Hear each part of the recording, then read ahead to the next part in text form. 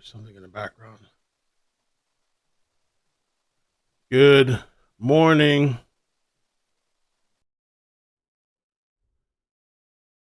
All right. What is up? Good morning, everybody. Oh, I should have shaved. Damn it. I'll make it up in a minute and do that. I heard that today's supposed to be a big day. Supposedly, Brian Albert maybe taking the stand.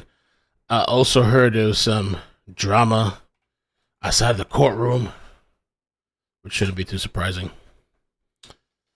Let's see. Turtle Boy.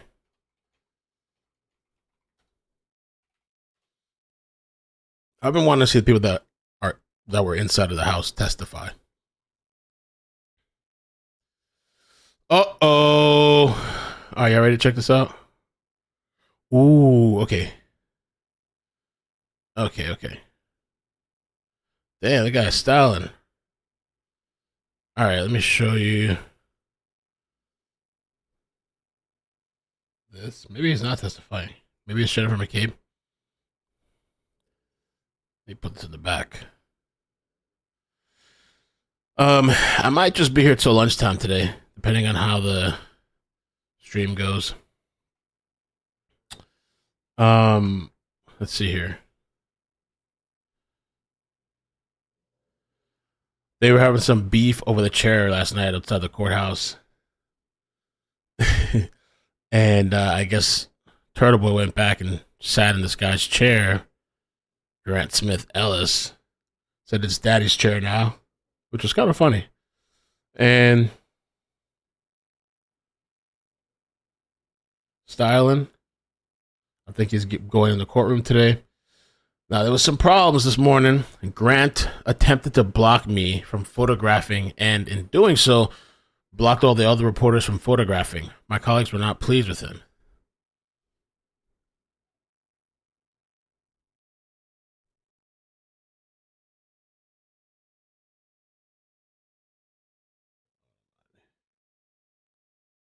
And then Jen McCabe's sister walked in with the O'Keefes. She could be testifying today.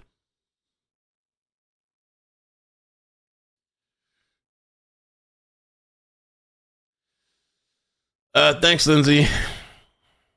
I want to see how it goes today, but I don't know. There's just no interest on this channel for this story. That's why I kind of stopped, or have kind of been in and out. Not really, because it just doesn't make any sense.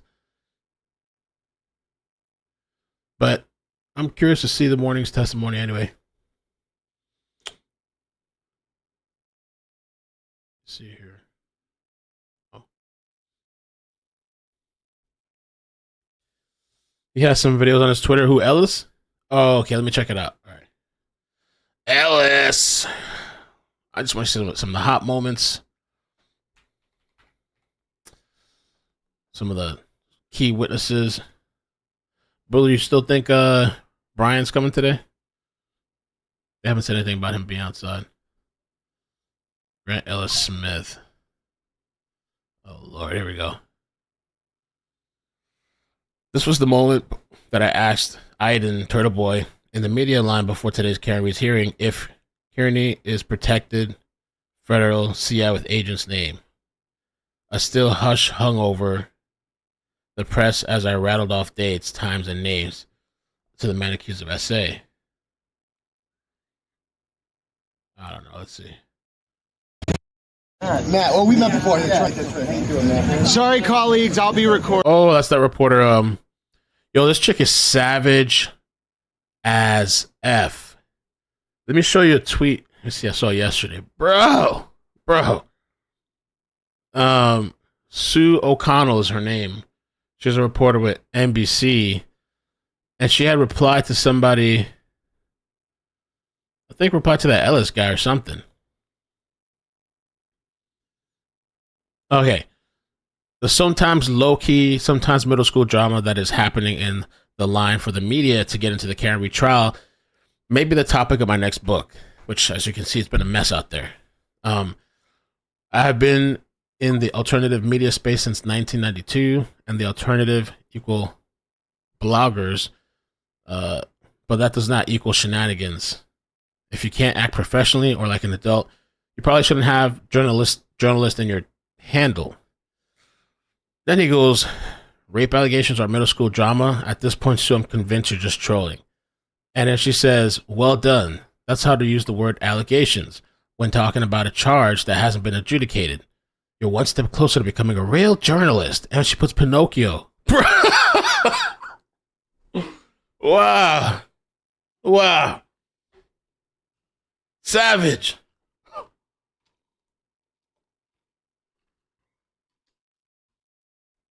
Brian Albert is the homeowner, I believe, of 30. I think it's 34 Fairview. Savage. All right, let's take a look at this video.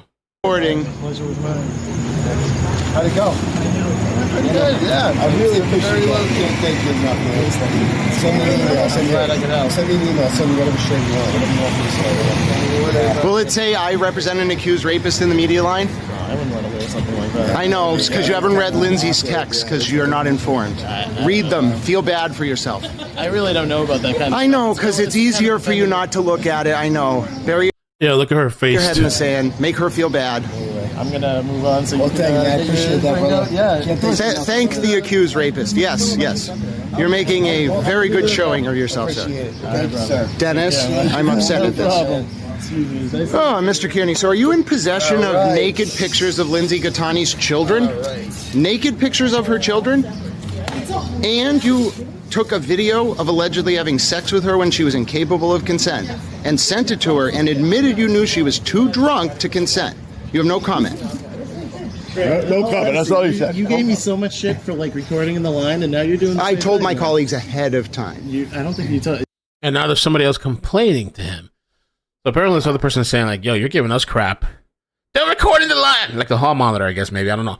Don't do this. Don't do that. The chairs belong here. You have to have your place of chairs. They have to stay here 24 hours. You have to put your place. You can't just skip a line. Like if you saw the video from yesterday. And so now somebody here in the line is like, bro, you just told us we can't record, but now you're here recording. Like Aiden doesn't want to be photographed. Oh, there's a difference between informed. In the line, and now you're doing. I told my colleagues ahead of time. I don't think you told. Like Aiden doesn't want to be photographed. Oh, there's a difference between informed consent and doing it and then telling people after. I know you don't go to know. the New England School You of haven't. Law. I don't know. You haven't even read Lindsay's No, text. I just think He you should be admitted respectful to of that. raping her, sir. Like we were so respectful earlier, man. I have no respect for people who do that to anyone. I don't know any. I know. Read the text. Read the text on my Twitter. I don't really. I know because it's easier not to address. Mel, he was raging at the guy called. I've heard of Tom CPU.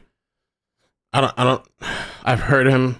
I don't know much about him. My friend was telling me about it because my friend was kind of like in tune, kind of like how you are, in tune with like all this side stuff that's going on. Okay, so he's another person out there. So he was raging at a guy called Tom CPU on live video for taping 20 minutes before. Wow. So how do you think Lindsay feels when you just don't read it? Do you even give her perspective? The woman that he sent a video of himself having sex with when she was too drunk to consent and then admitted to it. You won't even read it because you're a coward. I just don't know what you're talking about. Where can I find it? On my Twitter. If you read it and you feel differently, I'll change my opinion. And I know you're a good guy. Yeah, I'm not on Twitter. I know, just read it. You don't need an account. Is it X or is it Or Twitter? whatever it is. You don't need an account. I don't care what you think about me. Read the evidence. Do you have like a Patreon or? No, I don't care about that. Read the evidence. On Twitter. X or Twitter? Twitter. But I just think, with the photographing and live thing. As long as it's informed consent, it doesn't mean that he has to consent. It means he has to know what's happening. Yes. Hey, Britt, Any day. how you doing? No, you may not. I'm not a lawyer. I'm a towel. Get a lawyer if you have questions about the law. I'm literally a towel. What was that? I just didn't know if I just like wanted to. You're not, listen, the more you go on now before reading the text, the worse you're going to feel after. And we may not see each other again. I just want you to know in that moment you're going to be like, I understand why Grail is upset. Because you don't want to look at it. It pisses me off. Give her a chance. The woman that he sent the video to. Look on my Twitter before you ask questions. I know, because it's easier for you to support him when you don't look at it. Because she's not a human if you don't see it. It's fucked up. I know. Well, it's a little of both because Aiden told Lindsay. Wait. Oh, all right. So, Aiden, when you got linked up with the FBI in April of 2023, was that because you were facing a wiretapping charge out of Rhode Island? Now, the FBI agents at the time were Samuel Weiner and Leah Ferreira, and the current agent you're trying to get to look into the Mass State Police is Shanae Circuta from the Boston office. Is this because Dustin Chow has a long-standing grudge against Michael Morrissey and is willing to leverage you as a confidential informant and let you get away with a number of crimes because it helps his political ends? Is that why you knew Karen Reed had a direct connection to Josh Levy and hid it from the public? No, I'm doing like the important. You are an accused rapist, sir, and you are being covered for by a corrupt governmental apparatus, and I'm going to expose it. Damn. Low.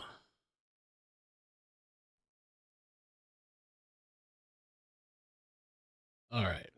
What a mess out there. Mess outside of the courthouse. So, again, it's supposed to be a big day today, I guess. I had heard Brian Albert, but I don't know if that's confirmed, but also Turtle Boy had said this morning that he saw, let me see, which McCabe? I already forgot. There's so many names. Turtle Boy!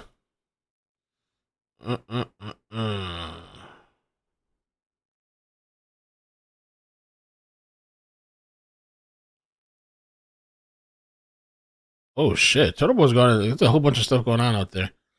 Okay, but Jen McCabe's sister.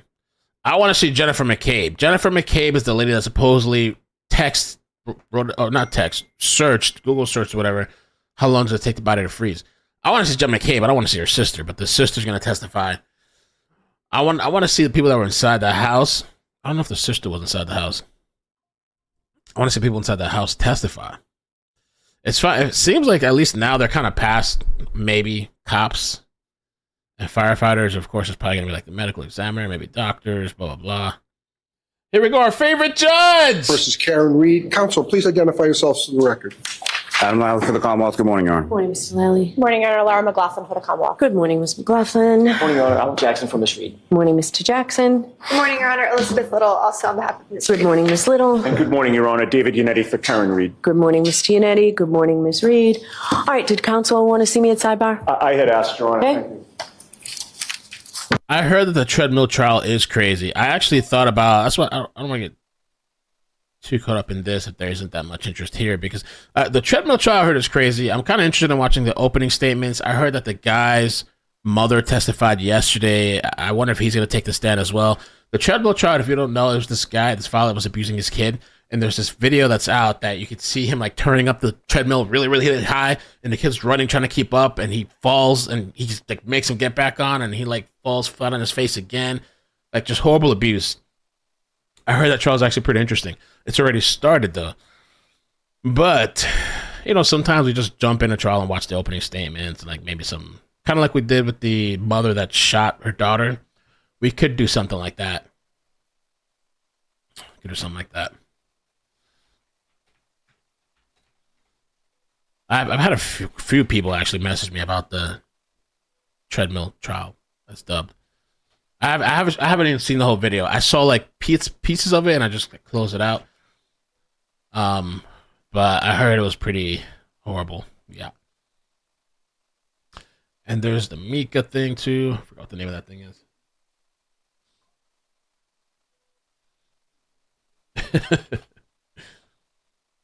I feel like it was one of those trials too that's probably draining, like emotionally. The treadmill trial. I feel like it reminds me of I mean, I haven't seen it, but it makes me think of Gannon Stauch. Yeah, that was an interesting trial, but it also was kind of draining too. Turtle Boy.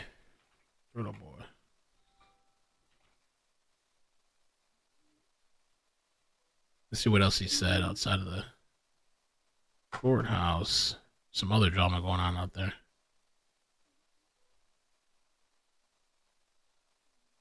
While waiting in line, he says that a journalist, Gretchen Voss, confronted me and told me if I was going to write about her to print facts. She told me she was not unemployed, nor is she ratchet or a piece of shit. I told her ratchet and piece of shit were subjective. Oh! And then asked her if she was in fact employed and who did she work for. She told me it was none of my business. I asked if she was writing a story for this, and she once again told me it was none of my business. I would be happy to issue a retraction if she is in fact employed. But to answer her question, I believe she is ratchet, specifically because of the behavior she exhibited and the fact that she is a close personal friend of a criminal DCF mom who calls herself Crusty Panties. Oh, hell nah. Oh, Jesus Christ. Okay.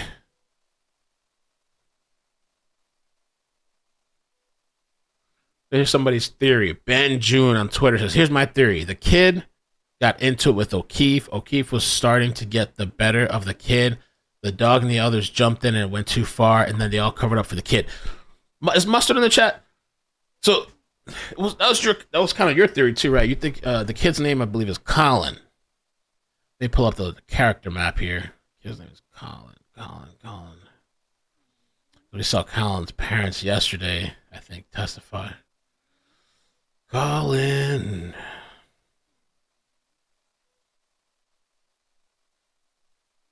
Where are you? Here we go. Yeah, so we got Chris Albert. And then Colin Albert is Chris and Julie's son. So we saw Chris testify yesterday, Albert, and we saw Julie. I don't know if Julie's done yet. Is Julie's done or is she still on the stand? I think she might be done. I'm not sure.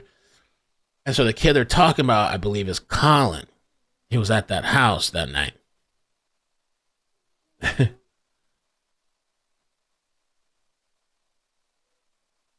You have a feeling today will be filled with chases? I hope so. Maybe even an early one. I need to make sure the other computer's ready to go.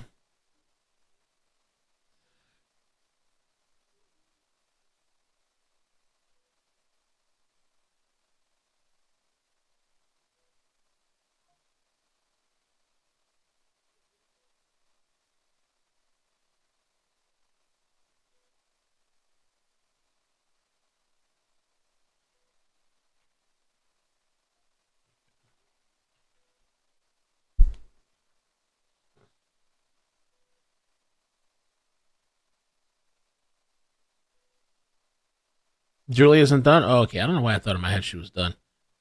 I know, Mika Miller. People keep asking me. I feel like I'm going to have to sit down and really kind of go over it because there's been so much that's come out of that story. Somebody told me yesterday they'd prefer when I just cover a bunch of stories.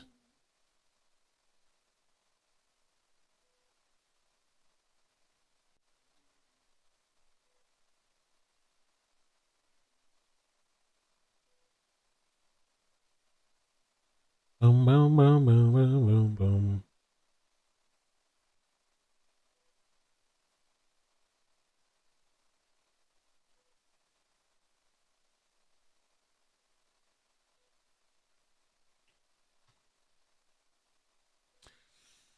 I put a link to a chart by this guy. His name is Madness and Motive on YouTube. I put a link to it in the description. So if you're ever bored and you want to go check it out, it's a Google Docs file. So this is the people I was just talking about. Chris Albert, which is Colin's dad, and Julie Albert, the wife and mom. We were thinking Brian was going to testify today. I'm not sure if it's going to happen or not. I feel like maybe they would have seen him walk in. I haven't heard anything about him actually walking in. That's John O'Keefe, the victim, his wife Karen Reed, and this is the defense crew.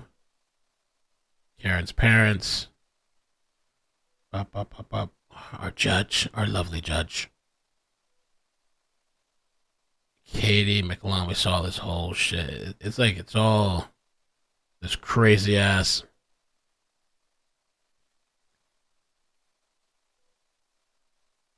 I don't know. Sheet of people. I don't even know how to describe it. I know it's a character map, but this guy here at the center of it all.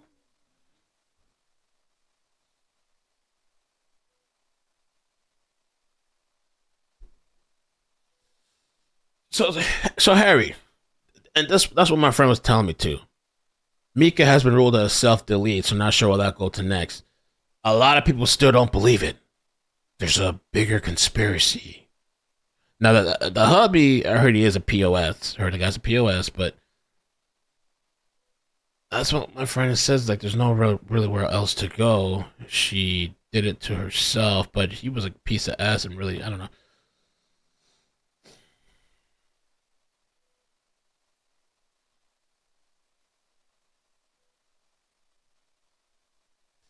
I don't know. Okay, there you go. Sarah says she did not.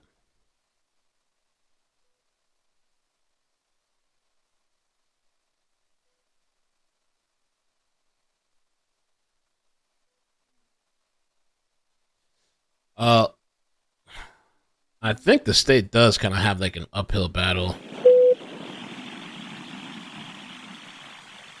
I mean, it's always kind of like that, but this is even more so, I think. Oh, we got the infamous fan. Okay. Tell me lies, tell me sweet little lies. Look at this. I want to say hello to my son Ricky. Oh, they're still looking for the dog too. Where's Chloe? I'm looking at this guy Tom CPU stream from I think he's still alive sitting in the cafe, but I just want to show the doggy. Where is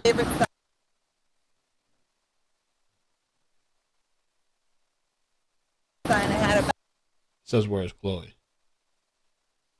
I'm not in line. I didn't have colleagues. Right. You want to represent an elderly? I'm not representing Jack Squad, dude. You're right. You have no right to broadcast our audio in this space. Then beat it. You're on the court steps of a public courthouse. That's what it is a public space, right? Like, guy. If you were sitting in this chair as a rep of the outlet. I'm not a rep of any outlet, so I'm not bound by anything you say. Go to the end of the line. I'm not in any line. Go to the end of the line. No. You have no right to record people's private conversations. Do you know what this is? Yes, I know it better than you. I can quote. He knows what it says. Yes, Tom. You know what this says? Do you know what the word compelling It says stick it up your ass. I ain't listening. oh shit! This is what's going on outside of the courthouse. All right, so the madness. Imagine being out there and you're a reporter. All this shit's going on. I would never do that to the Constitution. Beat it. Wait a minute. Walk. Didn't you? Walk. Did you sell used Walk. sex toys at one point? This guy here is just like he just wants to shrink or like dissipate into the chair or whatever. From your mother. She gave them to me, bud. She represents grade 50. See, there you go. She must collect them. Do you have any comment? Perfect. Do you have any comment on Aiden? Yeah, how do you do? How do you? I got it. This is bad. For everybody that's been here all night, we might as well just kind of diffuse it for now. I know. I can handle it for Well, now. you sound Prince uses. I mean, most of the people out there seem like decent people, and when I say decent, like, you know, like they could get in a line and not be a fuss, unmuted. but there seems to be one person that's like kind of causing all this shit out there. Wow, what a mess.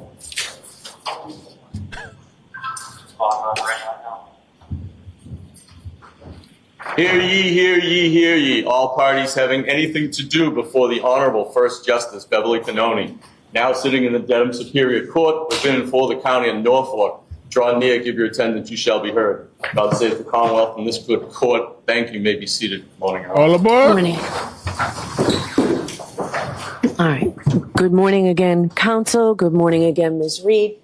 Good morning, jurors. Happy Friday. I appreciate you all being here, ready, willing, and able to start. We got an awfully lot done in about 5 or 7 minutes over here at Sidebar, so we made you wait, but in the long run, it's speed things up and make things go more smoothly. So we appreciate your patience. Those same 3 questions, have you all been able to follow? And it's funny, yeah, because I think she told the jury yesterday, like, okay, now you can come in, like, I don't know, 8:30 or something, or 8:20. You can come in a little bit later. And she's like, because we don't want to have you waiting and blah, blah, blah, blah. And it's just the same thing happened today, exactly. Investigation into this case. Yes. Everyone said yes or nodded affirmatively. Did anyone happen to see, hear, or read anything about this case since we left yesterday? No. One thing I did want to say to you folks is, if you can't hear a witness or a lawyer, or you can't see something, I don't know that unless you raise your hand. So if you raise your hand, the court officers don't have the power to say to the witness, please answer that again and speak louder, but I do. So if you raise your hand, court officer will come over and let me know, and we can make sure that happens. All right, so I remind counsel to keep their voices up, and you've been doing a great job of moving out of the way of the jurors toward the end there, so please continue to do so. All right, is Ms. Albert here?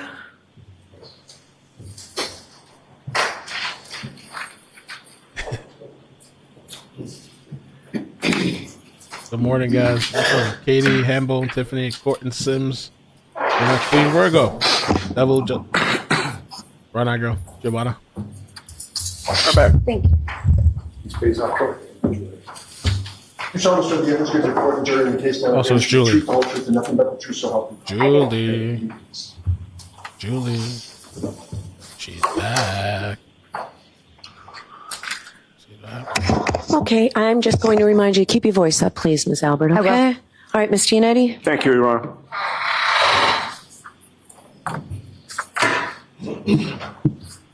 Good morning, Ms. Albert. Good morning. Ma'am, you will recall yesterday I broached the topic with you of how often you and Courtney Proctor speak to each other over the phone. Do you recall that line of questioning? Yes. And when I asked you to describe the frequency of those phone calls, I didn't put any words in your mouth, did I? I didn't suggest how frequently they were. You came up with the word. I don't really. Well, let me put it this way. When I asked you how often you talked to Courtney Proctor, you could have chosen any word in the English language to answer that question, correct? Correct. What was the word that you chose? Not often. I don't remember, How about honestly. rarely? Rarely. Yes. That was your word, correct? It could have been. I don't really recall. I don't recall. You don't recall telling this jury yesterday that when I asked you about how often you spoke to Courtney Proctor by phone, you said, well, rarely. I don't remember. What is your definition of rarely? Not daily. Not daily. Not. Yes. Once in a blue moon? No. Rarely doesn't mean to you 67 phone conversations within a 7-month period, does it? A 67 time period in how many? 8 months? In about 7 months, 67 times. It's not a lot. I wouldn't think it's a lot in 7 months. That's about maybe 3 calls. In 1 day? Is that rarely? No, but I'm not. That does come up to 3 every day. a day. That comes about 3 a day, if you average it.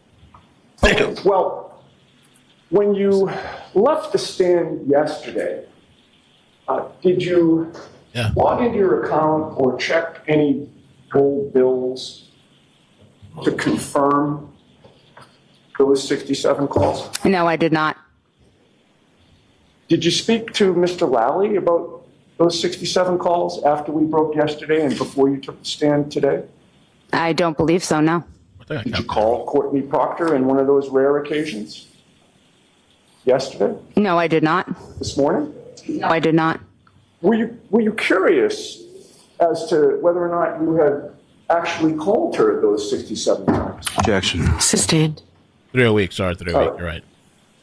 In any case, regarding all of those 67 phone calls from February 1st until September 6th, do you maintain that during none of those calls or any portion of those calls did you and Courtney Proctor discuss the investigation into the death of John O'Keefe? I do not remember. Do you deny discussing that investigation? I don't deny, but I do not remember. All right. Well, you admitted yesterday, after having seen the records, that you spoke with Michael Proctor's sister for 12 minutes on February 1st of 2022. Do you recall that? I don't recall the conversation, no. I don't. It was a long time ago. I'm sorry, I don't mean to interrupt you. Finish your answer. I'm sorry, it was a long time ago. I just don't remember. Okay, but my question is, after seeing the records, you saw the phone call for over 12 minutes, correct? Correct. And you also remember that that was the very day that the police arrested Karen Reed for this case, correct? Correct. The arrest of Karen Reed on February 1st was pretty big news in Massachusetts, correct? Objection. Sustained. You had seen that arrest all over the news, correct? Correct. So you certainly, given the day and the fact that it was February 1st and my client was arrested that day and you're talking to the lead investigator's sister, the subject of Karen Reed's arrest had to have come up, right? Objection. Sustained. Ask it differently. You certainly mentioned my client's arrest with Courtney Proctor on the very day that she was arrested and you were talking to Courtney, correct? Correct. Now, when we broke for the day yesterday, I had also asked you about the 3 phone calls that you had with Michael Proctor's sister on the morning of February 2nd when my client was arraigned, correct? Correct. And you recall that her arraignment was televised publicly, correct? Objection. Sustained. Ask it differently. You saw her on the news being arraigned, correct? Correct. And one of those phone calls after, well, strike that. With regard to the 3 phone calls before the arraignment, you knew at that time that my client had been arrested the day before, correct? Correct. And you knew she would be arraigned in court that morning, correct? Correct. Certainly, when you were talking to Michael Proctor's sister on February 2nd, before her 9 o'clock arraignment, you were discussing the 9 o'clock arraignment, correct? Can you repeat the end of that, please? Sure. On February 2nd, the day that my client was scheduled to be arraigned in Stoughton District Court, we're talking about the 3 phone calls that you made to Michael Proctor's sister before that arraignment that very day. And my question is, certainly you were discussing the fact that she was about to be arraigned, correct? Objection.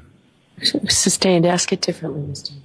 Yeah, how many other ways Did can the you ask it? subject of Karen Reed's arraignment come up in any of those 3 calls on February 2nd, the day she was going to be arraigned, before her arraignment? I don't remember exactly. What about the 27-minute phone call that you had with Courtney Proctor at 10:58 a.m. that same day after my client was arraigned in court? Did you discuss the arraignment that had just happened? I do not remember. You had already testified that by 2022, you were no longer babysitting for Courtney Proctor's kids, correct?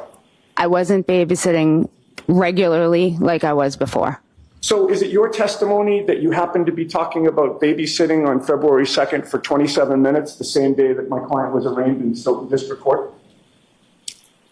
I don't remember what I was talking about. It could have been about the kids. It could have been about anything. I don't remember. Sure. And certainly it could have been about the publicly televised arraignment that had just occurred, correct? Objection.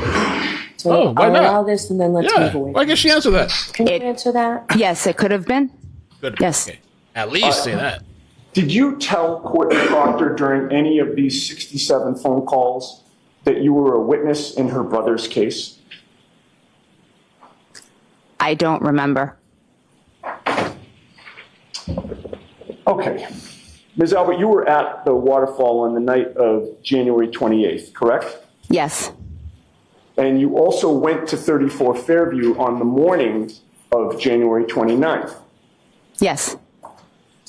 Yet, as of the date of these phone calls that we've discussed so far, the February 1st and the February 2nd, multiple phone calls, Trooper Proctor still had not interviewed you, correct? Correct. You were finally interviewed by Trooper Proctor on February 10th, about 13 days after John O'Keefe was found dead on Brian Albert's lawn, correct? Correct. And you told Courtney Proctor that you were nervous to speak to her brother, Trooper Proctor, about this case. Do you remember that? I do not remember those exact words, no. All right. But you were nervous to speak to him, correct? Of course, I was nervous in general for a police interview. I mean, I don't know someone who wouldn't be. Were you worried that one of Trooper Proctor's colleagues might ask to speak to your son, Colin, about what had happened on the 28th and the 29th? Objection. Was I nervous they would ask my son?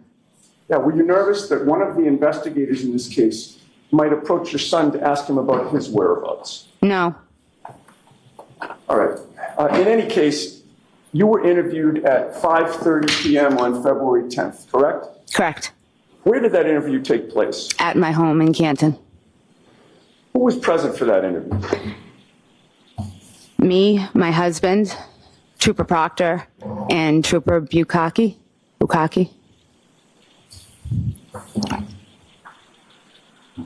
Michael Proctor agreed to interview you and your husband together, correct? Objection. Sustained. Interesting. You Is and that your true? husband were interviewed together, correct? Correct. Did either of these troopers, including Michael Proctor, suggest that maybe the two of you should be separately interviewed? I don't recall. What I don't remember. did take place within your home? In my family room? Were you sitting on couches? Yes. You're comfortable? Yes. You were not in a police interrogation room, correct? No, I was not. And it wasn't particularly lengthy, correct? What do you define lengthily? I don't recall. I don't remember how long it was exactly. It didn't go into the evening, correct? No. And then Michael Proctor and the other trooper left, correct? Correct. Then at 6:17 p.m. that same night, shortly after you had been interviewed, you called Michael Proctor's personal cell phone number, correct? I don't remember.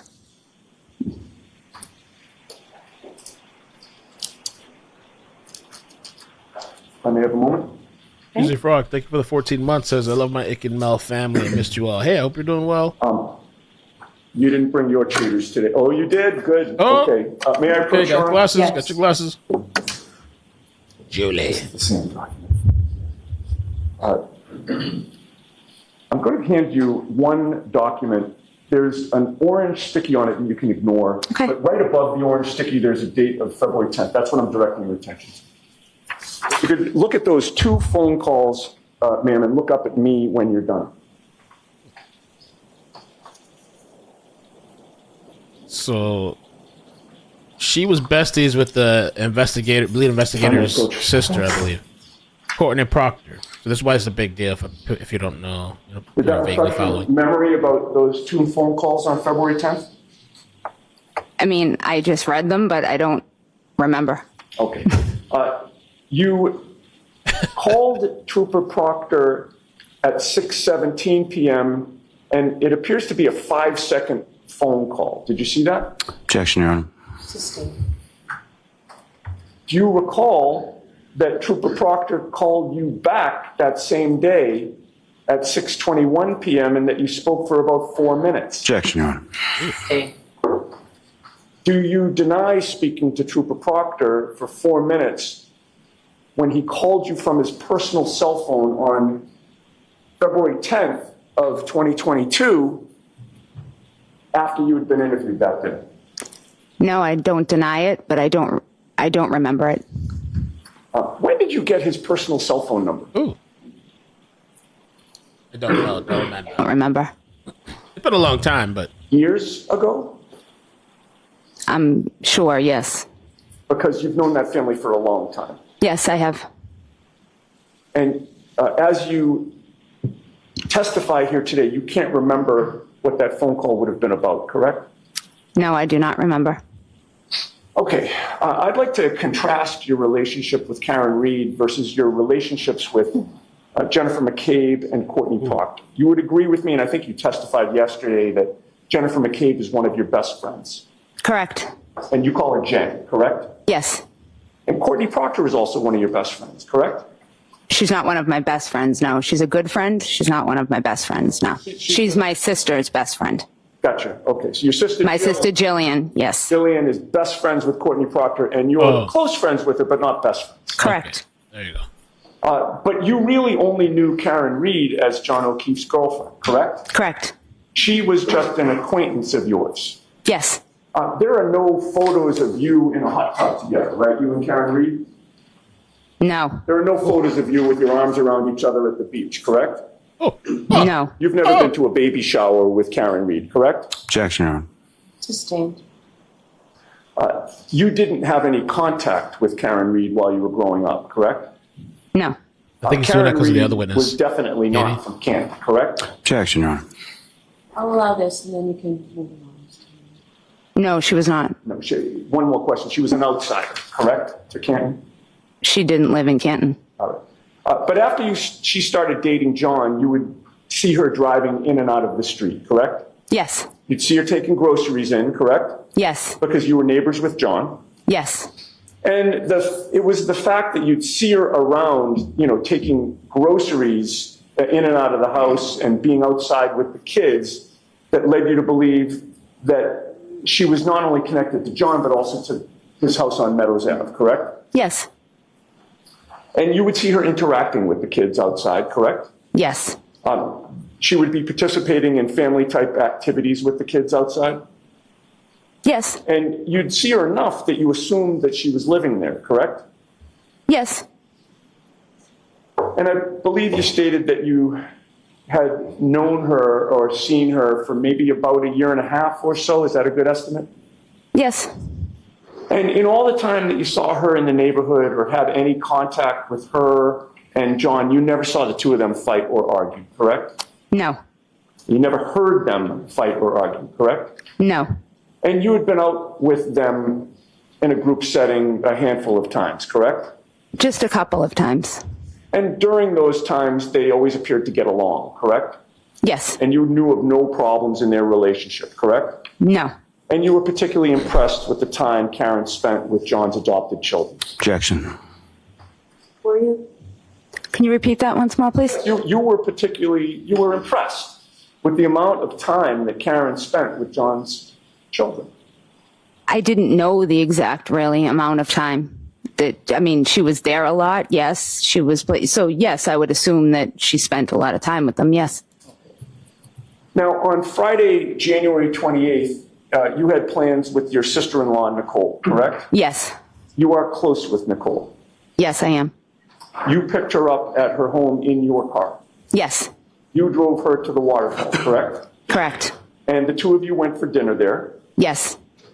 Your husband, Chris, came later. Yes. Brian Higgins came later. Yes. And you knew Brian Higgins, correct? Yes. Cindy, I want to stop you for 1 second.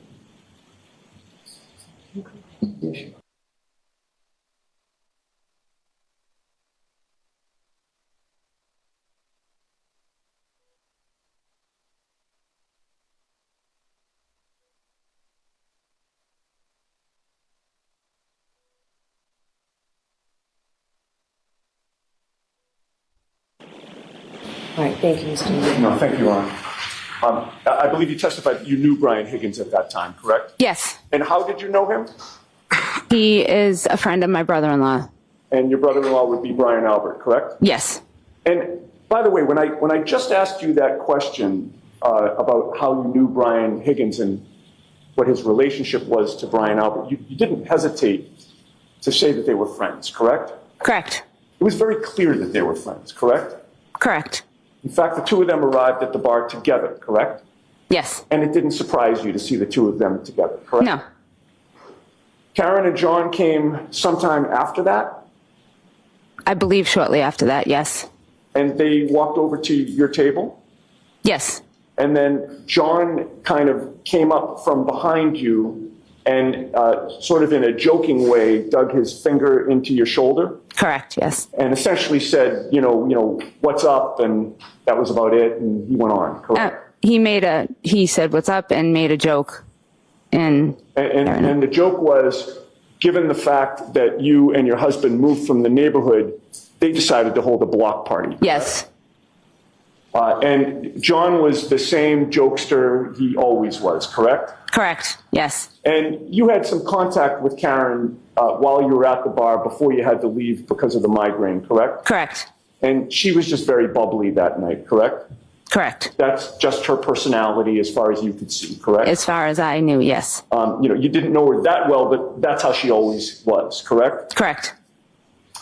And you left the waterfall at around 11 o'clock, your best memory? A little after 11. And it was a particularly bad migraine that night? Yes. And the loud music didn't help you out at all? Not at all. And you drove home? Yes. Now, when you got home, your son Colin was not there, correct? Correct. He was not out with you at the waterfall? Correct. He was out that night, correct? Yes. And you knew that he stops by your sister-in-law Nicole's house quite a bit, correct? Yes. He's very close to Nicole and Brian's kids, correct? Correct. He's also very close to his aunt and uncle, Brian Albert and Nicole Albert, correct? Correct. So you would have gotten home maybe shortly after 11:10 p.m. approximately? Around 11, yep, around that. And that was when you entered an empty house, correct? My son Dylan was home. Oh, Dylan was home. Yes. But Colin was not. He was not. And Colin did not come home at 11:30, correct? Correct. He did not come home at 11:45, correct? Correct. And when the clock turned midnight, he still wasn't home, correct? Correct. Now, at some point, your husband Chris came home, correct? Yes. You testified on direct examination that Chris came home at 12:10 a.m. on January 29th. That's what time I believe he did, yes. Okay. That 12:10 a.m. time, did you discuss that precise time with anybody prior to taking the stand yesterday? No. Was that coordinated with anybody such that your husband and you gave the same time at 12:10 a.m.? No. With the court's permission, I'd like to play the waterfall bully video. I think it's Exhibit 53, just that portion of the 12. Okay.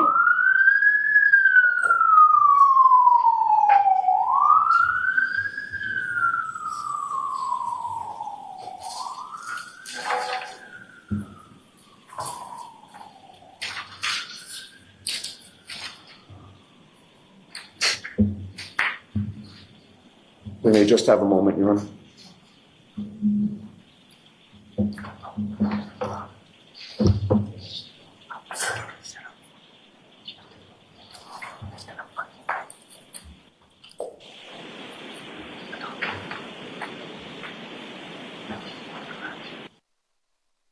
I'm going to allow my colleagues some time to find this, and I'll move on with my questioning in the meantime. We can have the lights on again.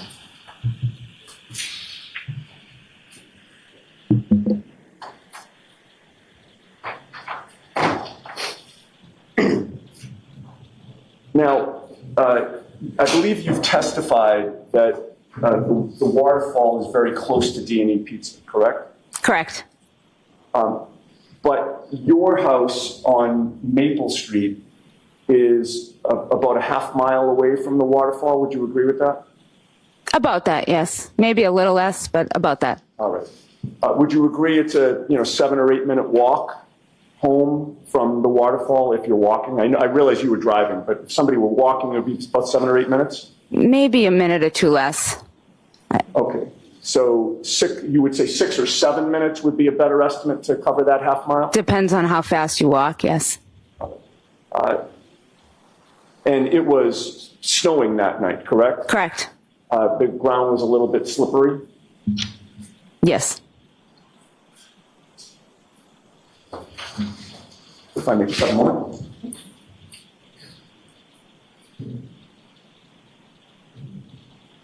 If I could have the lights dimmed again. This is the exhibit I'd like to show you, ma'am. And if you pause for 1 second, do you recognize what's depicted in that video? Uh-oh. Uh-oh. That appear to be the waterfall? Yes. Okay. And you see the time?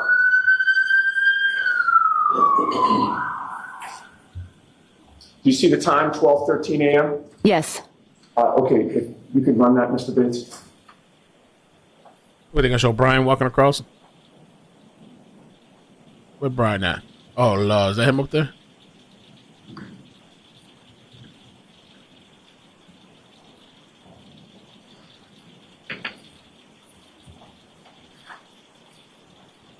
We're not Brian, Chris. Chris. Is that Chris in the show? Got it confused. Too many names. Chris is her husband.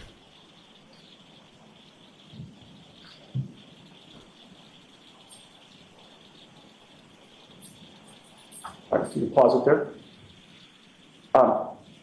I am going to direct your, do you see where it says CH3? Yes. And you see the timestamp up the top, correct? Yes. Between those two markers on the video, you're going to see somebody walking by. I'd ask you to pay attention for the next, 6 seconds or so. So she said he was home by 12:10, but this is probably him here at the bar. Maybe he's leaving now, though. Maybe it's not much of a difference. Do you recognize that person? Yes, I believe it's my husband. Okay. If you can run that. Stop. Okay. I mean, would you agree with me that your husband left the waterfall at about 12:13 and 46 seconds? Well, yes. I mean, that's what it says on the screen. Okay. So it was closer to 2:14 than to 2:10. Would you agree with that? 12:14, you mean? Two? You know what? You're right. 12:14 then 12:10. Yes, that's what I'm seeing.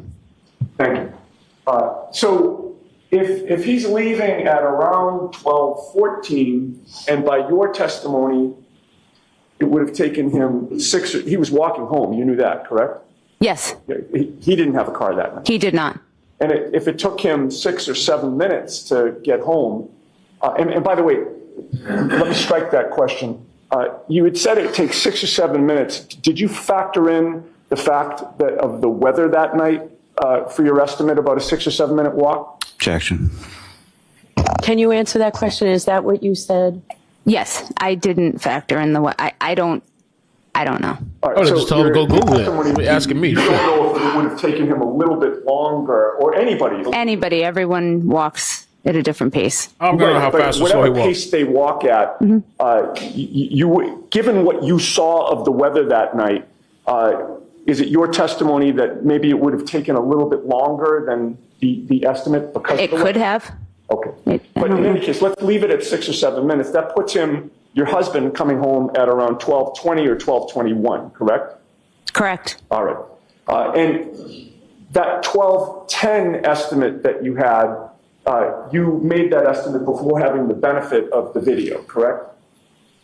Correct. All right. Now, where were you within the house when your husband came home? In my room. Bedroom? Upstairs in my bedroom. All right. And you share a bedroom with your husband? Yes. And when was the first time that you saw him within the house? He came up to the bedroom. Okay, so you were in the bedroom and you see him appear in the bedroom. Correct. Did you hear the door open way down on the first floor? Yes. Okay. And it would have taken him maybe about a minute to get upstairs. It wasn't very long? It wouldn't be very long, no. Okay. And when he got upstairs, you noticed that he was in wet clothing, correct? Yes. He appeared to be cold. Yes. And he got undressed, correct? Yes. Did he brush his teeth before bed?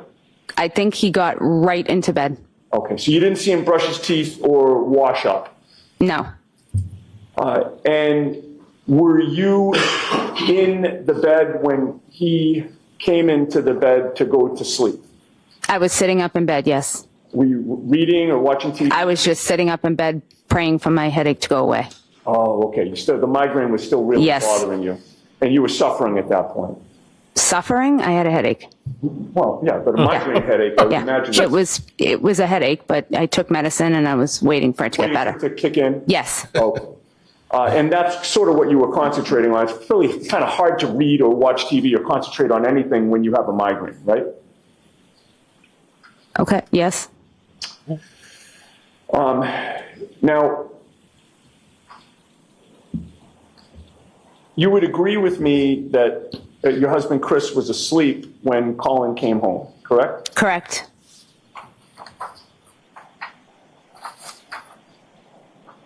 And as a mother, you couldn't have gone to sleep until you knew your kids were home, correct? Correct. And Colin was the remaining child who was out there, which, when he came home, that would given you license to go to sleep. Yes.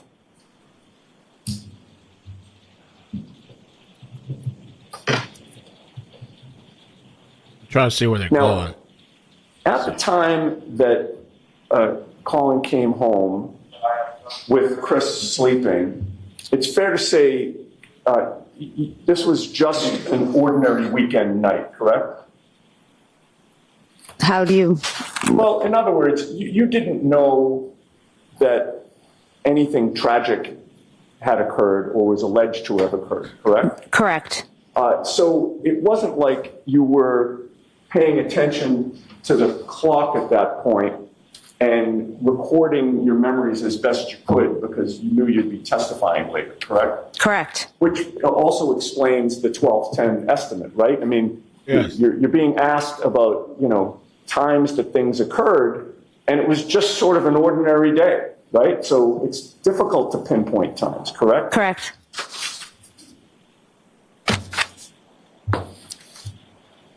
I can't pinpoint yesterday. Okay. Now, directing your attention to the next morning, you missed a phone call from your best friend, Jennifer McCabe, correct? Correct. And you believe that phone call, I think according to your memory, yesterday came in at 5:55 p.m., correct? I'm sorry, 5:55 a.m., correct? Correct. That was the time that you gave Mr. Lally when he asked you the question on direct examination, correct? Correct. And you were able to recall that time nearly 2 years later, correct? Yes. But regarding the 67 phone calls between you and Courtney Proctor that happened after that, you're not able to recall any of those, correct? I just don't remember them. All right, in any case, January 29th was your nephew Brian Albert Jr.'s birthday, correct? Yes. That's why you went to 34 Fairview at 8:30 in the morning, correct? Yes. And when you pulled into the driveway, there was nothing unusual to you, correct? Correct. This was just your brother-in-law Brian and your sister-in-law Nicole's house with snow around, correct? Yes. There were no police on scene? No. There was no tent protecting the front lawn, correct? Correct. No crime scene tape stapled anywhere or taped anywhere, correct? Correct. Nobody appeared to be standing guard over the front yard, correct? Correct. You didn't see any shard of glass, right? No, I did not. You didn't see 45 pieces of tail light strewn about the lawn, correct? Correct. In fact, you didn't see any pieces of tail light, correct? I don't recall seeing anything. And you didn't suspect that 34 Fairview was a crime scene, correct? Objection. Sustained. There was nothing that prevented you from walking all over that front lawn, correct? Correct.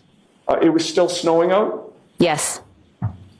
Brian Albert, when you approached the house, he opened the door, correct? I approached the car, not the house. Oh, okay. You approached, whose car was it? My nephew Brian's. Brian's? In the driveway. Yes. All right.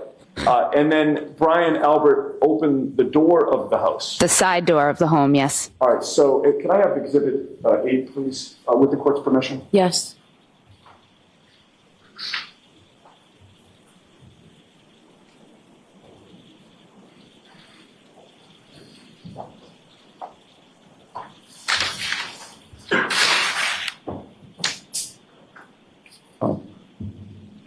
Could we zoom in just a little bit?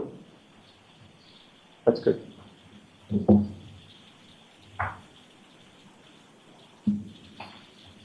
I am so bad at this stuff. Jeez. Oh, thank you. You're welcome. All right. That I'm highlighting now is the front door to the house, correct? Yes. And if we move along Exhibit 8 to the right, is that the side door? Yes. And that's the door that Brian Albert appeared from? Yes. And you were able to see him from the outside of the house, correct? Yes. And you were over to this area? Yes. Do you recall, is it one of those two cars that's in Exhibit 8 that you approached with the Dunkin' Donuts? I can't make out what the cars are. Okay. But it was either one of those two cars or a car that was parked in one of those two places? Yes. All right. And then did you go in that side door to go into the house? Yes. Fair to say that family has lived there for quite a while, correct? Yes. You knew that prior to Brian Albert and I'm sorry. That's really bad form to block the jury. I am so sorry. It's good I didn't trip. The door that is the front door, having been familiar with that house for a long time, you've gone in that front door before, correct? Yes. And you know that when you go in the front door of that house, you come into a little foyer area, correct? Correct. And then almost within arm's distance to the left is the door to the basement, correct? Walking in the front door, arm's distance to the left? Yes. In other words, you walk into the house. Yep. And then the door to the basement, going down to the basement, is right there on the left, correct? That's incorrect. To the left is a library. All right. So where is the door to the basement? You walk in the front door, you step to the right, walk a few steps towards the kitchen, and the basement door is on the left before you enter the kitchen. All right. But the kitchen's off to the left, correct? No. When you walk in the front door, the library is on the left. There's another room on the left. Okay. So you walk in, you immediately see a staircase in front of you. Yeah. And to the left is the library. Right. If you go to the right, I'm sorry, go ahead. if you go to the right, you can go into the part of the kitchen where the kitchen table is, or you can not go to the right, you can walk straight, and as you're walking, there's a door on the left, and that's where the basement door is. Okay, so I think we're getting to what I was getting at. If you walk straight ahead, there's a door to the left that goes down to the basement, correct? Correct. Yes. We can have the lights on. Good morning. And when you were walking toward that side door, you didn't see any emergency or police vehicles outside, correct? No, I did not. And you didn't see any first responders other than Brian Albert, correct? Correct. There were no lights flashing outside the house, correct? Correct. And inside, you saw Nicole Albert? Yes. Brian Albert? Yes. Jennifer McCabe? Yes. Matt McCabe? Yes. And Brian Higgins, correct? Yes. How long did you spend at the house that morning? I don't remember exactly, maybe a half hour, 45 minutes. I don't remember exactly. And the 7 of you were discussing what had happened, correct? Yes. At some point, it was decided that Jennifer McCabe should contact Michael Lank of the Canton Police, correct? Objection. I'll if this witness knows independently. Can you repeat that once more, please? At some point, it was decided among the 7 of you that Jennifer McCabe should contact Michael Lank of the Canton Police Department. I don't remember who exactly Jennifer decided. Yeah, I don't remember exactly the discussion. You knew Michael Lank, correct? Yes. And at 8:53 a.m., you sent to Jennifer McCabe Michael Lank's personal cell phone number, correct? Correct. And did you then see Jennifer McCabe delete that text message from you? Objection. I'll sustain. You were contacted by the Massachusetts State Police this year about your phone, correct? Correct. They left you a voicemail on March 21st of 2024? The state police? Yes. About my telephone? Well, they left you a voicemail on March 21st of 2024. You've had contact with the state police this year. Yes. And they left you a second voicemail on March 25 and then called you again on March 28. Yes. You told them that you were sick and you would speak to them on April 1st, correct? Correct. And then the state police called you on April 1st, but you did not pick up. Do you recall that? I do not. They called you again that same day and you didn't respond, correct? I don't recall. But you did learn that they had called your husband on April 1st looking for you, correct?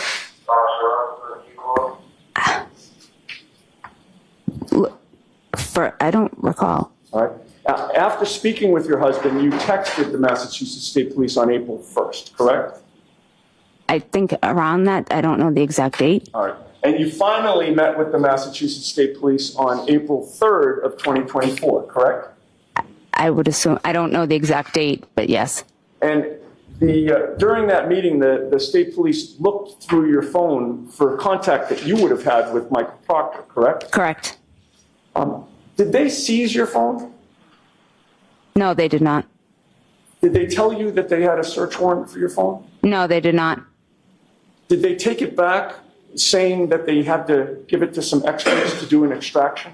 Objection. Sustained. They just looked through it after you handed it to them, correct? Correct. Then they gave it back. Yes. Now, with regard to your contact with Karen on January 28th, it was clear to you that Karen did not appear to be under the influence, correct? Correct. You didn't see her stumbling, correct? Correct. You didn't see her swaying. Correct. She was not unbalanced. No. She was not slurring her words. No. She was not talking gibberish. No. She was engaging in normal conversation. Yes. And she held the conversation perfectly fine. Yes. She appeared to be under control, correct? Yes. She was affectionate with John that night. Objection. I didn't come in contact with them like that. Well, the two of them certainly were not arguing. No, not that I saw. You didn't see any tension between them, correct? No. And, I mean, given your family's connection to law enforcement, you would not knowingly let someone drive a car if they were under the influence, correct? Objection. Sustained.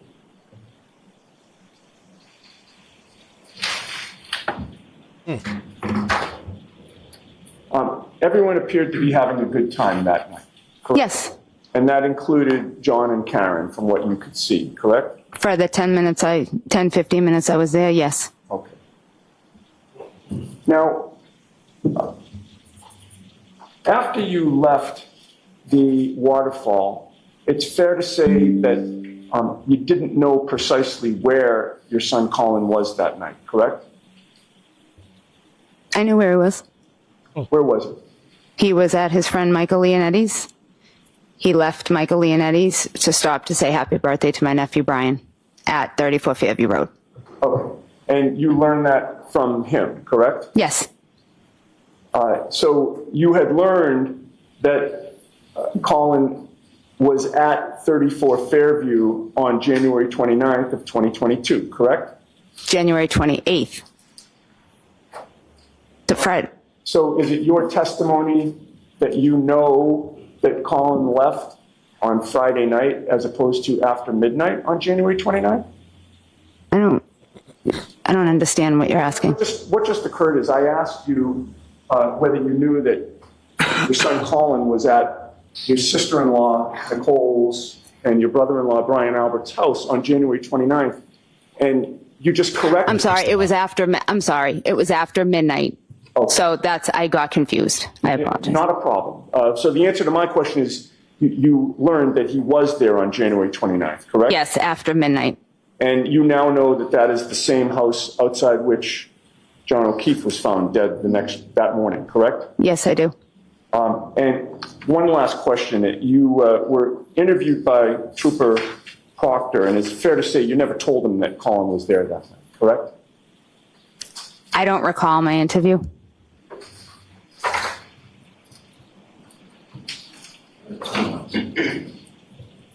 Somebody said maybe the police, I have no further firefighters, questions. Thank you. everyone in the house, the extended family is covering for the dog Chloe. briefly The on- dog is responsible. I wouldn't be surprised if that's a theory too. Morning, Ms. Howard. Good morning.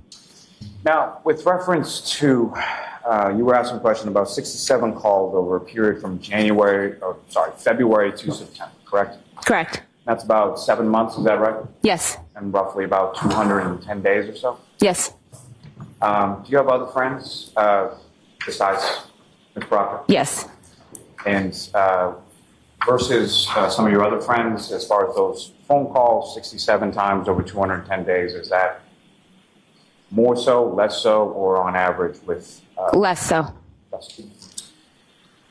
And at no point in time did you speak to Ms. Proctor that you recall about this case or talk to Mr. Proctor outside of that interview? Correct.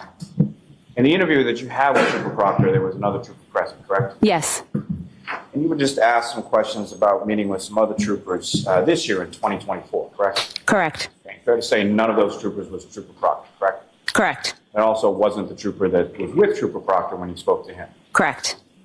And they asked you questions. You had at least 2 interviews with them, is that correct? Correct. And you voluntarily went to those interviews? Yes. You answered their questions? Yes. They asked for your phone? Yes. When I was sitting there, they looked at my phone. Yes. So they asked for your phone, you provided your phone? Yes. Voluntarily, nobody threatened you with a search warrant or anything like that? No.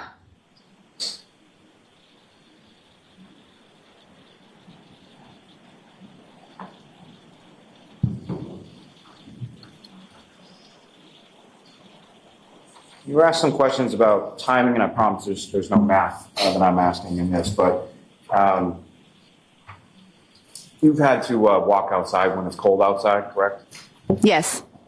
You tend to walk faster or slower when it's cold outside? Faster, me personally. When you went over to your in-laws' house on the morning of January 29th to drop off donuts for your nephew, you weren't expecting to go inside, correct? Correct. You weren't expecting to be standing around talking to people about a friend of yours potentially having died at that point. No. Nothing further. May we approach? Okay. All right, it's Julie. Julie, how y'all think she did? I mean, he got her on the time. I don't think. I mean, unless there's more to it, there's something too significant about the 1 or 2 minutes that she thought he was home when he was at the bar. But it's odd. The connections are very odd. I can't, deny that. That she over here talking with this chick, the lead investigator's sister. I mean, they were close, I guess, or however you want to word it. But she said her sister was besties with Courtney. Where's she at? Julie here. Jill Daniels was besties with, I believe, Courtney. And I just find it hard to believe, too, that they've never talked about the investigation all that time. I don't believe it. And then Michael Proctor interviewed Chris and Julie together at the same time.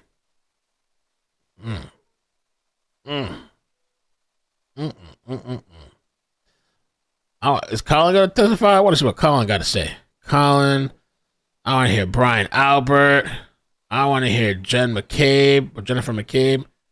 I guess I hear from Nicole too, the wife of Brian.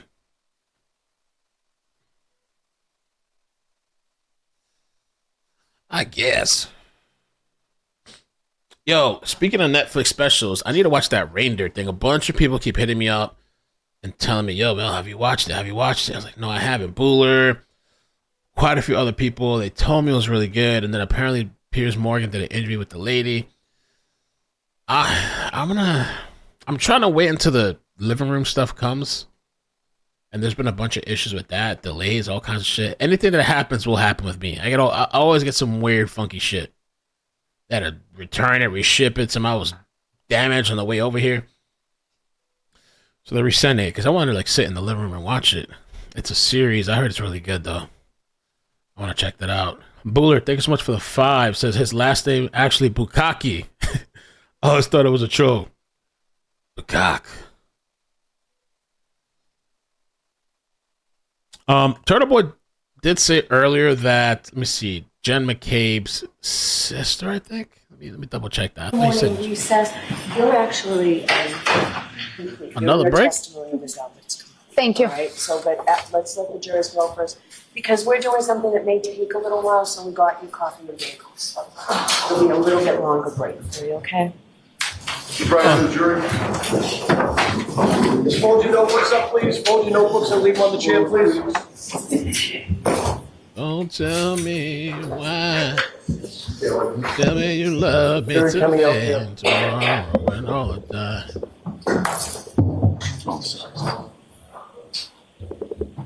Tell me. Man, they take break all the time, huh? This shit like a vacation.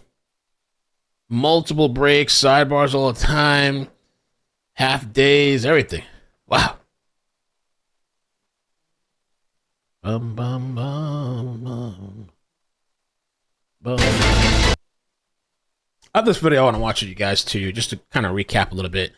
From Court TV, Vinnie Politan, who's who in the Karen Reed murder case. So once they let these people out, we'll check out this video.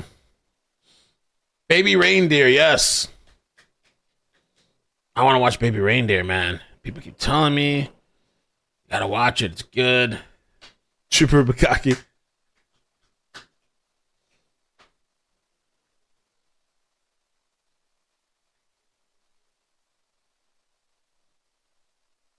Lots of downtime. I wonder if you'll see Turtle Boy in here. I don't know. Oh, there he is. That's Ellis right there. Look at him in the back.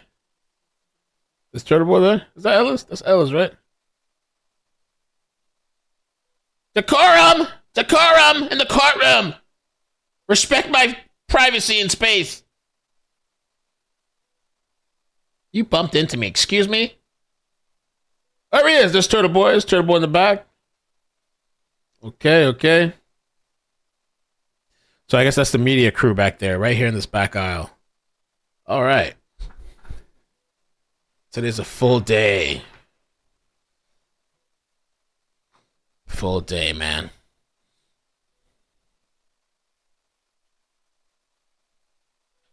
Dog over here snoring behind me.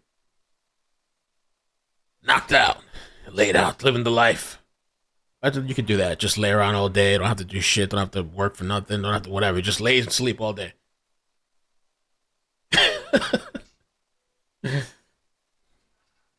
Maybe that's heaven. Come back as an animal. Well, some of the animals are in bad condition, though. Get mistreated, but.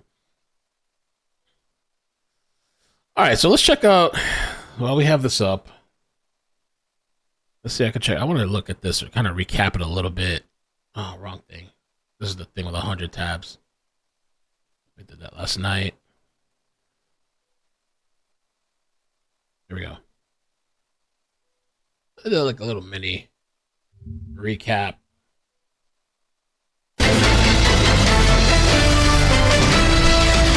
Michael Proctor, the state police trooper, being accused of planting evidence outside 34 Fairview Road, was never at Fairview Road on the day of the incident. Proctor and his state police partner traveled together the entire day while other officers were processing 34 Fairview. Trooper Proctor was not there and did not plant evidence at 34 Fairview Road. In addition to having no opportunity to plant the evidence, as has been suggested, Proctor would have no motive to do so. Trooper Proctor had no close personal relationship with any of the parties involved in the investigation and had no conflict. And he had no reason to step out of this investigation. Every suggestion to the contrary is a lie. That's the Norfolk County DA, the one who's in charge of the prosecution of Karen Reed. A public video that was released, very unusual, but again, this is a very unusual case in what's been happening. And there's been this groundswell up there in Canton and in the area, and there's been fingers pointed at people, including this Trooper Proctor. Ooh, they're claiming he's going to get kicked from the court? They're saying Turtle Boy is going to get kicked from the court. I wonder. I almost want to keep it up on a bigger screen. Let me see if I can do that, actually. Hold on a second.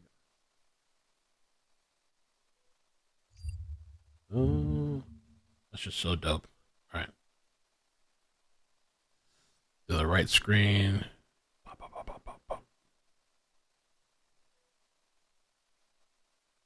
Amazing. Okay. The volume's on. There's no audio from the live feed, but I'll just keep it open. A little bit of a bigger screen. Heard the DA say, listen, he didn't plant evidence. He wasn't even there, and he's not connected to anyone that was in the house or any of the parties involved here. And Turtle Boy's leaving. Oh, I don't know. Did they kick him out, or is he leaving voluntarily? Might be leaving voluntarily. I don't know. 15-minute break for...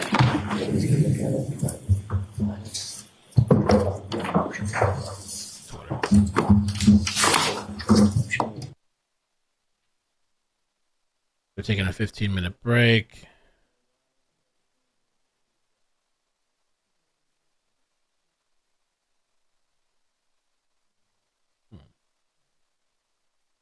All right, cool. We can go back to the small screen.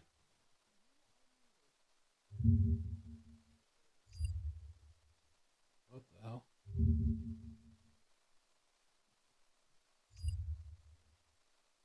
How do I put this over here? Amazing. Don't want to go back? Fine. I thought I liked this browser.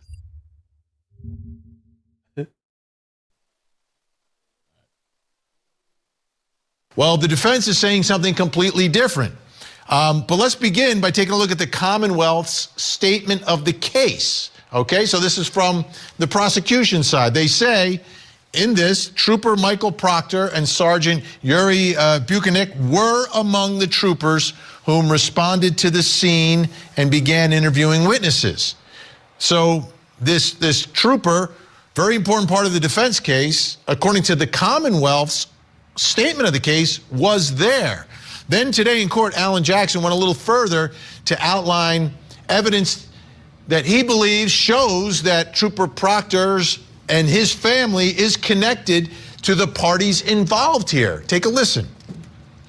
We've established that there is a close personal relationship between and among Michael Proctor and obviously Elizabeth Proctor and these third-party culprits that have been implicated in this case that we've brought to the court's attention, the Alberts and the McCabe's.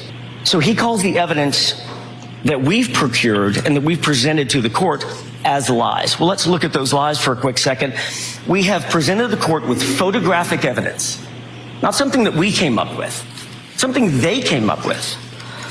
Photographs in Exhibit C in our moving papers. And I'll just cover a couple of those. There's a photograph that we presented that shows Trooper Proctor's mother, with a person by the name of Colin Albert, pictured in the photograph, with Trooper Proctor's sister pictured in the photograph, with Chris Albert pictured in the photograph, and with Jennifer McCabe's own daughter depicted in the photograph. They're all together at a birthday. All these people. Birthday party. These are close and immediate family members of the Proctor family, the Albert family, and the McCabe family, and they're all together and they're socializing. That's not a lie. It's a photograph. And it's unassailable evidence of that relationship. There's a second photograph of Trooper Proctor and Colin Albert in a wedding party together. And I would urge the court to note, they're not at a wedding together. They're in a wedding together, in the wedding party. There's a third photograph. And when was that? When was that? When was that? 2012.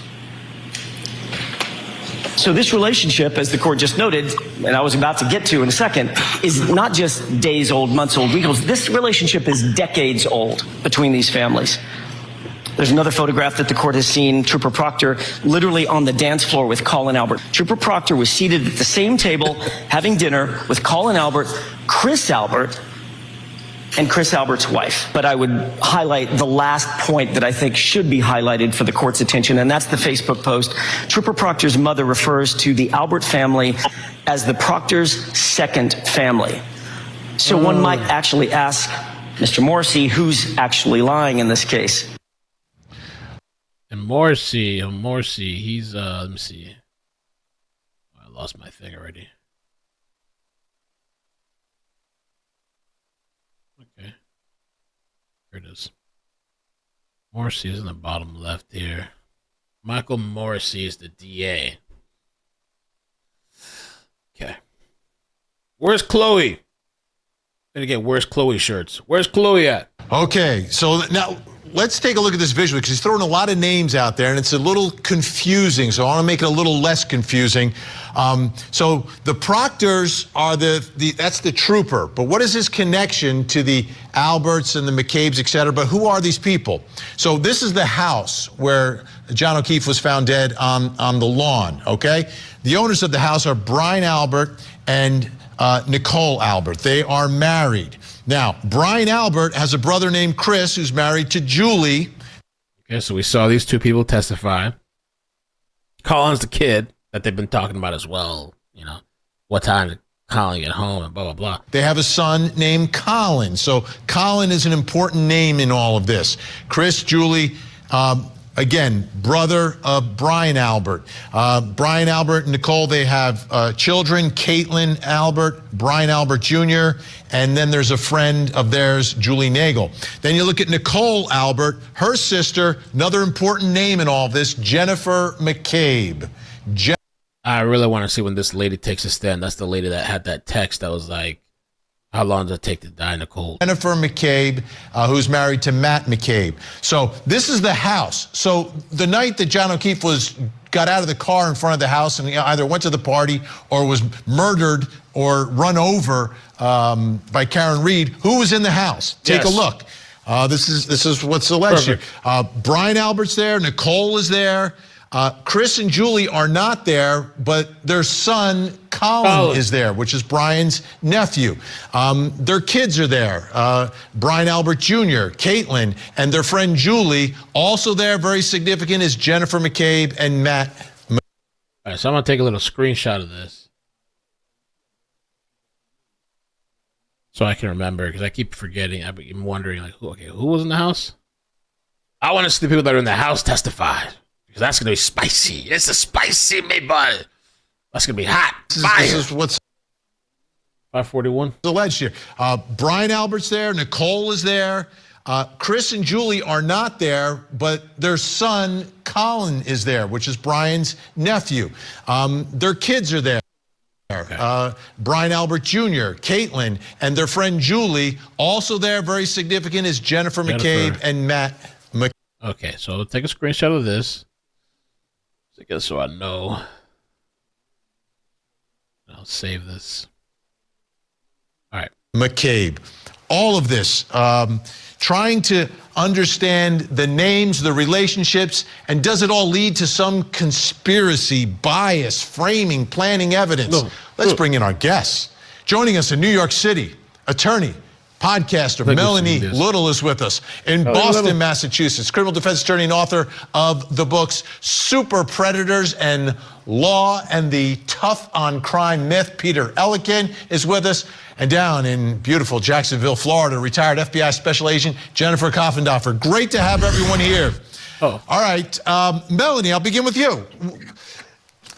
So is the defense really predicated on the fact that Trooper Proctor, who was at a wedding and his family is close with the Alberts, is literally planting evidence to literally frame Karen Reed for murder?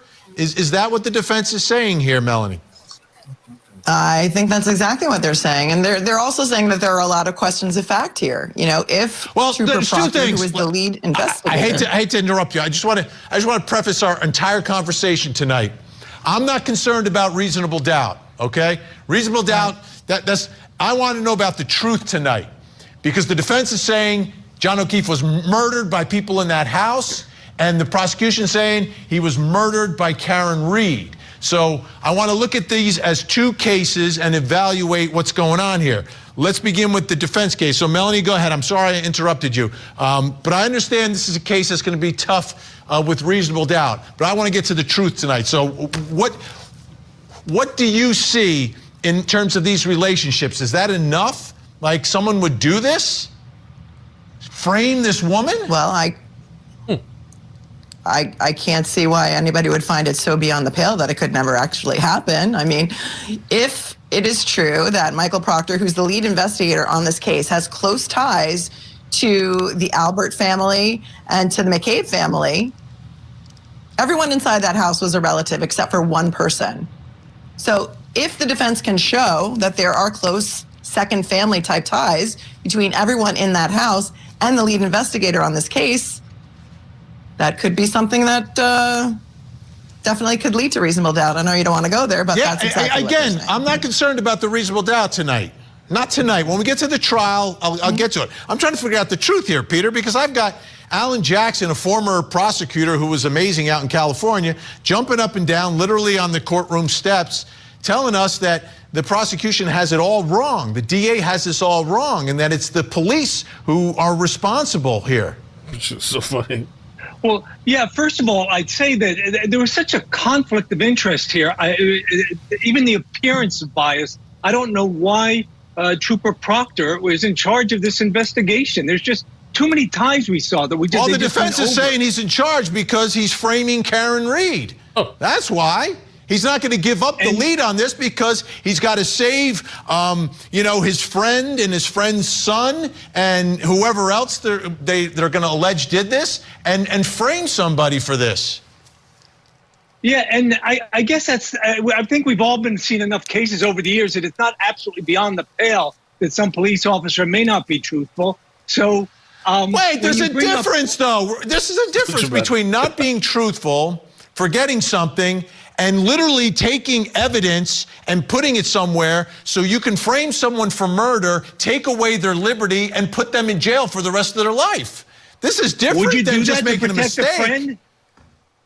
Do that to protect the friend, though, or your long-term friends with the family? We saw it goes way, way back, and his mother is saying that the Alberts are a second family to her, and we have one of the family members, Jennifer McCabe, going to his house. Who goes to a state trooper's whole personal home to go chat with them, and it's not even reported in any paperwork?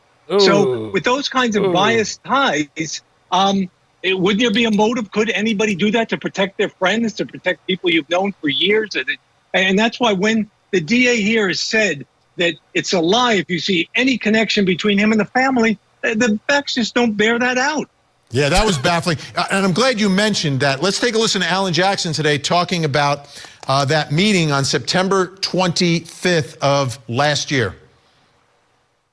On September 25th, 2023, that one of those family members, Jennifer McCabe, who's the subject of great interest in this case and a primary person of interest in this case, is invited to Trooper Proctor's personal home for some sort of off-the-books meeting. They've now admitted that Jennifer McCabe, a central character in the middle of this investigation, in the middle of this crime, was secretly meeting and or socializing with the lead investigator and or his wife in the living room of their home. And that, Your Honor, is a problem. Okay, Jennifer, let me ask you, should we be concerned, when I say we, the public, that the DA comes out and says there's no relationship with the family here, Proctor had nothing to do with what was going on that day, and it seems that that's not necessarily true, and then McCabe going to Proctor's house? I mean, should there be some concern here? I think it's very important to truly understand the relationship. Brian Albert, who lived in the house where this incident occurred out in the front, his brother's wife's sister was friends with Proctor's sister. Okay, that's how far removed. I just hope your audience, the attorneys... One more time. We'll do it together. Brother's wife's sister was friends with Proctor's sister. Okay? That's how far removed. In other words, I could tell you, I have no idea who my sister-in-law's sister's friends are. I mean, there's no way. I couldn't tell you one of them. I don't even know my sister-in-law's friends. And we're very close. So my point is, this is how far removed it is. And then it's, again, Proctor's sister. Trooper Proctor and Brian Albert, the home again. They had never even met each other. The pictures you're showing are his brother's family. His brother's family. And again, that's through this, removed relationship. So I think it's very important to understand that just because you have a Proctor there and an Albert there, they're not the same family unit. Second of all, everybody's forgetting about Brian Higgins. That chart, you're missing the ATF agent that was there. And that's very important too. So to have this conspiracy work, we have to have a Boston police officer, Canton Police, EMS, an ATF agent, the medical examiner's office, the district attorney, and the state police all combined to do this huge conspiracy against who? Nothing against Karen Reed, but who is Karen Reed? Karen Reed is no one special other than she was dating in a relationship that was falling apart, the victim deceased. Okay, everyone stay where you are. We've got to hit a quick break. When we come back, much more. Who is she? She's nobody. Well, she got a lot of attention out of this. I mean, she has a lot of support. All right. This should be coming back soon.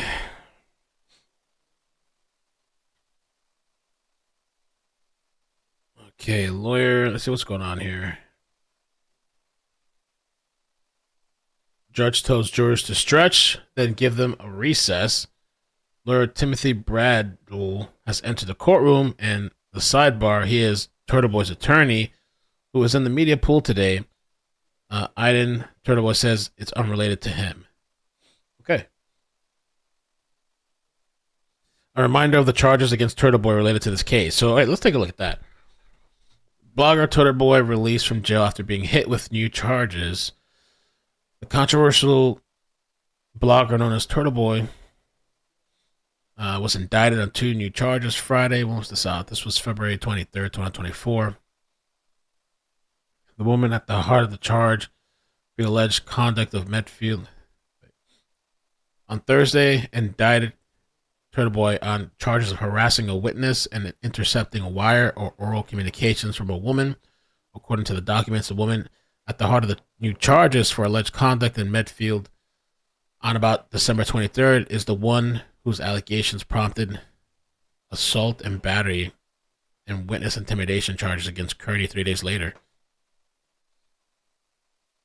He threatened her in saying that if she didn't cooperate, he would destroy her in front of her kids by publishing old probate court records that he acquired. A prosecutor said in court, maybe we could take a look at we don't have time now, but I don't know, for some of this is probably old news, I'm sure, but I know he had a full thing.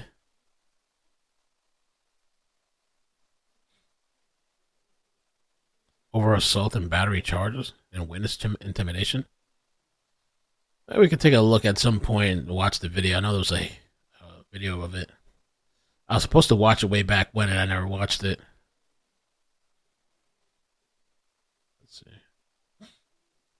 Blogger, better known as Turtle Boy, was back in court today answering to some new charges. Our NBC 10's John Maroney joining us there live outside Norfolk Superior Court. John, what are these new accusations? Priscilla, they are more of the same thing, but Aidan Carney says he is not giving up his sometimes controversial coverage of the Karen Reed case. First thing I want to do is go home and see my 2 wonderful kids and take them out for dinner. Turtle Boy is free and out of the soup for now. Blogger Aidan Carney spent 2 months behind bars after his bail was revoked in December, and he was charged with assault and... Yeah, it's the same small courtroom. It looks like the same one, but maybe it's different. And they all have I'm sure they have multiple courtrooms. Maybe they all have the same layout. Witness intimidation. Dozens of supporters greeted him on the steps of Norfolk Superior Court. I could have gotten out whenever I wanted by taking a plea, but I chose to simply stay in jail because sometimes principles matter more. The 42-year-old Holden man was arraigned on additional charges Friday, stemming from that alleged assault involving a former girlfriend. Carney pleaded not guilty to a new count of witness intimidation and taping someone without their knowledge. The state Taping somebody without their knowledge. Special prosecutor tried unsuccessfully to have him held on $10,000 cash bail. Obviously, there's a proclivity for continuing in this conduct. Turtle Boy has been the focus of investigators given his online coverage of Karen Reed, who's been charged with killing her boyfriend John O'Keefe, a Boston police officer. Prosecutors say Reed has been giving confidential information to Carney. For his part, Turtle Boy says the Canton woman has been framed. He's still facing multiple charges of intimidating witnesses and investigators. He was released on personal recognizance without any conditions. I'm going to keep obeying the law, and I'm going to keep reporting diligently on the Karen Reed case until we have justice. Okay. Now, Aidan Carney is set to return to court in April. The Karen Reed case is scheduled to begin next month. Well, Ivan Dedham. Okay, it's an old clip. So I guess he has to fight this in court. I wonder, all right.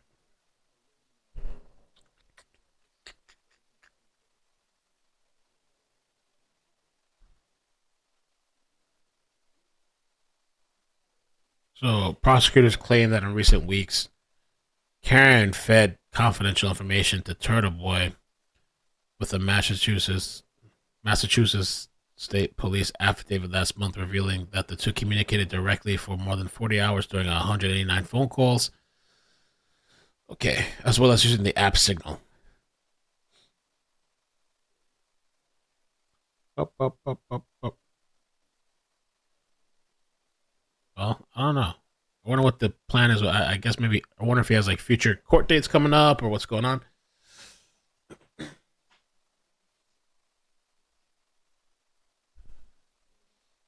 Oh, he's been in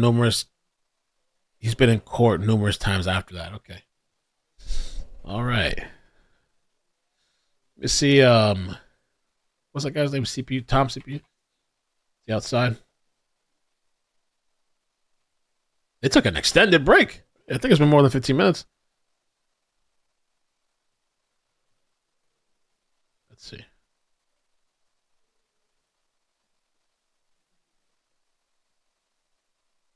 We got somebody outside the courtroom. I'm trying to pull up this guy's live stream.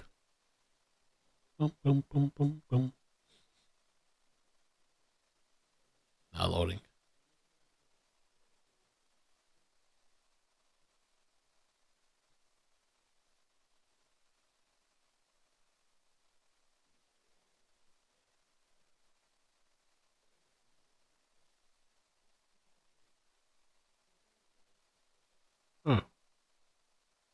All right, let me check on the reporter then, see what she has to say.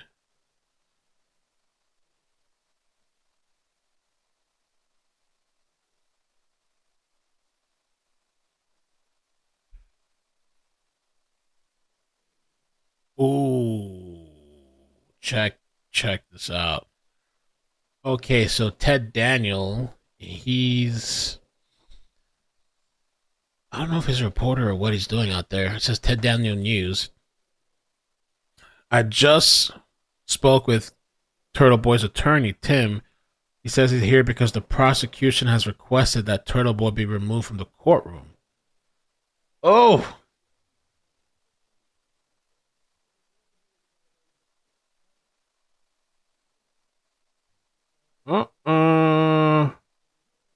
Is that what's going on right now?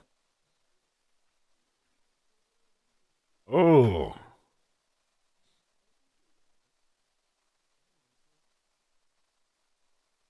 Okay, lawyers coming back into the courtroom. 2 minutes until Turtle Boy is here. Get ready for the fireworks. Damn, I wish I could. I want to see. So I think something's going on. Yeah, I think Bueller said earlier. Clerk confirms The media will be able to stay in the courtroom as this goes down. 2 extra media members come in as Karen and her family lawyers are not here. I wonder if they're really going to kick him out. This is going to be an amazing moment, says Ellis.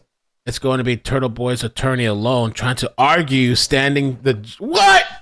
I hope they live stream this shit. Is he Turtle Boy's attorney off the fight? He's going to argue standing to the... He's trying to argue standing to the judge to object Turtle Boy being excluded from the room. He's going to lose. All right, I don't know. We'll see. That was 19 minutes ago. I hope this is all true. So as far as so we can see what's going to happen. So it can charge in the heat. The minute I bring it outside, it's so cold it just kills the battery.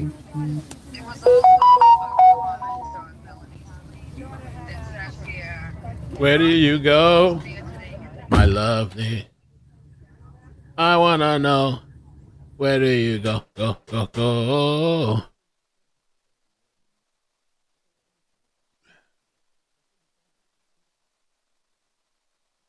Nice feet to have open in case.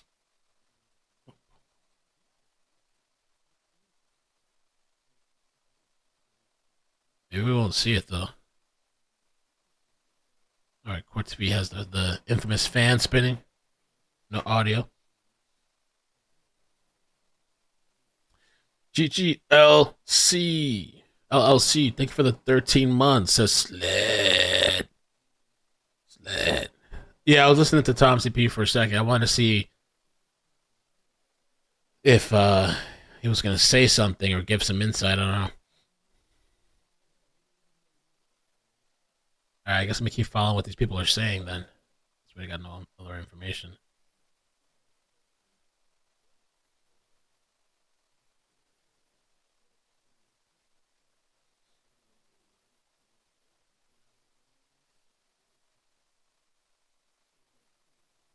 Let's see the reporter.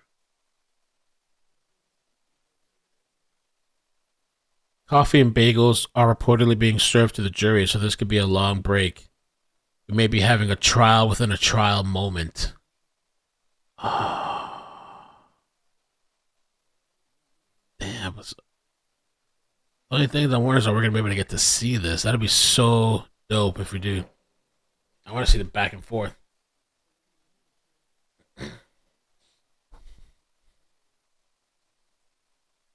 Maybe I should ask. Let me ask this lady. See if she replies. She seems pretty attentive.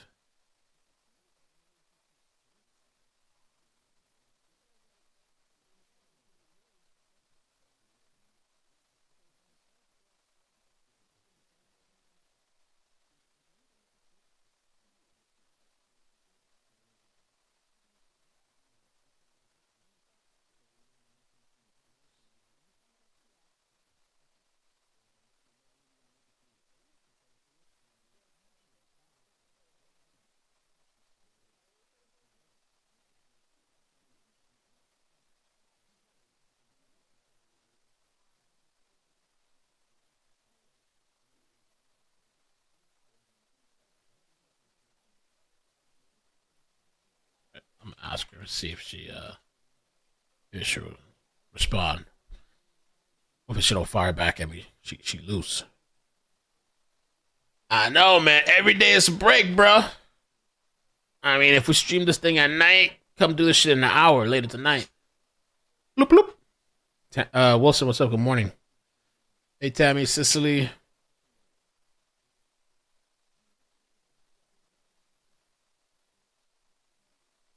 Two minutes until we're back. So Buller, I guess they're not going to stream the back and forth. I guess with the attorneys and Turtle Boy's attorney.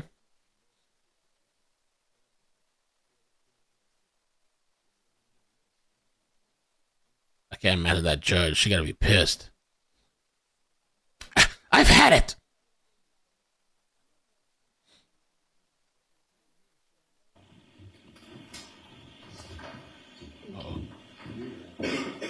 There's a judge. Back on the record on the Reed matter. All right. sort of a side issue in the Reed matter. So Let's go, baby. The defendant and her lawyers have been excused. Oh, it's different? Okay, so why don't counsel identify yourselves, please? Sure. Adam Lally for the Commonwealth, Your Honor. Sarah McLaughlin for the Commonwealth. Great, good morning. Good morning, Your Honor. Timothy Bradel on behalf of non-party Aidan Carney, who for the record is present in the courtroom. Hey, does Mr. Carney want to sit with you? I think he's okay right there. Okay. If that's all right, Your Honor. All right. He should have sat up there with him. Commonwealth. So I do want to say a question before we begin. Commonwealth, in your motion to exclude an individual charged with witness intimidation in connection with this case from the courtroom during the testimony of certain witnesses, before we begin, are you advancing the concerns of the DA's office or the concerns of the witnesses themselves, or both? Both, Your Honor. Okay, so if I may, I'm sorry to jump in, but just if I may, I do have what I think is a pretty substantial procedural objection. Okay. Maybe I'd ask that you sort of just make a quick bifurcation of the issues here, and we can address the procedural issue before we get into the substance of the motion. Sure, I'll hear you. We could. Thank you very much, Your Honor. Your Honor, so the record is clear, because we may need an appellate record in this case. Okay. But I was here in the Norfolk Superior Court today, completely unrelated to Mr. Carney, my client, as you know, in the other matters. And I was here today on the matter of Commonwealth versus Tyleek Curry for a motion to suppress. Which is a case that I am in the middle of that motion to suppress with you. Exactly. And I actually figured that we wouldn't do the motion and get a date. But I was fully focused on that matter and had no notice whatsoever that the Commonwealth was in the Reed matter, was seeking to exclude my client as a journalist from this courtroom. The first thing is that, and I know the court has a job to do in terms of ruling on this motion, and that's fine. And I ask that the ruling be that it be denied on procedural grounds. The procedural grounds are, Judge, that there's been no service of process whatsoever on a case where the government is seeking to essentially trample all over my client's First Amendment rights as a journalist. On 15 minutes notice. You know, I know you gave me the thing 15 or 20 minutes ago. And it's more than a half an hour, but I understand. All right, well, you get the point. So, you know, this is not something that I can process and absorb and make any sort of cogent arguments on the merits of the motion on that time period. I'm sure that the court respects that. I'm trying to address it as best I can. But I think that the procedural issues here should control. And here's the procedural situation, Your Honor, that the government filed this 6-page motion. There's a footnote, too, that refers to them serving this motion on May 8th to the Associated Press.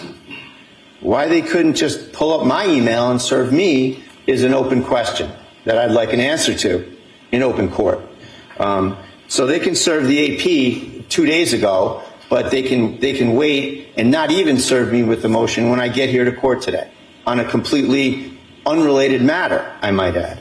So there's some funny business going on here, and you know there's been nothing but funny business from where I sit from the Commonwealth on Mr. Carney's matters. And here we go again. So I don't appreciate that from counsel from the Norfolk County DA's office, number one. Number two, Your Honor,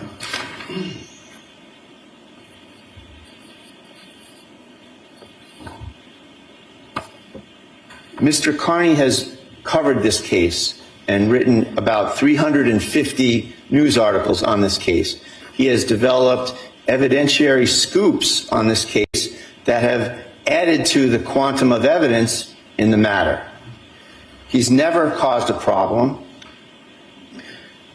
He wishes to be in the galley of journalists, like everyone else, and cover the case. There's never been a problem whatsoever. This is more personalized retaliation from the Norfolk County DA's office against Mr. Carney. Another point, Your Honor, is that this matter, as far as the Commonwealth is concerned, is res judicata times 2. Judge Krupp in this very court addressed this exact issue about Mr. Carney covering this matter, being in the courtroom with witnesses that had a stay-away order. All the same people that the government is trying to have another bite at the apple with here. All these people, this was adjudicated fully with the special assistant DA before Judge Krupp, and Judge Krupp ruled against the Commonwealth. Judge Krupp said that Mr. Carney was able to be in the courthouse covering this case regardless of any of these witnesses in the stay-away order. The stay-away order was exempted from Mr. Carney's presence in the courtroom, rather, was accepted from the stay-away order. Okay. So this is done. This has been adjudicated. It's been adjudicated again, Your Honor, by Judge Pomeroy across the street in the district court. One of these people associated with Mr. Carney's detractors, Ms. Gattani, has taken up with the Commonwealth and sought charges and sought a restraining order against my client. And Judge Pomeroy recently, as recently, I think it was a couple of weeks ago, we were across the street, Your Honor, seeking to vacate the order under the doctrine of unclean hands because this plaintiff keeps trying to contact my client while under a restraining order. Putting that aside, the ruling in that matter, Judge, was another ruling in support of Mr. Carney's First Amendment rights. It was another ruling that said Mr. Carney was not subject to the restraining order in any court of the Commonwealth. And the reason we brought that motion, Your Honor, was because these same witnesses that the government here is, again, trying to advocate for their own personal issues, those same witnesses somehow took up with this plaintiff across the street, Ms. Gattani, brought her to court here in prior Reed proceedings to kick out Mr. Carney, because at the time she had an operative order against him. And Mr. Carney, to his credit, got up and left and got out of here. And that situation was what we addressed across the street with Judge Pomeroy. He agreed with us and said, you can go to court, you can cover this case. So number two, litigation number two, this has been established. Mr. Carney followed all proper channels. We worked with the SJC media office. He has a press pass. He's doing everything in accordance with all of the rules and regulations that are in place. He's been harassed, and we have it on video, by other so-called journalists. Oh, God. On this case. Are you talking about JLR? At the steps of the courthouse. Oh, my God. And he just wants to be here. He doesn't want to be an issue in this case. He wants to sit here and cover the case. He's done his job. He wants to watch the trial unfold. And he has an absolute fundamental First Amendment right to do so within the confines of this courtroom and within the confines of time, place, and manner restrictions. He's followed everything, and he's here. We've gone through all of these hurdles, Your Honor, and Mr. Carney triumphed, as he should, because it's the First Amendment that needs to triumph here, not any particular person. And that's what he's doing. And there's absolutely no reason for the government to sneak behind my back to interfere with his First Amendment rights. It's outrageous, and on procedural grounds, I ask you to deny the motion for all of those reasons. And if the court has some hesitancy to do so with respect to these procedural issues, I ask that you set a date give me 7 days or so that I can properly respond to this motion on the merits of whatever's in these 6 pages of the motion that I haven't been able to look at. So thank you for hearing me, Your Honor. All right, sure. And you wanted a response to your question from Mr. Lally on why you were not served, but the Associated Press was served. That's correct. So if you talk about that in the procedural part of this. What's up, Lally? Yes, Your Honor. Simply put, Mr. Bradle, neither Mr. Bradle nor Mr. Kearney are parties to the case. I can't presume that Mr. Bradle's representation on one criminal case is going to extend to a motion of which he would be at best a third party on a separate criminal case. We are required under the SJC rules to serve it upon the Associated Press, which we did. So I think that's your record now, Mr. Bradel? Thank you. Okay, on the procedural issue, okay? We have a jury out. I do want to address the merits of this as best we can. And Mr. Bradel, at the end of this hearing, whatever I end up doing, if you want to come back and readdress it when there's more time, depending on how I rule, I'll give you the opportunity to do so, but I have to get this trial moving at this point one way or the other. So I'm going to hear the Commonwealth on their motion, then I'll hear you, Mr. Bradel, to the extent that you can respond, okay? All right, Mr. Lally, I'll hear you on your motion. Your Honor, very shortly, very simply put, this is an instance in which the Commonwealth is not asking that Mr. Kearney not be allowed to cover the case or that he not be allowed to watch the trial. What we're requesting is a partial closure of one individual, and the legal standard for that is essentially a substantial reason. Substantial reason, Your Honor, being that Mr. Kearney has been indicted and has open cases for intimidating witnesses, specifically witnesses in this case. He has confirmed statements indicating publicly that his actions that he's taken in regard to those indictments were to prevent the case from ever going to trial and to intimidate those witnesses. Those witnesses will be called to testify in this case, and what the Commonwealth is simply requesting is that he be excluded physically from the courtroom, not excluded from watching the trial, not excluded from covering the trial, but excluded physically from the courtroom while those witnesses are testifying from the stand. And the witnesses you told me have expressed concern. What do you say about that? Yes, Your Honor. The witnesses have expressed concern. The Commonwealth is concerned as to his presence affecting their testimony or their ability to recall. And for all of those reasons, the Commonwealth would submit the administration of justice and the witnesses being able to testify, as well as the witnesses' own concerns are more than meet the test of the substantial reason for Mr. Kearney's exclusion during the course of their testimony. Okay. Mr. Bradel? Your Honor, the witness's concern has no legal materiality under the law.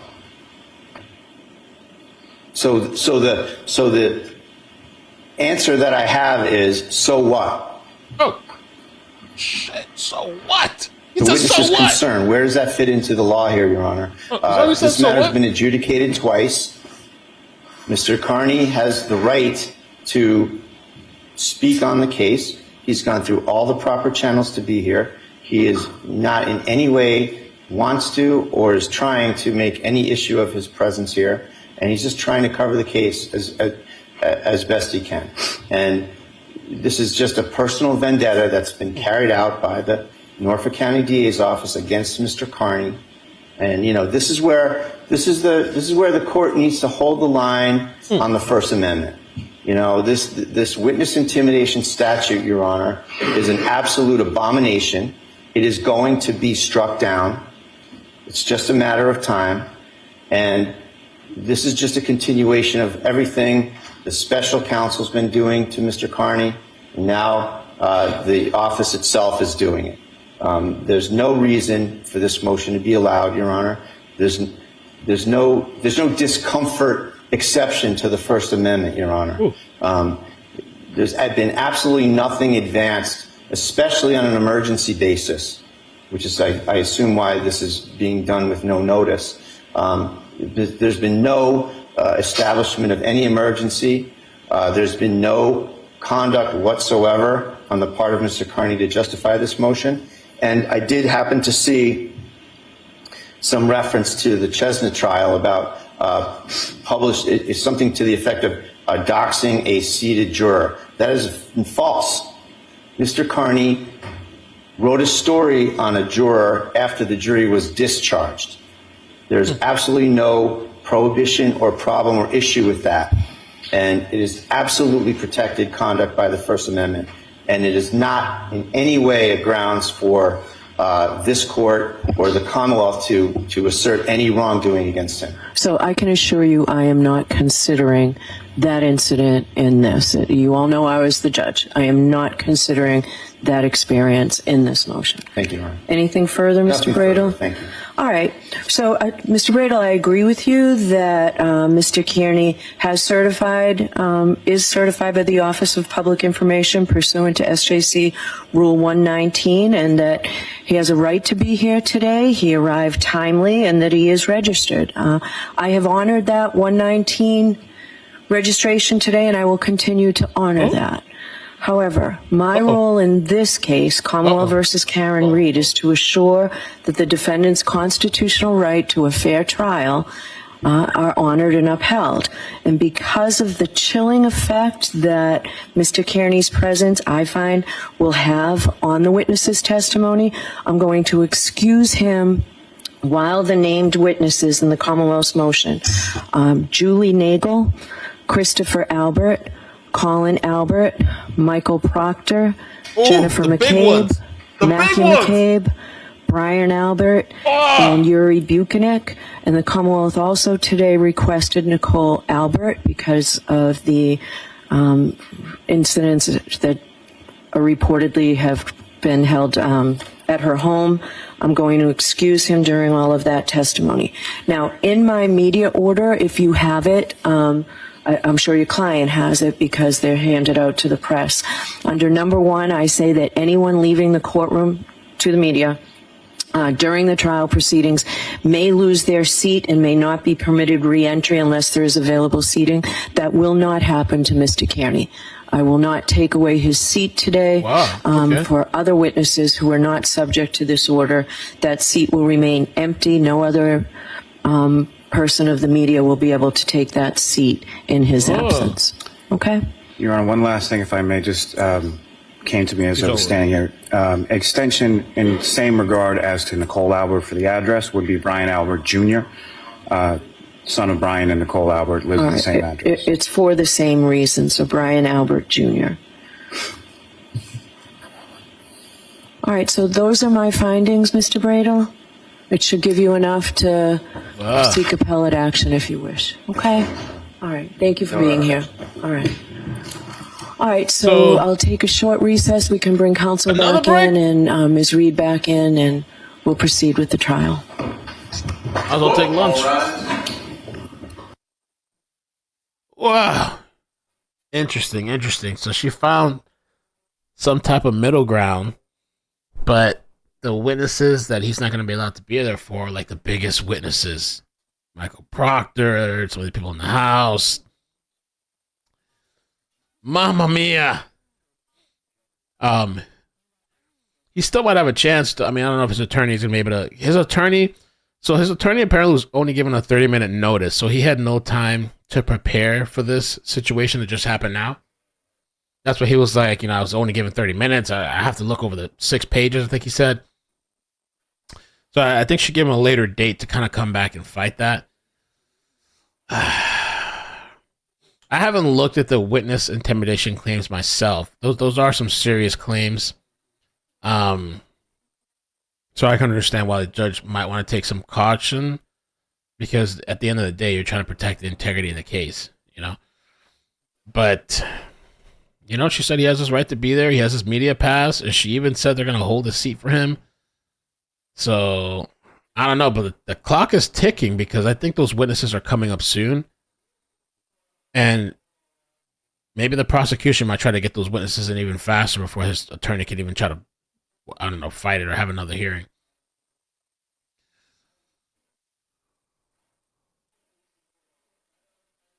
So this reporter too said, I don't know all the players in the Turtle Boy case that the attorney is detailing, but his attorney says he was harassed by a so-called journalist this morning. Oh, so maybe he's talking about Ellis. So let me see what Ellis is saying. I know this guy's got to be happy, like cheering. Yes! Yes! Let's see Ellis. Ellis says, Lally referenced in that video against Kearney. Judge says she's not considering that. Riley says, thank you. Oh, he's just like reporting. The state is moving to exclude controversial blogger, Turtle Boy.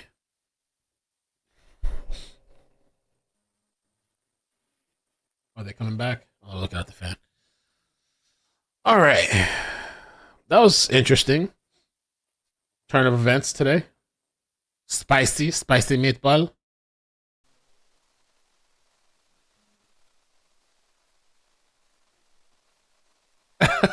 You get in the chat. Oh yeah, Proctor and Albert. Oh my god. It's the only reason I'm still here because I just want to see those testimonies. Oh man.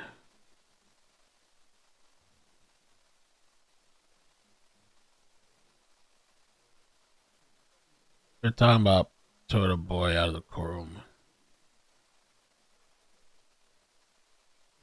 Yeah, Turtle Boy's getting mentioned everywhere though. Law and Crime, some of these other media sites. I mean, I guess he's been on those. He's done multiple interviews on some of those news media outlets anyway. But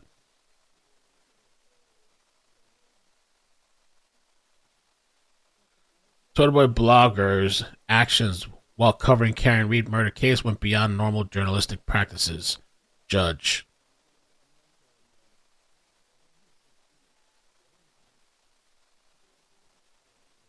I can understand maybe from his perspective, like they said he wrote I don't know how many articles, 300 something articles. That's just almost like his baby. In a sense of like a story, you know, he's deeply involved. I guess he's had communication with Karen. The whole city's rallying around him. Though it seems not everybody in the city agrees with him, but he has a lot of support, just like Karen has a lot of support.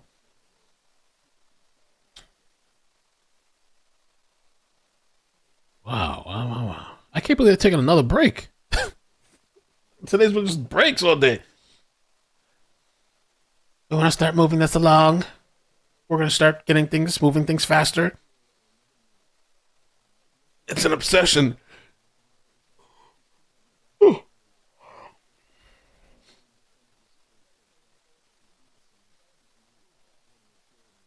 All right, I gotta go use the restroom. I've been holding it for a while. I don't want to miss on this. I don't want to miss out. I'll be right back. He's passionate.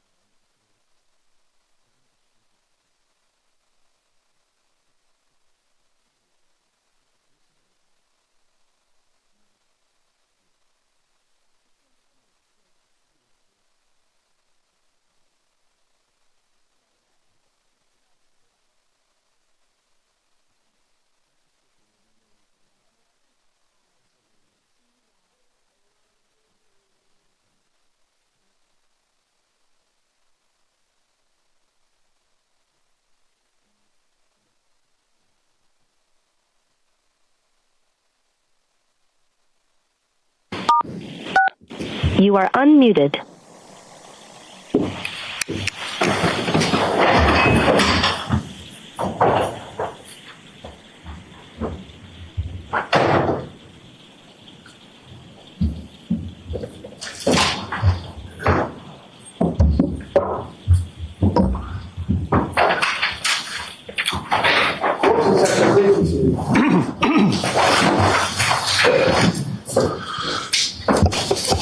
All right, jurors, once again, thank you very much for your patience. Your next witness, Mr. Lally? Yes, Your Honor. The Commonwealth will call Ms. Nicole Albert to the stand. Okay.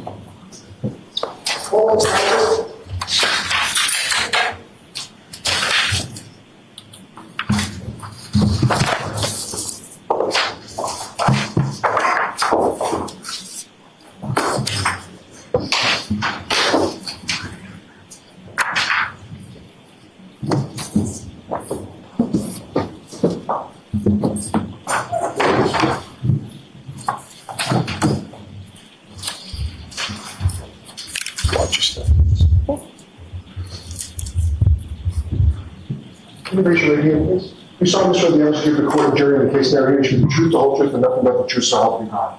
Thank you. Take the stand. I just need you to speak nice and loud into that microphone. Okay. Thank you. Yep. All right, Mr. Lally, whenever you're ready. Thank you, Your Honor. Good morning. Good morning. Could you please state your name and spell your last name? My name's Nicole Albert, A-L-B-E-R-T. And where do you live? Norwood. And about how long have you lived in Norwood? About a year. And prior to moving to Norwood, where did you live? Where did you live prior? Canton. How long had you lived in Canton? My whole life. Now, the specific address, where did you live in Canton prior to your move to Norwood? 34 Fairview Road. And how long did you live at that house? About 12 years. And are you married, ma'am? Mm-hmm. Yes. What's your husband's? Brian Albert. Does he work? He's retired from the Boston Police. How long was he an officer with Boston? About 30 years. And do you have children? Yes, we have 5. And how old are your 5 children? My oldest daughter is 28, and then I have a son who's 25. I have another son who's actually 23 today. And then I have twins, a boy and a girl, who are 20. And your oldest daughter, what's her name? Caitlin. Your oldest son, what is his name? Brian Jr. And Brian Jr., does he live with you currently? Now, oh,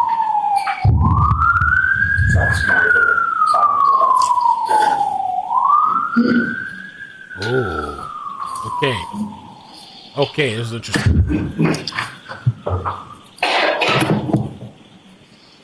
She was in the house that night too.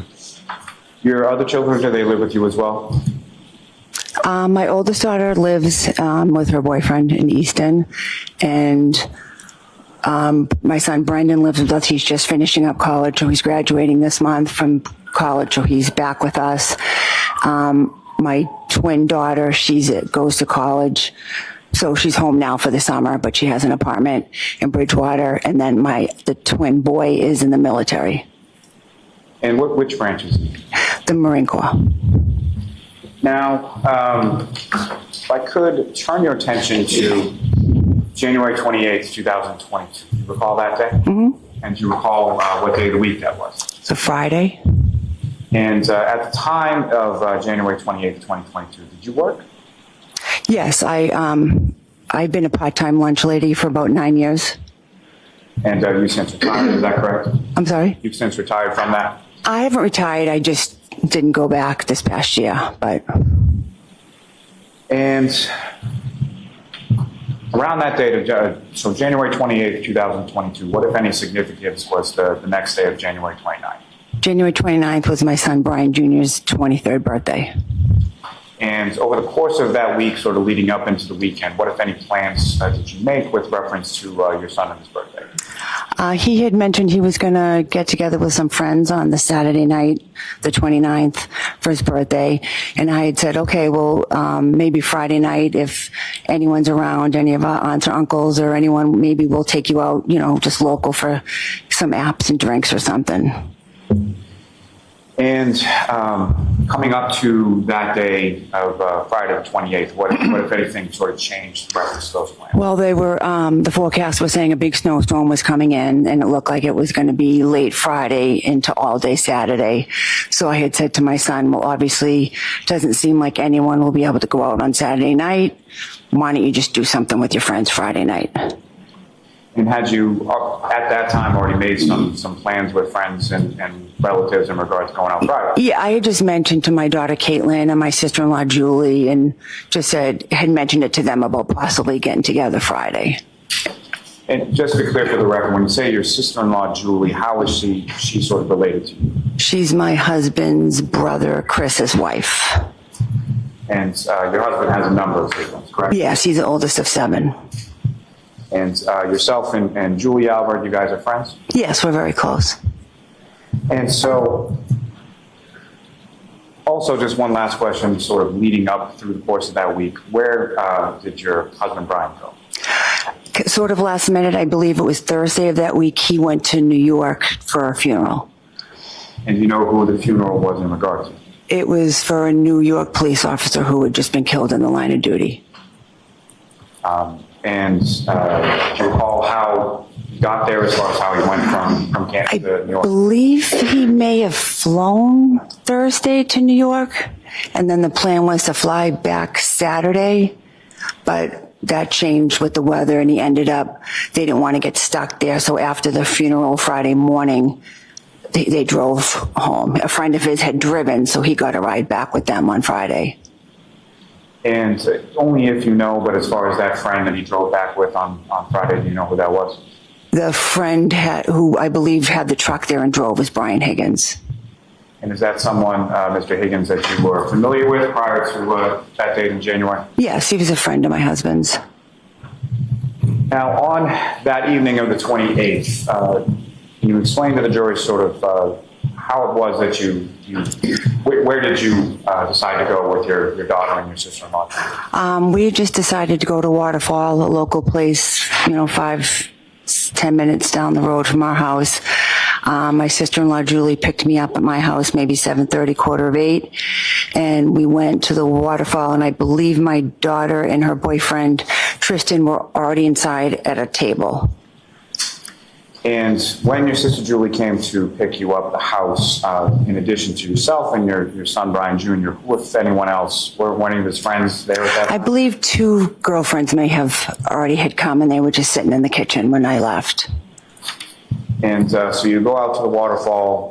When you get to the waterfall, where within the establishment did you go? We came in, walked in. I believe to the left there was just some small tables, and I think Caitlin and Tristan were already sitting there, so we sat down at the table and we ordered food and just hung out for a little bit and had food and some drinks. And as far as drinks were concerned, do you recall sort of what you were drinking that night? I was probably drinking White Claw.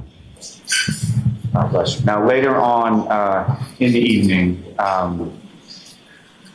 was there any sort of live entertainment there? Yes. After we ate, my daughter's boyfriend Tristan left shortly after because he was going to be going out shoveling, working with a plow guy. So he was planned to go home and just sleep, take a nap, because he was going to have to get up like in the middle of the night to go out and do that. So he had left. So it was just me, Julie, and Caitlin. And at one point, the waitress had said, "Oh, band's going to be setting up where you're sitting. Can I move you?" So she just kind of moved us over to like a high top table. And then after you were moved over to the high top table, if anyone else came in to join the group? Shortly after, I believe my sister Jennifer and her husband Matt came in. I had texted her just saying I was there, if she was interested to come by. I think she said she was somewhere else. Did I want to come there? And I said, well, no, I'm already situated. The band's going to play. I'm just going to stay here. So she said, okay, maybe we'll come there. So maybe 9-ish, she came in with another couple. I believe they had been at a basketball game, their daughter's basketball game. So she came in with them. And again, just to be clear, when you say your sister Jen and her husband Matt, what is their last name? McCabe. And she's your younger sister, is that correct? Yes. Now, as far as after they came in, who, if anyone else, sort of came in and joined your group? Shortly after that, I believe Julie's husband, Chris, came in. He worked up the street at his pizza shop, so I believe shortly after 9:30, he came down, he came in. And then in the meantime, my husband was, getting close to being back to the area from driving back from New York. So I had texted him and said, hey, me and Katie and whoever else are here, if you want to come by. And he was like, oh, I'm kind of tired. It's been a long day. And I just pushed him a little, oh, well, Katie's here. She, just come. She wants to see you. So he's like, all right, maybe I'll pop in. So I believe so it was Jen and Matt and the other couple. And then Chris came in. And then I believe maybe around 10, Brian came in. And after your husband Brian came in, was there anybody else that came in and joined you? Shortly after, maybe 10:30, his friend Brian Higgins had come in. So your husband Brian and Brian Higgins came in separately about a half hour apart? I think so, yes. And following that, who, if anyone else, came into the establishment and sort of joined your group at the hot top table? A little bit later, I think approximately 11, John walked in with his girlfriend. And when you say John, who is John? John O'Keefe.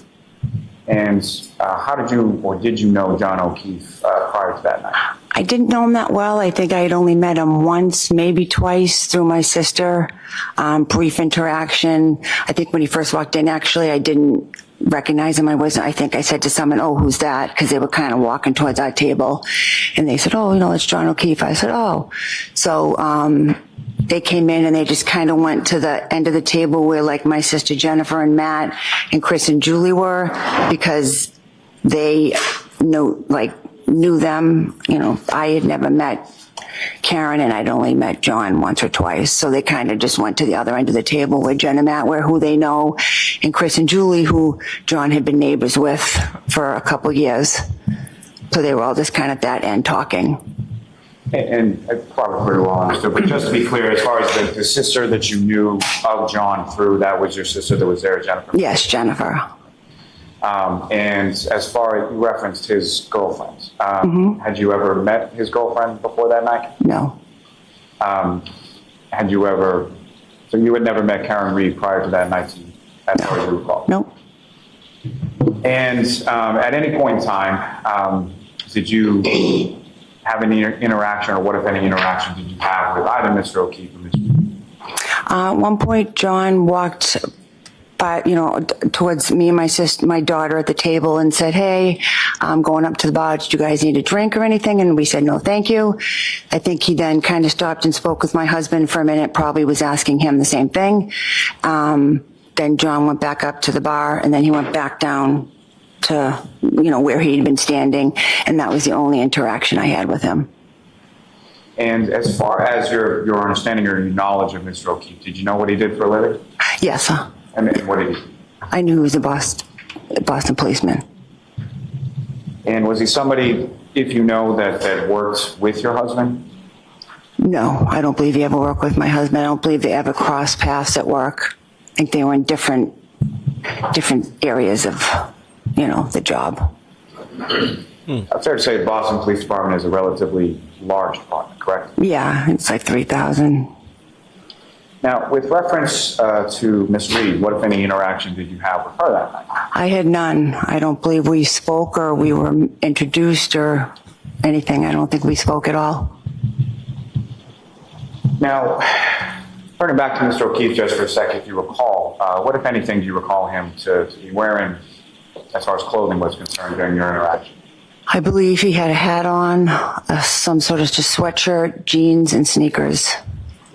At any point in time that you saw him or while he was talking to you, did you see any sort of like winter jacket or big coat or anything like that? No. And as far as his clothing was concerned, did you observe it to have any sort of tears in it or any dishevelment, anything like that? No. And as far as his face was concerned, or any sort of outward part of his body did you observe, or what, if anything, did you observe with regard to injuries on him or anything like that? Nothing like that. Now, as far as your home was concerned, was that somewhere that either Mr. O'Keefe or Ms. Reed had ever been to before? No. And over the course of the evening, what, if any, discussion was there that you heard or were a part of in regard to sort of what Chris was going to do or where to go after leaving the waterfall? Well, after the band wrapped up, I was getting ready to leave, and I just kind of leaned over to my sister Jennifer and said, hey, you know, Brian Jr.'s at the house. I think he just has 2 friends there. He's going to be turning 23 at midnight. If on your way home and you want to just swing by and say happy birthday, you know, if you want to do that, come by and do that. And she was like, okay, you know. And then I was just kind of gathering up my stuff, and I got ready to leave. It may have been mentioned at the table, but I had no idea, you know, if anyone else was interested in doing that or wanted to do it. I had just said it to my sister. And if anybody else had wanted to join or come along, would that have been an issue? Oh, no, I would have had no problem if anyone sitting with us had come. But as far as you knew, you just communicated that to your sister Jennifer, and whatever happened after that happened? Yes. And when you say sort of the band was wrapping up and the bar sort of winding down, is that correct? Yes. Okay, about what time was that? Like 12:45. And about what time was it, if you know, about what time was it that you left the bar? A little before 12-ish. And who, if anyone, left with you? It was me, my daughter, Caitlin, and my husband. And how did you get from the waterfall back to your house on Thursday? My husband drove the 3 of us back to Fairview Road. And when you came outside of the waterfall and were sort of, you know, getting into your car and about to drive home, what, if anything, did you observe as far as the weather or what was going on at that point? It was just starting to snow a little, nothing major. Just a little snowfall started coming down. You could still sort of see the street and the blacktop? Yeah. And again, about how long a car ride is that, generally speaking, from the waterfall to your house on there? 5 minutes, 7 minutes. And as when you arrived at Fairview, who, if anyone, was there when you got there? When we arrived and I came in, my son was sitting there with his 2 friends and my nephew Colin, who is Julie and Chris's son. He was there. I kind of bumped into him when I walked in. I didn't realize he was there. I said, oh, hey, you know, what are you doing here? And he said, oh, I just stopped by to see Brian, but I'm about to leave. My ride's about to be here. I said, oh, okay. And let me back up just for a minute. So when you arrived there, your husband Brian was driving. Where does he park in relation to the house? We pulled into the driveway. And typically, is there sort of an order to it as far as where the cars go, like his car versus your car versus any other car? Not really, no. Recall on that evening which side of the driveway he pulled into, the left? I believe it was in front of the left garage. And when you come into and enter into the house when you were living there at 34 Fair, was there, how many doors are there sort of on the front of the house? Well, there's a side door by the garage, and then there's like a front door in the front of the house. And is there any sort of particular rhyme or reason as to which door you would be entering? We usually use the side door. You know, initially I didn't like that because the side door walked right into the family room. So I kind of liked the other door. You could walk into a foyer you could take your shoes off, stuff like that. But eventually people just didn't want to, it was, you know, quicker to walk in the side door for the kids, I guess. So they would just go in the side door. But I think that night, because of the weather and it was wet out, I think I went in the front door so I could walk into the foyer and take my shoes off or wipe my feet or whatever. But some of the other people still may have gone in the side door. And when you sort of come into that front door where you were going in to sort of take your shoes off in the foyer, is that when you ran into your nephew Colin? Yes. And about how old was Colin around that time? He was 17. And you mentioned that he had a ride. Did he give you any indication as to who that ride was? He didn't mention at that time who the ride was. And that sort of interaction that you had with Colin in your house prior to him leaving and walking out, about how long a period of time is that? Couple minutes, not even, just a quick interaction. And then he left the home? You didn't see him for the rest of the night? No. And then you come into the home, and again, I'm sorry, who was there sort of initially when you come? So my son Brian and his two friends Julie and Sarah were just kind of sitting at the kitchen table in like the dining room area of the kitchen. If you could explain to the jury sort of the layout of your home at Fairview. So you walk into a foyer, and then where is the kitchen related to that? Well, if you walk in, if you go to the right, it's like an open doorway, and that's kind of like the dining room part of the kitchen, but then it extends to the back of the house where it's like an island and like the sink and the counters and the cabinets and all that. So it's just like long. So as far as the dining room and the kitchen, is there any sort of like wall or structure? Or no, it's open in between the two of those things. And then if I were to go sort of further back within that home beyond the kitchen and the dining room, what's back there? Well, to the right, there's like the family room. And is there anything as far as a wall? Can you see into the family room? You can. It's like an opening. Yeah, it's not completely open, but there's an opening. So if someone was standing in the family room and you were standing in the kitchen, you could see them, converse with them, that kind of thing? Yes. And when you come in and your son Brian Jr. is sitting around the table with two girls, Sarah and Julie, what are they doing? We're just sitting there. Was there any sort of music playing or anything like that going on? There may have been. I'm not sure if there was music playing at that time, but there might have been. When you say at that time, was there anything that happened later on? Well, later on, I remember that we had music connected to like a little speaker that we were playing. ADL, yeah, but when I first walked in, I don't remember if they had music going or not. And you get back to the house, and what is it that you're doing sort of when you come back? So I come in, I assume I, said happy birthday to my son, said hello to his friends, and then I just kind of went to the kitchen area, and like they had ordered food, and so I just did my usual thing. I just was picking up, wasn't a huge mess, but I was just picking up the area, cleaning, probably checked the bathroom to make sure that was clean. Just my usual thing that I do, just picking up around the house. And I don't mean to minimize this in any way, but you basically, you did the mom thing where you go around and start cleaning up, correct? Yeah, yep. And is that something that you did sort of continuously throughout the evening, or? Yeah, that's kind of what I do. Now, after you arrived home, who, if anyone else, came by your house? Well, once we were there, it was me and my daughter and my husband, and Brian Higgins had come in. And then it was, Brian and his two friends were already there. And then my sister Jen and her husband Matt came in maybe like 12:15-ish. And so, Mr. Higgins, did he come in around the same time as you, or did he come after or before? Yeah, he came in the same time. I mean, I think he might have pulled up to our house before us. But we got out of the car and went right into the house, so I assume he just came in, basically around the same time. Do you have any idea sort of what Mr. Higgins was driving that night when he came to your house? I believe it was a Jeep. Do you have any idea where, in reference to your house, where Mr. Higgins parked?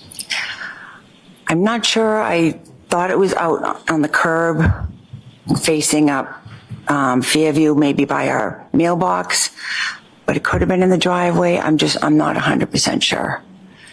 Not something you were particularly paying attention to? No.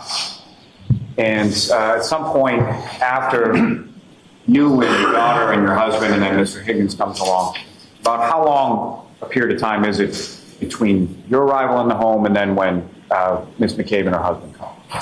15 minutes, 20 minutes. And as far as your nephew Colin, when he had left, was Ms. McCabe and her husband there yet? No. And when Ms. McCabe and her husband come, where is it that, while you're at your house, where is it that everybody sort of congregates? They came in and they sat down at the kitchen table with Brian and his two friends, and then I believe my daughter Caitlin was sitting at the table as well. And back at your home after leaving the bar, was there any drinking that was going on there afterward? Yeah. And about how long, skip forward to a little bit, people had left your home. About how long a period of time was it that people, from the time that you arrived back from the waterfall to the time that people sort of left and you closed down for the night? By the time everyone left, it was probably close to 2. And who was the last person that left? My daughter, Caitlin. And do you know how it was that she left, or who, if anyone, picked her up? Her boyfriend, Tristan, picked her up because, like I said, he was going to have to get up anyways overnight to do the shoveling, plowing thing. So I think she didn't want to get stuck probably at our house for the next day. So she had just said, hey, can you... Okay, I'm going to end your answer there. Next question, Mr. Lally. Prior to your daughter Caitlin leaving, let me ask you this. As far as people leaving from your house, what was sort of the order of how people left and when people left? I believe Brian Higgins left first, approximately 1:30ish. Then Jennifer and Matt and Brian's 2 friends left 12:45, 12:50, and then, or 1:45, 1:50, I'm sorry. And then Caitlin was probably closer to 2. And when your daughter Caitlin left, who, if anyone, was left downstairs and sort of awake between yourself and the other people that lived there? Just me. So your son and your husband have both gone up to bed at that point? Yes. And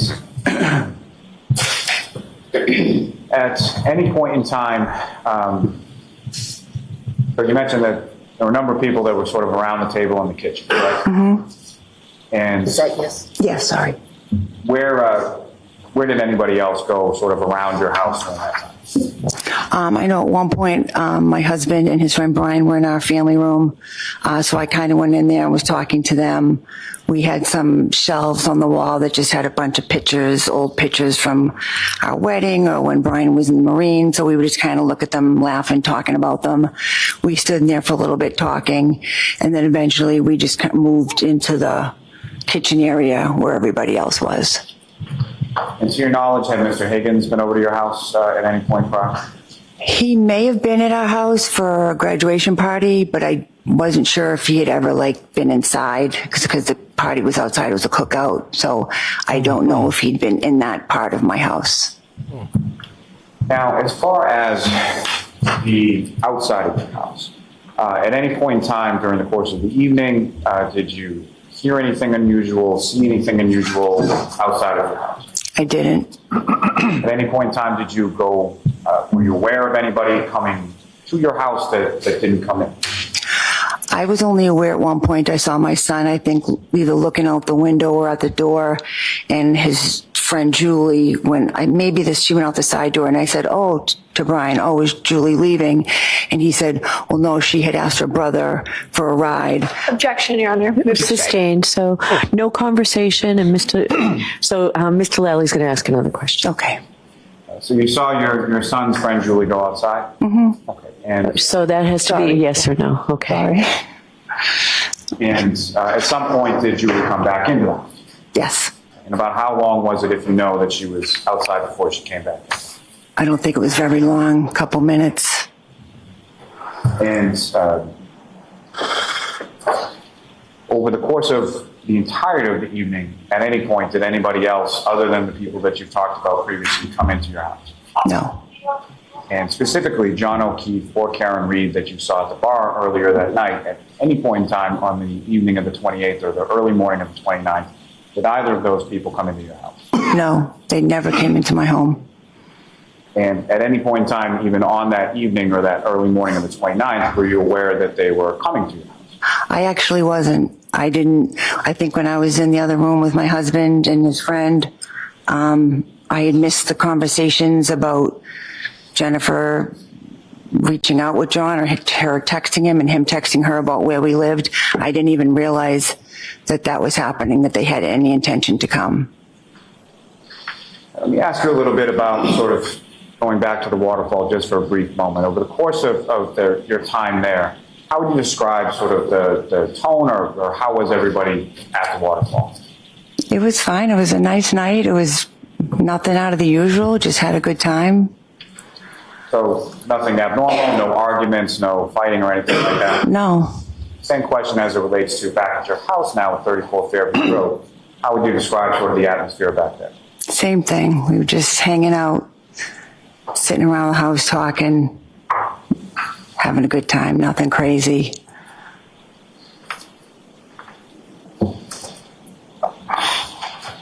Now,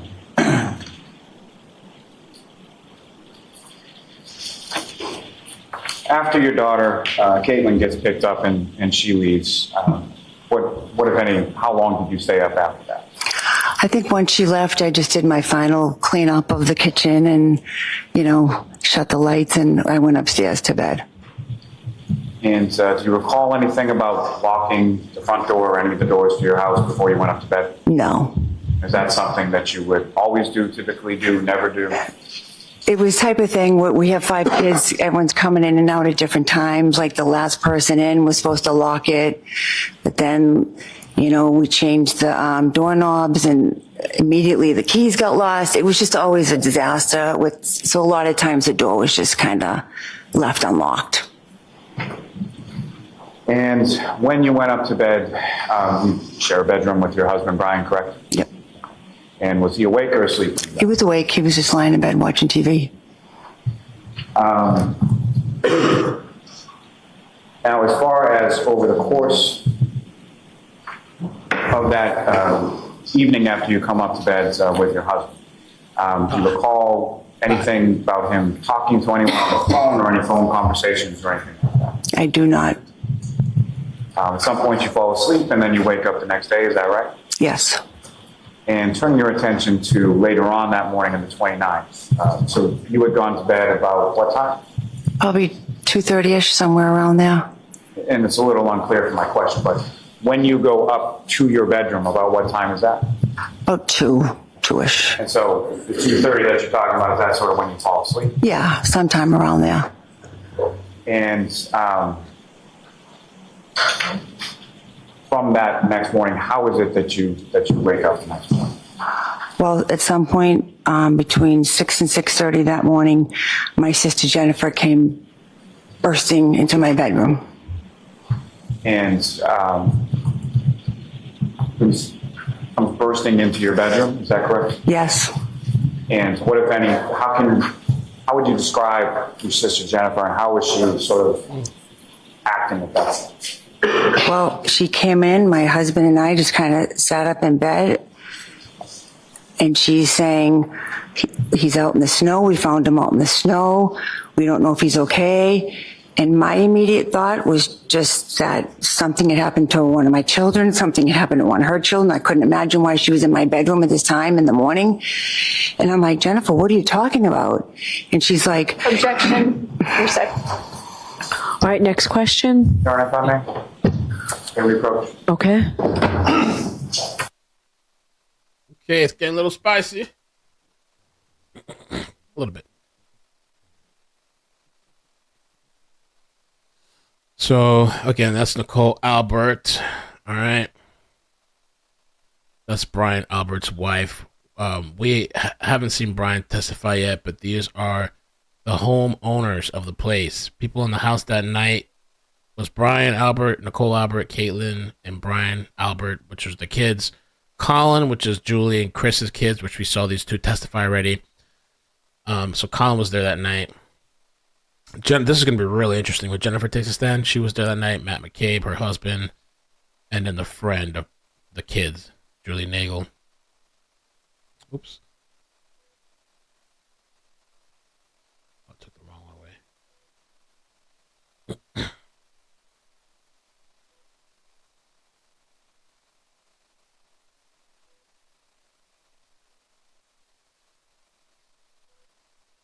So Jennifer McCabe invited John to the party.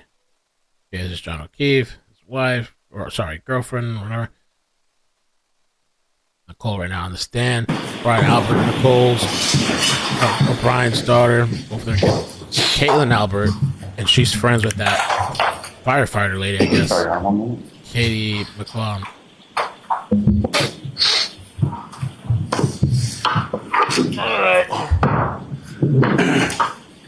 Let me back you up just for a second and I'll get back to this. As far as when your sister Jennifer comes into your bedroom, do you know about what time that was? Between 6 and 6:30. And it's fair to say that's not a normal occurrence? No, it's never happened before. And if you could just describe your sister Jennifer's demeanor when she first comes into your bedroom. She was hysterical. And she said some things to you, and then where did you go from there? Well, I tried to ask her what was going on, what is she talking about, and she told us. Objection, Your Honor. No, I'm going to allow that. So she told us, what had happened or what she had just witnessed outside, and we were just trying to understand what she's saying. Like I said, I didn't know if it was something that happened to one of her kids, one of my kids, and so I said, Jennifer, I don't know what you're talking about. So she finally was like, well, John, remember John from last night at the waterfall? And I'm like, what do you mean? How could he be outside? And she's like, you got to get up. The police are here and they want to talk to you. So my husband and I got up. I think I threw on a sweatshirt and we started to walk down the stairs. As we walked down the stairs into that foyer area, Officer Link was walking in the house. And so that front foyer area would have been the front door you were talking about before? Yeah. And when you get sort of down to the bottom of the stairs, is it just Officer Lank, or are there any other officers with him? It was just Officer Lank at that time. And the door was halfway open. I kind of pushed it open, looked out, and I saw like a cruisers and a couple of guys, standing out in the snow. And I said, Jennifer, where's John now? Objection, Your Honor. Okay, I'm going to ask you to move on, Mr. Lally. The objection is sustained. As far as when you looked outside, did you see any ambulance or fire truck or anything like that? No, I didn't see an ambulance. I did see maybe 2 cruisers. I don't remember if there was a fire truck there. I don't think there was, but I'm not sure. And as far as Officer Lank or any other officers, these are officers with the Canton Police, is that correct? Yeah. And where did they go once you opened the door? So he came in the house, and I believe around the same time Jennifer's husband, Matt, had come. I assume she had called him or whatever. So it was me, Brian, and Jen and Matt, and Officer Lang said, can I come in? Can I talk to you guys? And we said, sure, absolutely. He came in, we sat at the table, and he was just kind of asking us all, okay, where were you last night? Objection, Your Honor. Okay, sustain next question, please. The table that you're talking about, where in the house did you talk to officers? That same dining room area. And I think you've stopped her because she keeps going. without regard to sort of content of the conversation, but about how long a period of time did that conversation with the officer go on? I don't know, 45 minutes, maybe. I'm not exactly sure. As far as how the conversation ended, at any point during the conversation, did yourself or your sister or your husband or did anyone ever sort of end the conversation or tell the officers to leave the home or anything like that? No. And you welcomed them inside once you realized what was going on? Yes, absolutely. And I believe another officer had come in as well. Now, after the officers leave from your home, what happened then? So I believe they left and said that someone would be in touch with us, the state police or somebody. So they left and we were all just kind of sitting there in shock. I'm asking Jennifer, what happened? How did you end up here? What's going on? Objection, Your Honor. Sustained. Next question, please. Your Honor, as far as may we approach this briefly? Okay.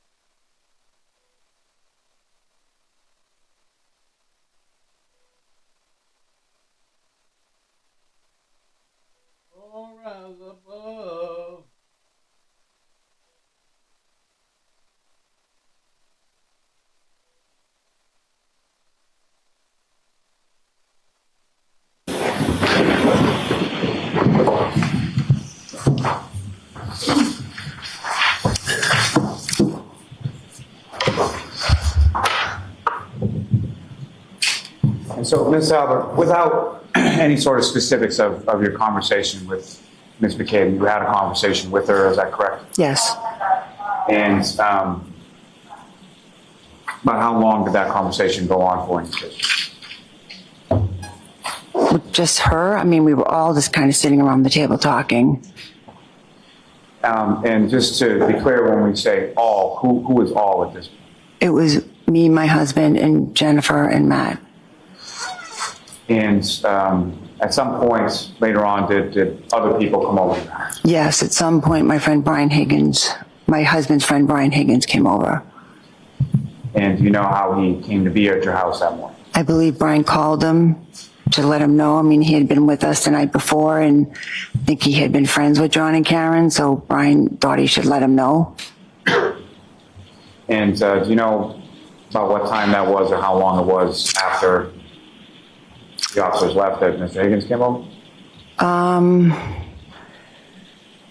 Could have been 15, 20 minutes. I feel like he came somewhere around 7:38, and maybe the link had been done by 7:15. If he was around 6:30, I'm not really sure of the specifics. And what happened then? Then we were all just still kind of sitting there. Kerry, who is another person that was called that morning, she had been at the hospital, so she was kind of calling Jennifer, giving updates as to what was happening with John. So we were kind of waiting to hear how he was, if he was okay. Then around, I don't know if it was 8:30, I had noticed my sister-in-law, Julie, had pulled into the driveway, and I saw her get out, and she was putting a box of donuts in my son's car, whose birthday it was, because they had a bit between them where every year she did that. She got him donuts, and she would leave them for him. So I saw her, and I said to my husband, "Oh, Objection. Okay, not what you said to your husband. So wait for another question. Okay, sorry." That's okay. You spoke to her husband, and where did he go?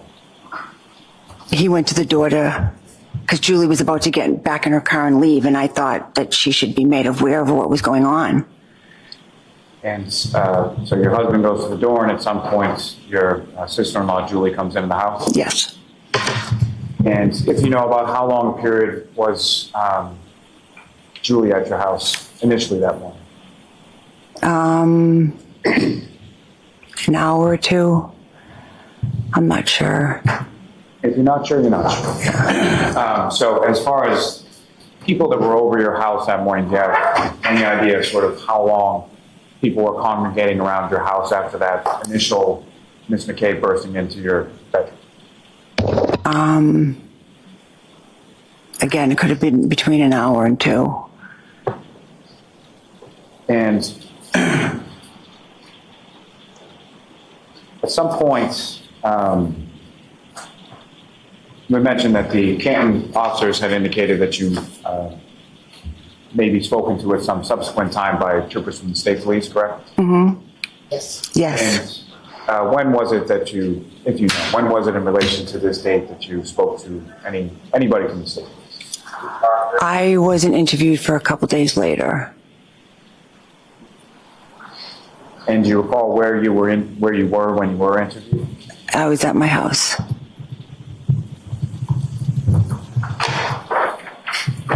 Now, with reference to, you indicated that on the way back from the waterfall to your house at Fairview on the night previous, on the 28th and the 29th, it just started to snow, is that correct? Mm-hmm. Yes. Now, when you looked outside or opened the door for Officer Lank as he came into the house, what, if anything, did you observe as far as the weather and how it had changed in the interim? Well, to me, it was starting to look like blizzard conditions. It was very windy. It was snowing. It was, the snow was starting to come down a lot now, and it was probably a couple inches accumulated. And it was, Now, at any point in time over the course of that day on the 29th, did you go outside from your house into the front yard or the driveway or anywhere else? I didn't. and anyone else from your house other than the people coming and going. The people that live there, did you observe them going out into the front of the house area? No.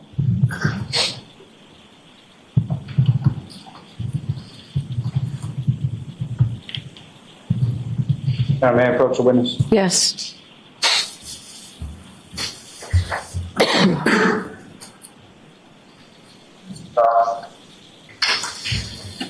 Ms. Albert, I'm placing before you a series of 8 photographs. I just asked you to look at them, review them, and then just look up whenever you think. Are these already in evidence? They are not.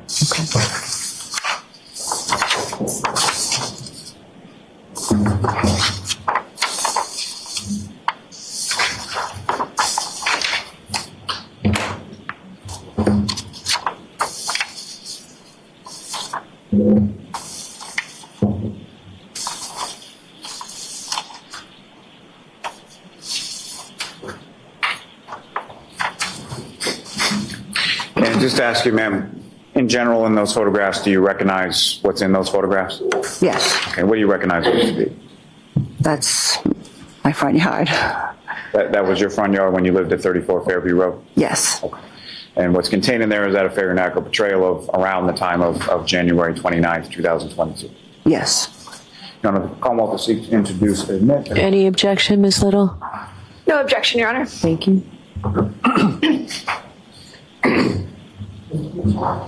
Yes, please.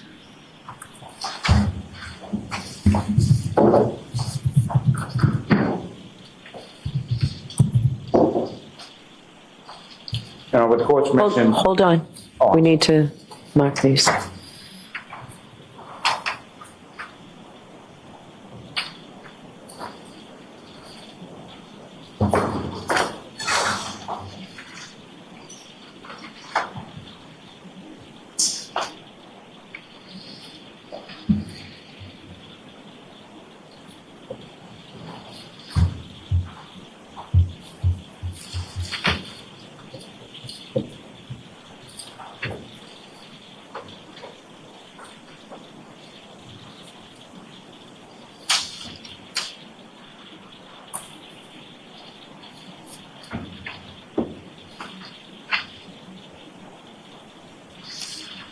How many were there, Mr. Lally?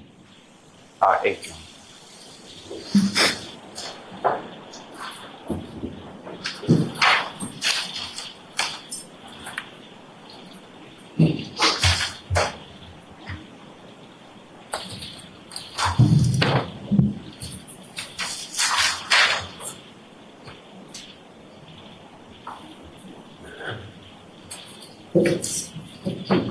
We're 65 now. Thank you.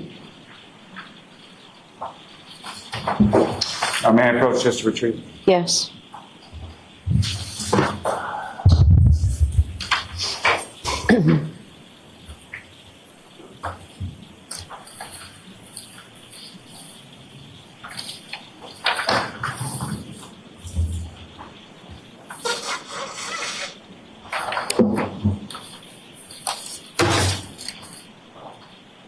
Just one moment, Your Honor. Yes.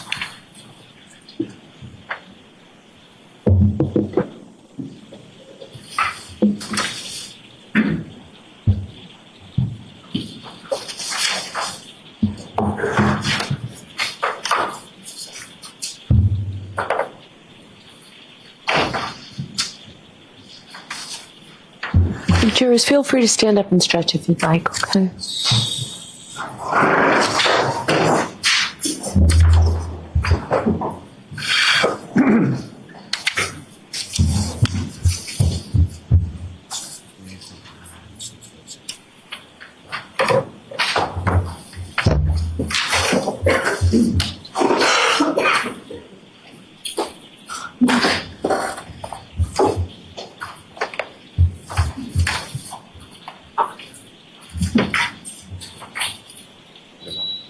May I approach the witness, Your Honor? Yes. What I'm showing here is what's been marked as exhibits 58, 59, 60, 63, and 64. And I'm going to direct your attention to this before it's a laser pointer. Just click on this button. Okay. And Your Honor, with the court's permission, first I'd just like to start with Exhibit 58 on the screen. Okay.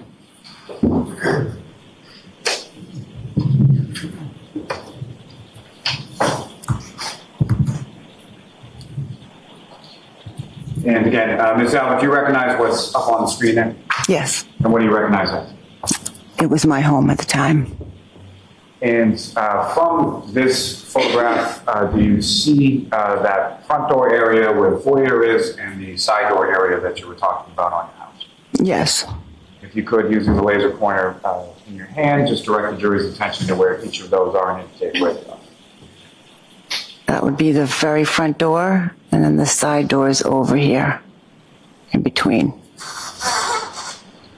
And as far as the sort of what's in the front portion of this photograph, do you recognize that as I'm standing and facing as this photograph is your house, where you lived at 34 Fairview Road? What, if anything, do you have as sort of a landmark or an item that you observe in that sort of left area of the yard? Flagpole? Is there a fire hydrant there as well? Yes. And do you see anything as far as like a box or something like that? Yeah, I believe there was some electrical box that I don't think we ever actually knew what it was or what it did. So fair to say all the years that you lived there, it's not something that you utilized or even knew what it really did? No. Now this particular area of the yard, in its relation to the house, was that a part of the yard that was used or utilized by the family all that much when you lived there? No. And that part of the yard where the fire hydrant, flagpole, that is, how close is that to sort of the next door neighbors abutting of the property? It's pretty close. It's almost, I would say, on the, close to the property line. Now, as far as from the side of the road, in between sort of the curbing from the roadway and your front lawn, there's nothing there as far as a sidewalk or anything like that, is that correct? Right. And the curbing that's between sort of the roadway and the front lawn, how would you describe that? Is it a sharp curb, rounded curb? It was kind of a rounded curb. Now, with reference to your driveway, do you see that depicted in this particular photograph? You can't really see it in the picture, no. But I mean, it's would be over here. Thank you. Yeah. If I could direct your attention to the next photograph that you have before you. This gentleman, if I could have that one up on the screen as well.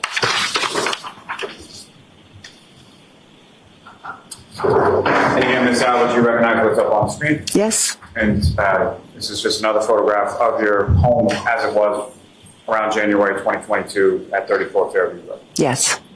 And from this photograph, do you see now sort of the driveway and where that is? Yes. And if you could just indicate to the jury sort of where in this photograph that would be. The driveway was right here. The two garage doors, and then there was driveway right along here. Now, in reference to that driveway, or in reference to your family at the time that lived at the house, about how many cars would there typically be when everyone's home parked in the driveway? Could have been 4. Let me think. 1, 2, 3. I think 4. And who would those vehicles be typically operated by, and what kind of vehicles are we talking about? I had my car, which was a Cadillac SUV. My husband had his work car. And then we had, I think, a Ford Explorer. And then the kids were driving a Ford Escape, maybe? All sort of bigger cars, all sort of SUVs, is that Yeah. correct? Yeah. If I could direct your attention to the next photograph.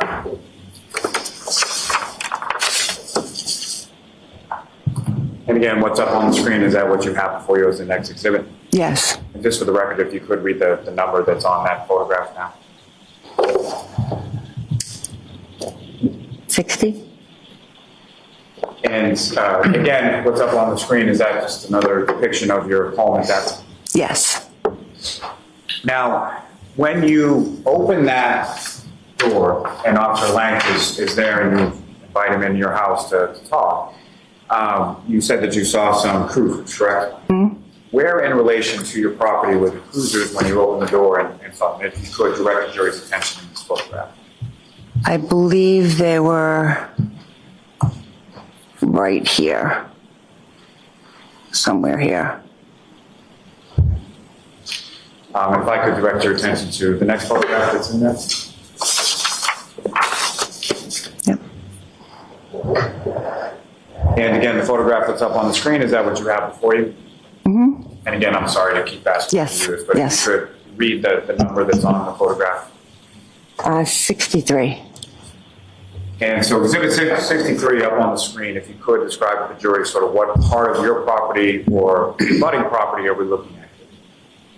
I believe our property ended, somewhere along here. So right about in the general area of the electrical box and fire hydrant you were talking about? Yeah. Yep. And that next door residence there, do you know offhand what the number was for that? I don't. Maybe 36? I'm not sure. Or in the vicinity of your number 34. Yeah. And if I could direct your attention to the next photograph. Mm-hmm. 64. Thank you. Yeah. On face. So with respect to this photograph, as far as the sort of side door, do you see that in this photograph? Yeah, the side door would be right here. And there's sort of another door off to the right of the photograph, is that correct? Yep, that door would go into the garage. And typically, at least around this time of January or late January 2022, as far as the vehicles that you were talking about, would any of those vehicles go in the garage, or what was in the garage? The garage was a little bit cluttered, so if there was a storm coming, we would try to arrange things so we could at least maybe get one or two of the cars in there, but otherwise we didn't put the cars in the garage. Only if it was gonna, be a storm, we would try to get some of them out of the driveway. And with reference to these specific dates of January 28th and the 29th, and this specific storm, do you recall anything as far as putting vehicles in the garage on those dates? I don't. I'm not sure. I'm not sure if we had maybe put mine in there, because I had gotten picked up that night. I'm not sure. And I believe, is there one more photograph that we have to talk about?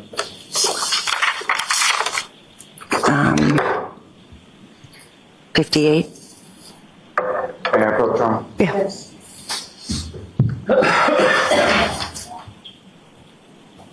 No. Okay.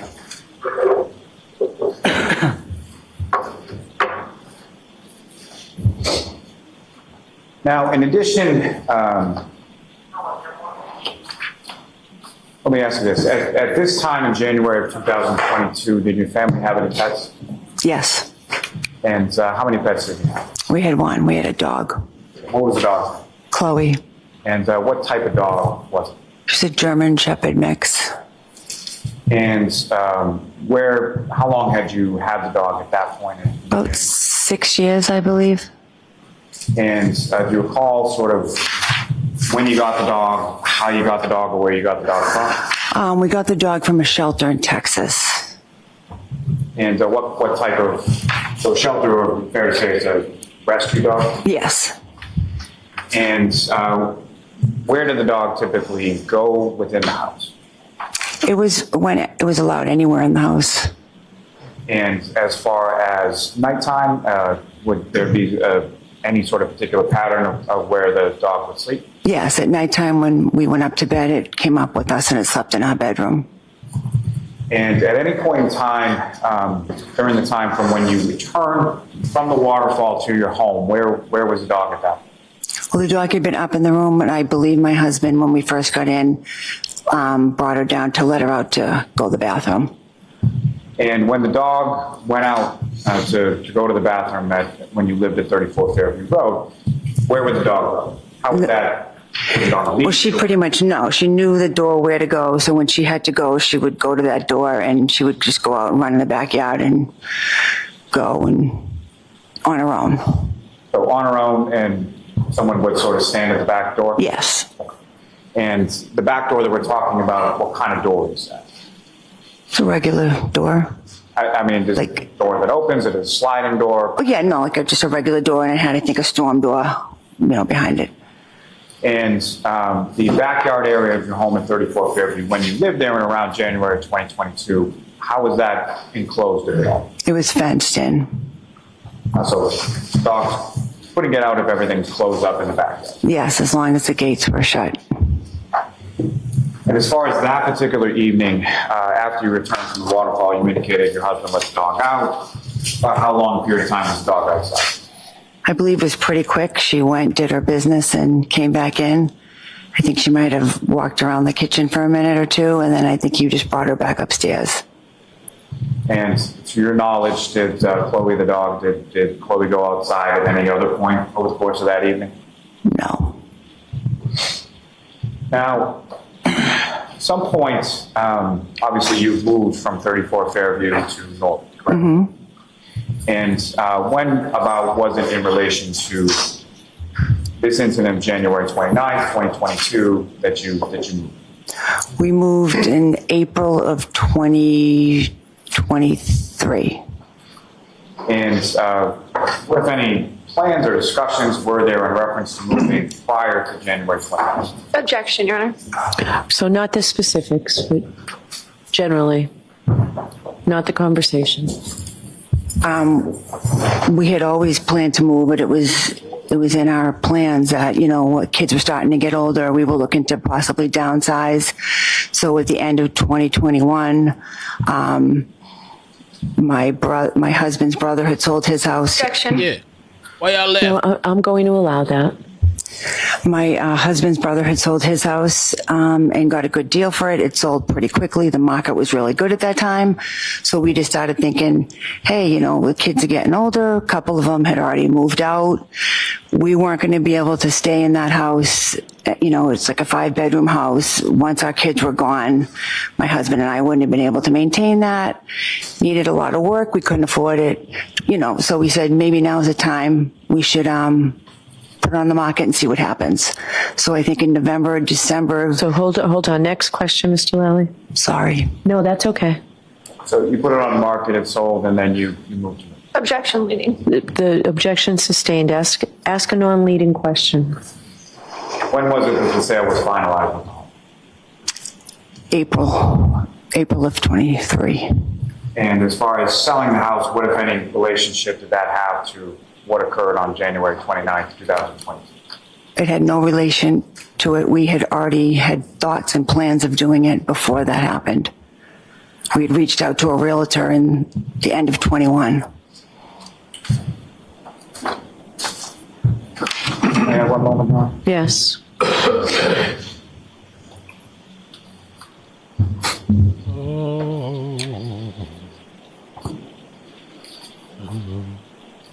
I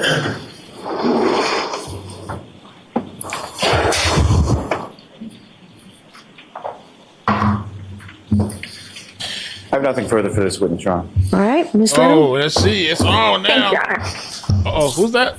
This lady's name is Elizabeth. No, Elizabeth Little. All right, let's see. Defense prosecutor. Good afternoon, Ms. Albert. Hello. You were at the Waterfall Bar and Grill on January 29th for approximately 4.5 hours. Is that correct? I was there from, say, 7:45 till about midnight. About 4 hours? Yeah. And you were there with a group of individuals, including Brian Albert, Jennifer McCabe, Matt McCabe, Julie Albert, Chris Albert, Caitlin Albert, and Tristan Morris, and then were later joined by Brian Higgins, correct? Yes. Okay. You testified that John O'Keefe and Karen Reed joined your group around 11 p.m. Is that right? Approximately. Over the course of those 4 hours that you were there, did you see any sort of tension whatsoever between John O'Keefe and Ms. Reed? Well, no, they were only there for an hour when I was there, but I didn't have really any interaction with them. But no, I didn't see anything. So based on your observations, everyone appeared generally happy and in good spirits, correct? Yes. Yep.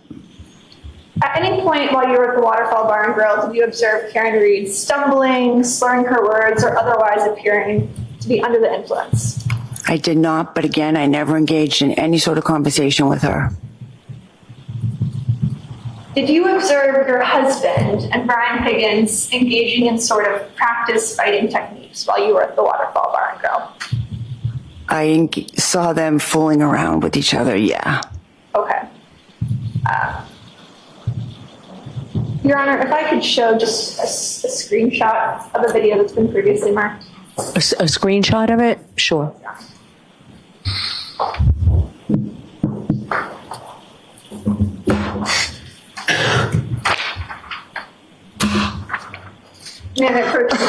Yeah, so can you take this down just until the witness has it, please? I thought you were just showing the screenshot. You want to show it up here? Yes, if that's okay. So what are you doing with Should we it? mark that as an exhibit? Or I don't think there's a need to. I thought you were showing something to the juror that you were just going. Shinobi. I can show you Train. this photograph. Mm-hmm. All right, so we will mark it for identification. Mark it. Ms. Albert, So hold on, we need to, so we'll mark it for identification. So we'll take it from the witness for a minute, please. Sorry. We'll mark it for identification, but this is incorporated in what exhibit number? I believe it's exhibit 53, Your Honor. All right, just so our record's clear. Thank you. One screenshot is W for identification. Thank you. All right, so now you can. Your Honor, if I may, I haven't seen what the witness is looking at. Okay. Thank you. Okay. Thank you very much. Thank you. All right, so you want to display it on the screen now, Ms. Little? Yes, Your Honor. Okay, sure, go right ahead. Ms. Albert, do you see the two individuals sort of in the closest frame to us with their backs turned to us? Two males? Yeah. I know it's kind of hard to see. Yeah. Who is the man that has just been zoomed in with the logo on the back of his sweatshirt? I believe that's Brian Higgins. Okay. And then the person with that sweatshirt is, you said, Brian Higgins? I think. Yeah, it's a little hard to tell. Over the other individual who's sitting right next to him. And I know this is kind of hard to see because the number's blocking it. Yeah. But does that appear to be your husband to the left, kind of in a fighting stance? Yeah, I think so. Okay. Ms. Albert, when your husband drinks, does he often So I'm sorry, are we taking this down or keeping it up? Yes, Your Honor, you can take it down. Okay, thank you. Ms. Albert, when your husband drinks, does he often get into sort of these practice sparring, practice fighting stances? Is that common for him? Objection. No, I'm going to allow it. Oh. No, I don't think so. No kung fu? So this type of behavior was unusual for him. No, I think they were just fooling around. I don't think there was anything much to it. My question was, is it unusual for you to see him sort of practice fighting? I wouldn't call that practice fighting. I think they were just fooling around. And yeah, maybe I've seen him do that other times, but it was fooling around. They weren't practicing. Let me put this a different way. You do know that your husband is a highly trained fighter, correct? Objection. I'll allow that. Oh. Absolutely not. Your husband has no fighting experience whatsoever? A highly trained fighter? Yeah. No, he's not. He has boxing experience, correct? Objection. So I'm going to see you at sidebar on this, please. Oh, come on, man. Let it go. Let's see what kind of experience he got. I want to know. She threw out boxing. What else was she going to throw? Uh-oh. They're trying to get to John. Might have got beat up. It seems like some people seem to think that the theory was something happened with John and Colin, and then the others just came in and whatever. Even the dog jumped in, apparently. Some people think that's why they got rid of the dog. Well, some people think it was just the dog. That this whole cover-up is for the dog.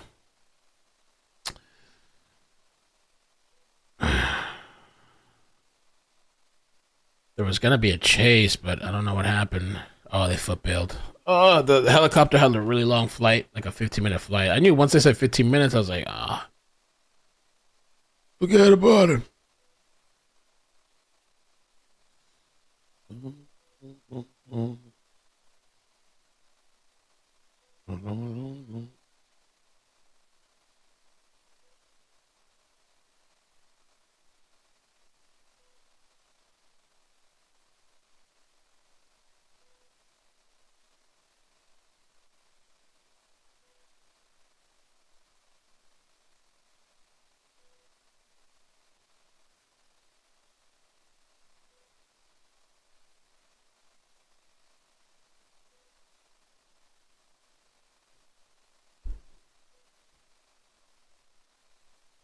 All right, let's see what Elizabeth got. It's kind of coming in a little bit hot, a little bit. Oh, we're John hooked up.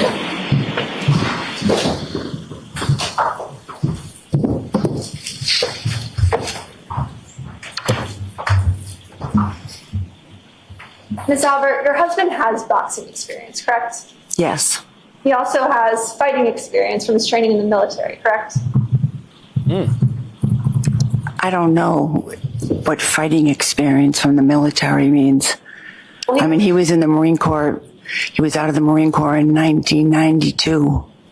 But he had training through the Marine Corps and through the Boston Police Department with fighting and defensive tactics, correct? I assume so.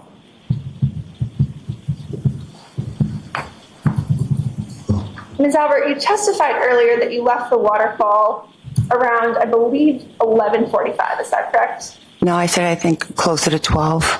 Okay. Could I show you what's been previously marked as Exhibit 53? Your Honor, could I have permission to publish Exhibit 53? Okay. And Mr. Bates, if I could have you start the video at 5:14.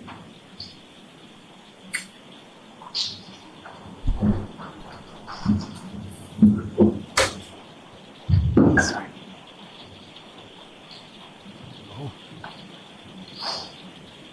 If you could pause.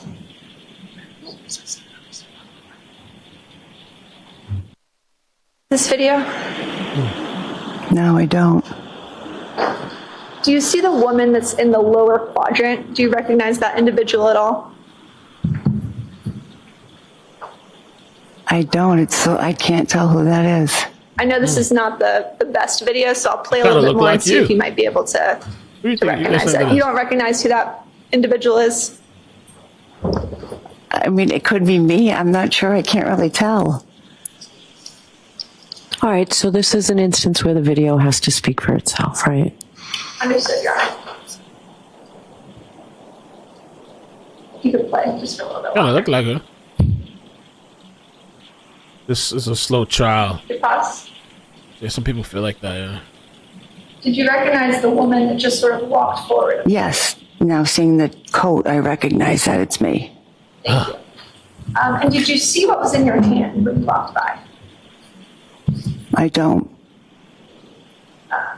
You could play just a little bit more. You got a cup? Ms. Albert, you see you appear to be holding something? Yes. What is that? Looks like a can. And what time is that video taken? 11:58. So that would have been approximately the time that you were leaving the Waterfall Bar and Grill. Yep.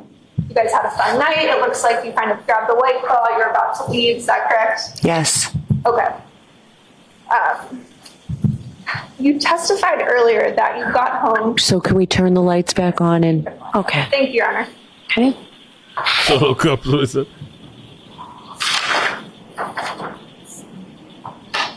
Let me switch gears a little bit. You testified earlier that there are 4 cars that are usually parked in the driveway at 34 Fairview, correct?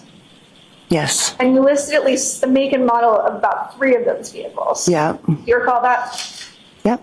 You said there's a Cadillac that usually is parked in your driveway, there's a Ford Explorer, and there's a Ford Escape, correct? Yep. But you also said there's a 4th car.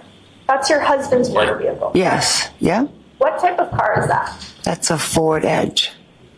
A black Ford Edge? Yes. Yep. Is there a reason that you didn't want to state or commit to that in front of this jury when you originally testified? No, there's no reason. I was just trying to think of all the different cars. We have 5 kids. We've had a lot of different vehicles. I was just saying it as I remembered it. News coverage in this case has revealed the importance of a Ford Edge. Objection, Your Honor. Sustained. In your mind, a Ford Edge has significance to this case, doesn't it? Objection, Your Honor. No, can you answer that? Does a Ford Edge have significance in this case to you? I've heard it talked about. Yeah. And what you've heard talked about is that an eyewitness saw. Objection, Your Honor. I'm going to stop you on that. The objection sustained. Ms. Albert, you know there's significance to the Ford Edge, and that's the one Objection, Your Honor. that you did not mention in your initial testimony, correct? So I'm going to allow that question. Can you answer that? I just was trying to think of all the different makes and models. I did not purposely say that. Okay.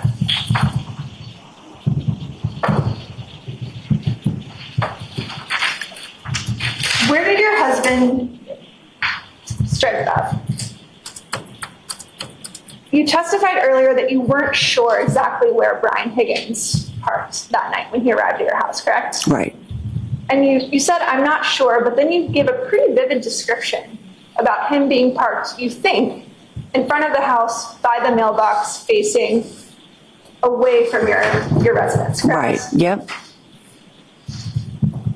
Is that statement something that's from your personal recollection or for something that you've discussed with other witnesses in this case? No, it's from my personal recollection of what I'm pretty sure I remembered. He pulled in first, he backed out so we could pull in, and then I'm pretty sure he pulled out and parked along the curb where the mailbox was.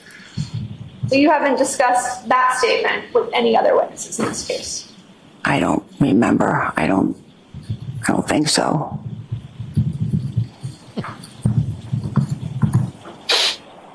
Loud him up. Loud him up. You testified earlier that when you arrived at 34 Fairview, your son, Brian Albert Jr. was there, Julie Nagel was there, Sarah Levinson was there, and that your nephew, Colin Albert, was also present, correct? Yes. Okay. Can you describe sort of your interaction with Colin Albert when you walked in the door? It was literally, I was coming in, I think we almost bumped into each other. I said, I didn't realize he was there. I said, hey, what are you doing here? He said, oh, I just come by to see Brian, but my ride's on its way. I'm about to leave. And I said, oh, okay. And I said, all right, I see ya. And he just kind of continued on. I think he must have went out the door. So when you first testified, I believe you stated that you saw Colin seated at the table with Brian Jr., correct? When I testified, when? Earlier today. I don't believe I said that. Shortly after he got up. No, I don't believe I said that. You never said that he was initially seated with Brian Jr.? No, I'm pretty sure I said when I walked in, I immediately saw him. So when you walked in the door, you're saying he was already leaving to go get his ride, correct? He was standing and looked to me like he was getting ready for someone who was coming to pick him up. Got it. And when you pulled up with Brian Higgins and Brian Albert, that all happened around the same time, correct? Yes. And you have never mentioned seeing any other vehicle waiting outside the house for Colin when you arrived, correct? No.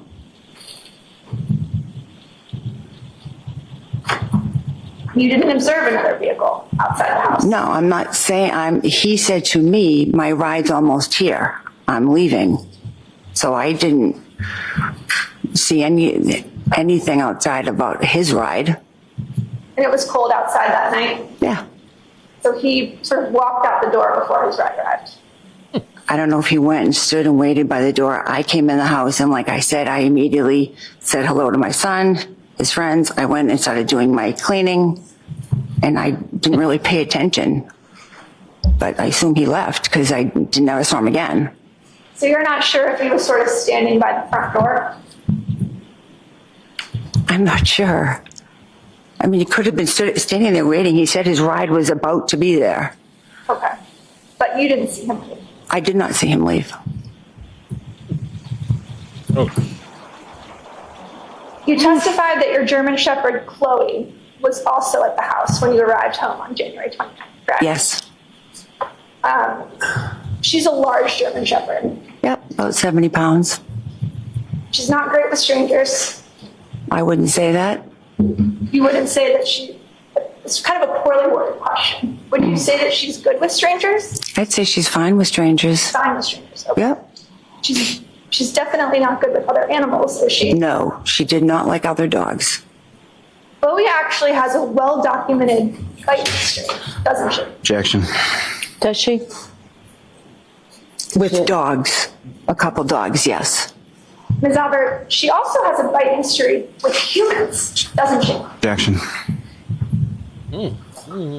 Ask that differently. Ms. Albert, Chloe has Biden's injured dog. other humans, hasn't she? Objection. I'm going to allow that. In one incident in May of 22, when she got out and was fighting with another dog, the woman whose dog it was tried to break up the two dogs, and while she was trying to break up the two dogs, she got injured. There are actually 2 individuals who were injured in that incident, correct? Well, there was 2 women, but I believe just one woman, from what I understand, had an injury from Chloe. The other one may have fallen or something, but I'm not sure 100%. There were 2 women who were actually taken to the hospital after that incident, correct? Wow. Yes, a neighbor had called the police or called an ambulance just to make sure they were okay. And you mentioned that Chloe had actually escaped from the backyard in that incident. Yes. And that happens from time to time at your house, correct? It had happened a few times, yes. And Mr. Albert let Chloe out when he arrived that night, correct? Yep.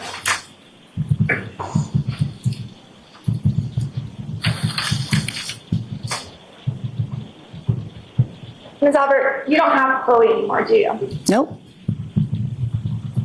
In May of 2022, 4 months after Mr. O'Keefe's death, you got rid of your family dog of 6 years. Objection.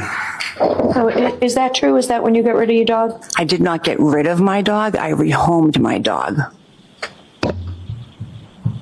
Your dog is no longer in the Canton area, correct? No, but I know where she is. She's in Vermont. And that previous testimony, that information has all been given.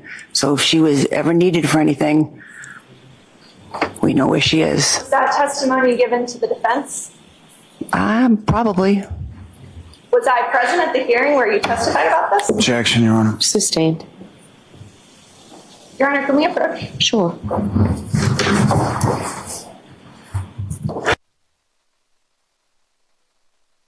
Damn it, I missed it. Heck, worst time to call me. There was a question her about the dog, man. What happened? What just happened? What did I miss? And I saw she like nodded her head. She was upset. Chloe gay, man. What's up with Chloe? I don't know. Some people speculate because of his injury. Some people think that the dog attacked him at some point. Now, some people think it started out with Colin, and then the dog jumped in, and maybe other people jumped in.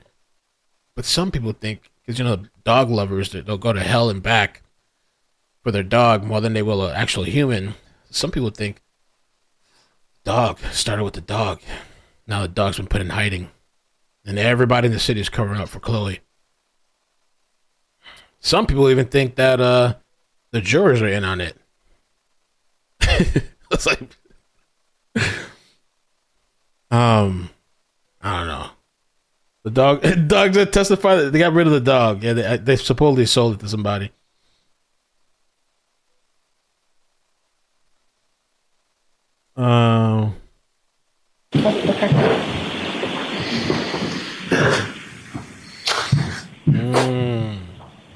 Dog intervened during the fight. Mustard, I wasn't sure if you were there or not. You know I love you. I did a quick scroll. I was like, I don't see her, but I know I saw her earlier. Witness protection.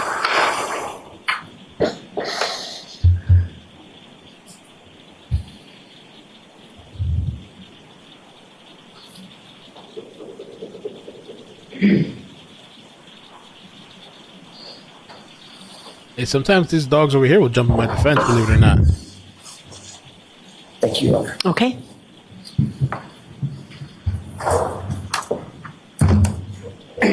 Ms. Albert, you're aware that we actually sought records regarding Chloe and her bite history, correct? Objection, Your Honor.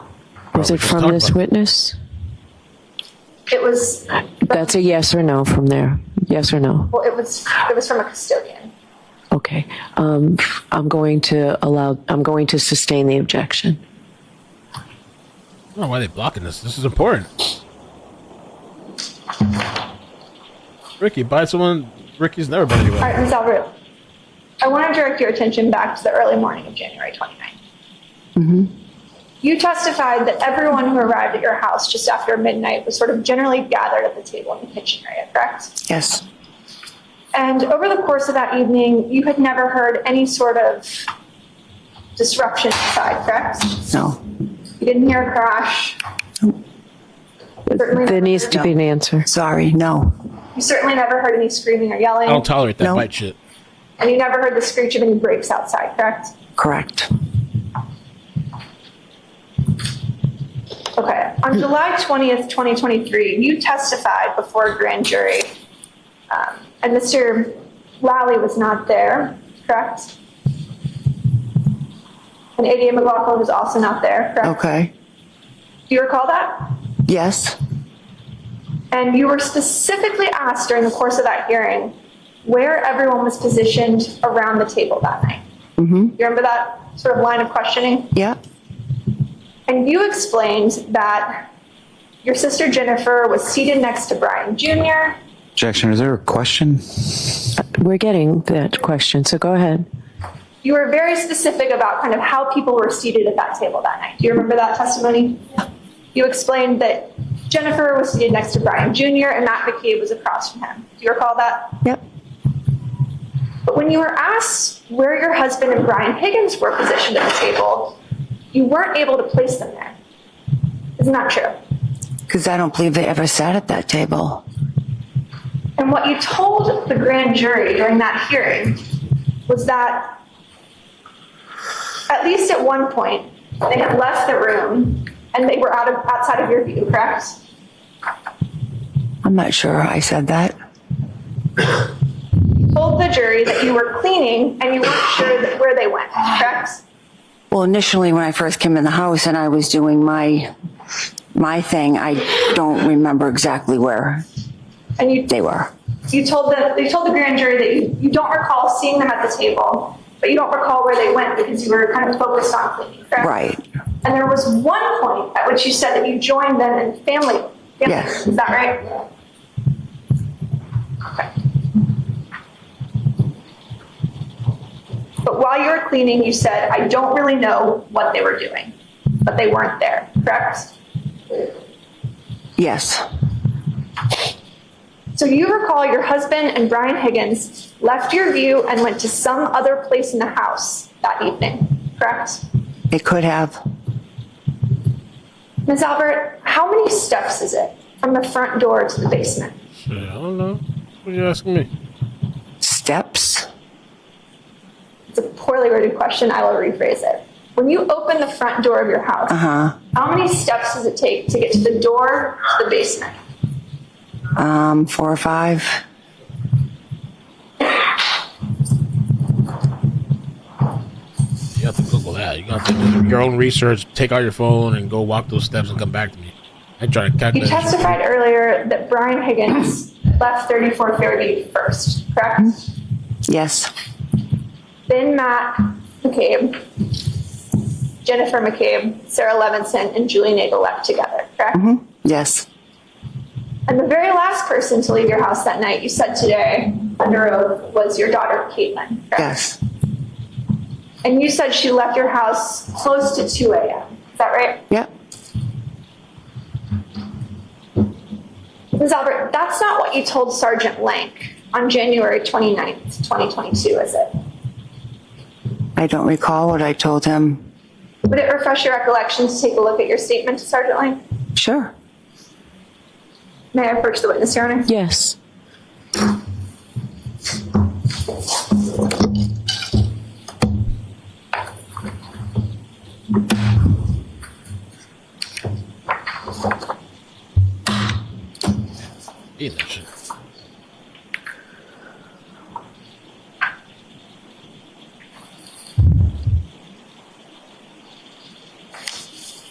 think she's a little annoyed, maybe, Nicole.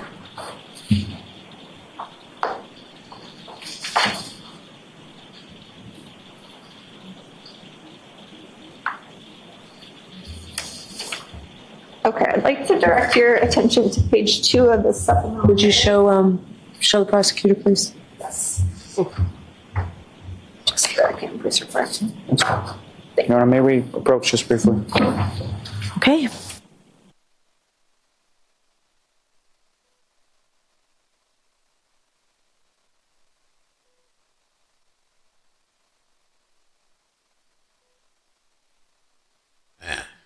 Karen Reed at the center of it all. Will she be found guilty or not guilty? At the epicenter.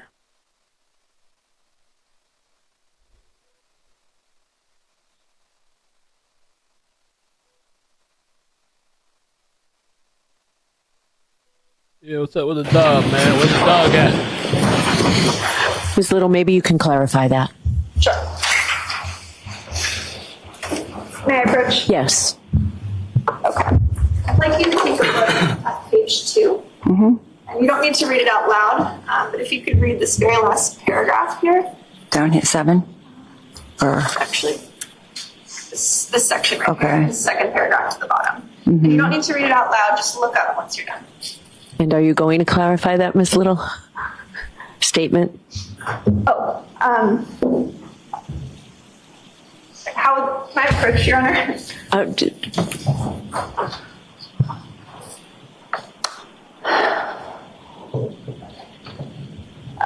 Ms. Albert, this is just a police report containing an interview that was conducted, correct? Yes.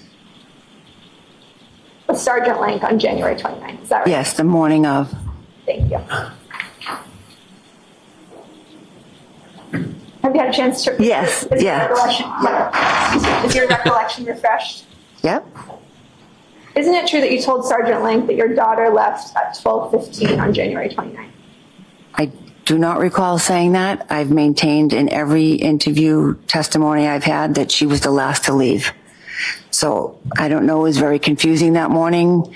Officer Lank was trying to ask everybody, where had you been? Where had you been? When did you get here? When did you leave?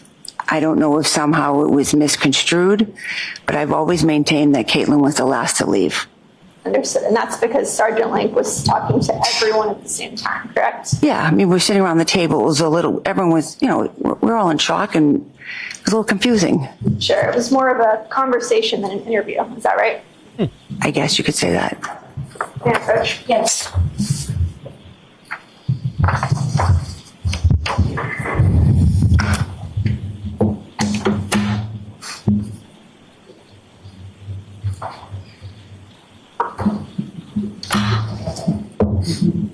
Ms. Albert, do you deny saying that to Sergeant Lank? I don't believe I said that. I think maybe someone was saying, oh, Jen and Matt got there at 12:15. He misunderstood. It got misconstrued later in his notes. But I've always said, in any other time I was questioned, that my daughter was the last one to leave. So I don't. So you weren't trying to protect your daughter? No. You were forthcoming about always providing the troopers with information about the individuals who were present that night? Yes. Okay. Ms. Albert, you and your family discussed this case at length before your interviews with law enforcement, correct? Objection. I'll allow it. Did you? Of course we discussed the case, but just everything that was going on, we were trying to figure out what happened.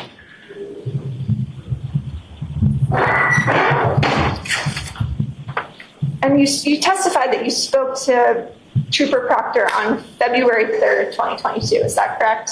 Yes. That would be 6 days after this occurred. Is that right? Yep. And that's the very first time that you were ever interviewed by Massachusetts State Police. Yes. Yep. Aside from that sort of conversation you described with Sergeant Lank. Yeah. Yep. When you spoke to Trooper Proctor on February 3rd, 2022, you left a lot of names out of individuals who were present at your house on the morning of January 29th, 2022. Isn't that correct?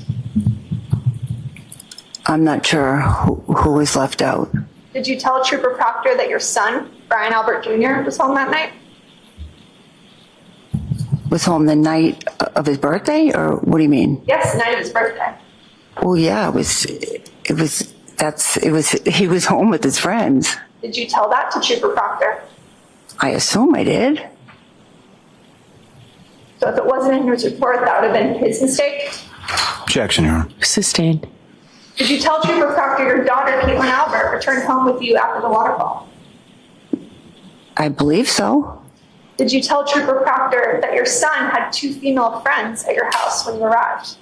I believe so. And notably, did you tell Trooper Proctor that Colin Albert was present at your house? You know, I probably didn't, because anytime I was questioned about who was there, to me it was who was there afterwards, hanging out from like the 12:15 point on. I didn't consider Colin as being there because I literally crossed paths with him. He left, and I didn't consider him being a part of the group that was there. Were you asked who was at the house that night? I assume he asked that, but I also didn't mention the people that my son had previous, because I didn't consider them as part of the people that I was with when I got home. You never mentioned Colin Albert to Trooper Proctor, correct? Correct. And you never mentioned Colin Albert to Sergeant Lang? Correct.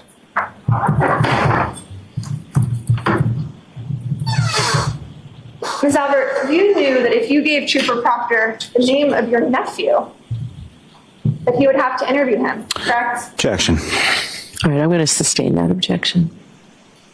Oh, look at her. You didn't want your kids or your nephew to have to tell the police what they saw, what they heard, and what they did that night.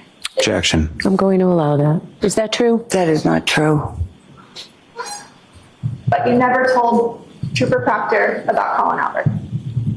I didn't mention Colin because I didn't consider him as part of the group that we were hanging out with after the waterfall, because he left as soon as I walked in. Like I didn't even think of him. Didn't even think of him. No. Didn't think it might be important for the state trooper who was investigating this case to know the individuals who were leaving at the precise time that Mr. O'Keefe and Ms. Reed arrived at the house. Objection. Sustained.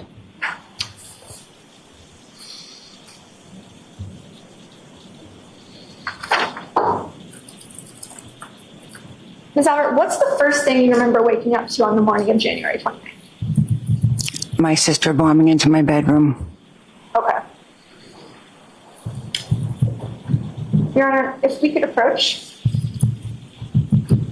Okay, approach sidebar, or you? Okay. Yes. Oh, Colin.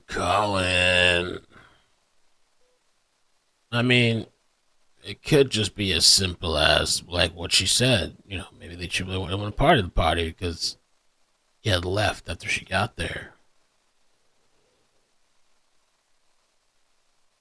Or you could look at it the other way. She's hiding something.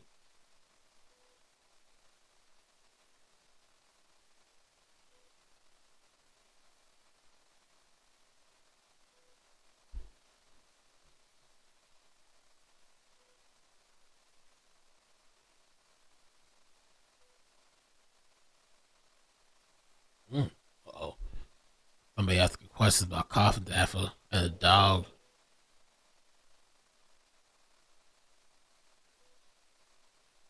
I mean, I don't know. Is this dog bites or not? That's what they're arguing. Dog bites.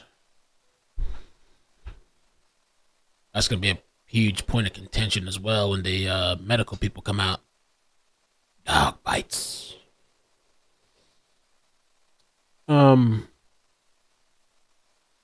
Chris, thank you for the $5. Oh, I'll get in a second. I'm sorry. I guess we're going to take a break. So, Ms. Little, we're going.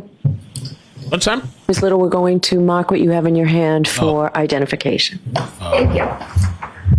Mark. Thank you.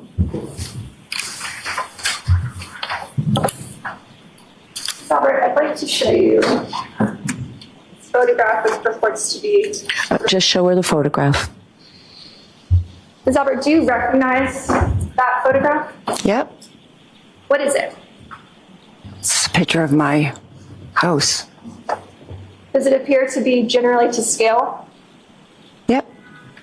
Do you recognize sort of the flagpole in the yard, Yes. the house, Yep. the driveway? Mm-hmm. And that looks Yes. accurate. And that looks accurate in terms of scale, correct? Yes. Permission to publish? Sure.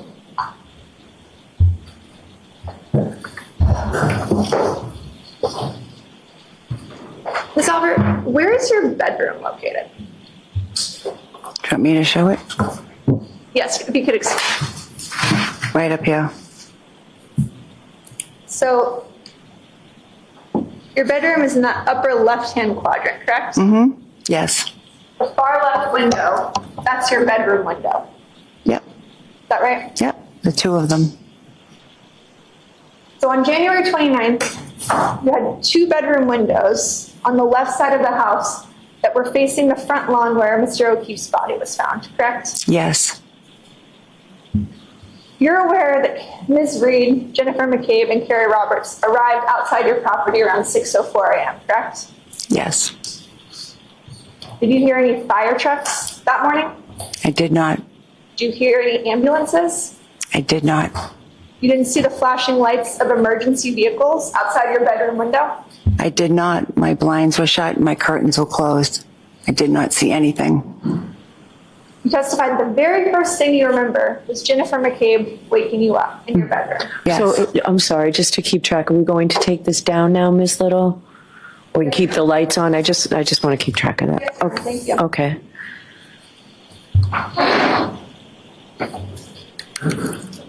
What time was that? I thought it was somewhere between 6 and 6:30. Can I have a moment? Sure.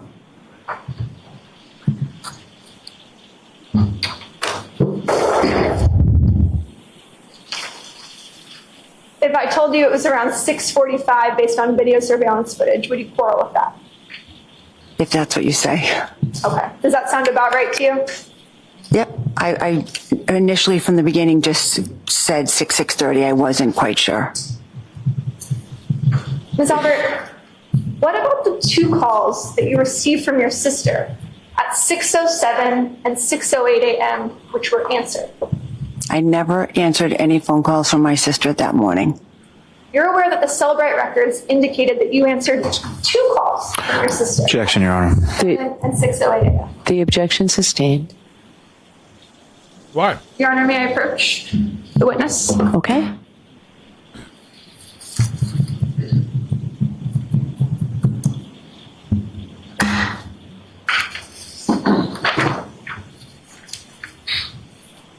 You could take a look at this report.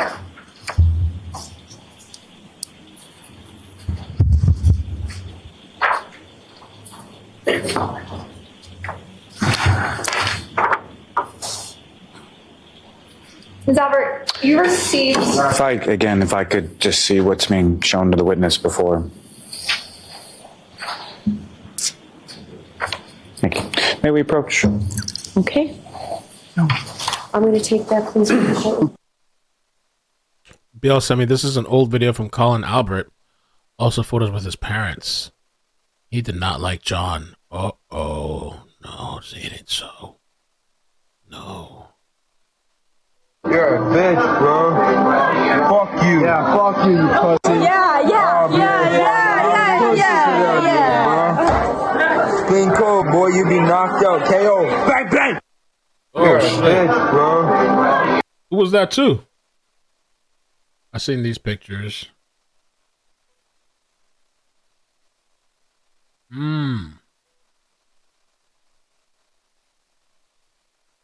Uh-oh. Is there a dark side? Is there a dark side?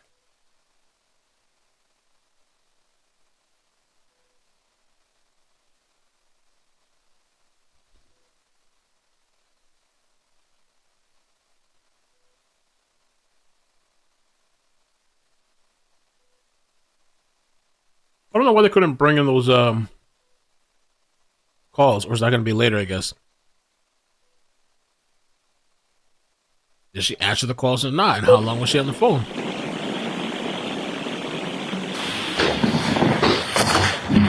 All right, so let's mark one for identification, please, Ms. Little. Thank you.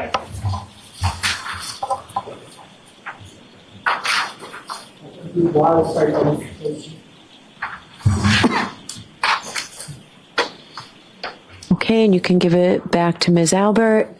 Thank you. And you can go back and ask a question, and let's see where we go with this, okay? Ms. Albert, do you recognize this document? Recognize it? Do you know what it is? Well, yeah, I see what it is. Does it refresh your recollection as to the 2 calls you received on the morning of January 29th? It says here 2 calls were placed. Okay, don't read it, but you were asked a specific question. So if you could answer the question, please. Does that refresh your recollection to the 2 calls you received from your sister on the morning of January 29th? She may have placed those phone calls to me, but I never answered them. You received a call from Jennifer McCabe on January 29th at 6:07:42 a.m. that lasted for 9 seconds, correct? She may have placed a phone call to me. I never answered it. I never spoke to her that morning. You also received a second call from your sister at 6:08:17 a.m. that lasted for 7 seconds, correct? Objection.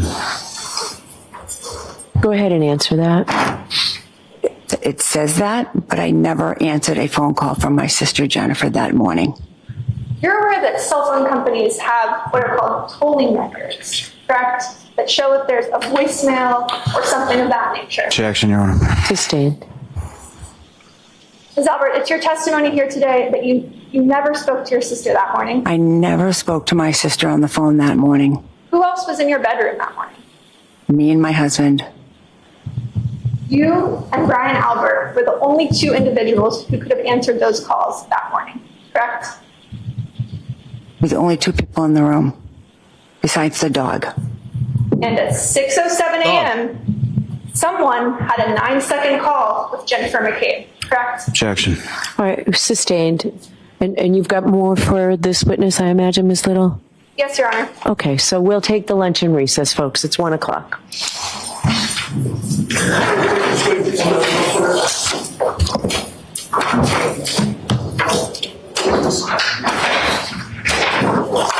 Sorry. Goodbye. Okay. That's what I was wondering about the phone. Those 9 and 7 seconds. Zero Cool says only happens if someone picks up the phone. That's what I was wondering. Does it count if the phone's just ringing? Or it starts from when they answer? I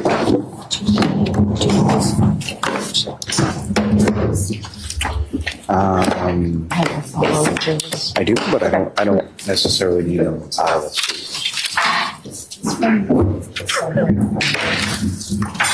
probably in there. I think that's not an evidence. The phone expert's gonna have to answer. Madam Court Reporter, do you need me for anything? Okay.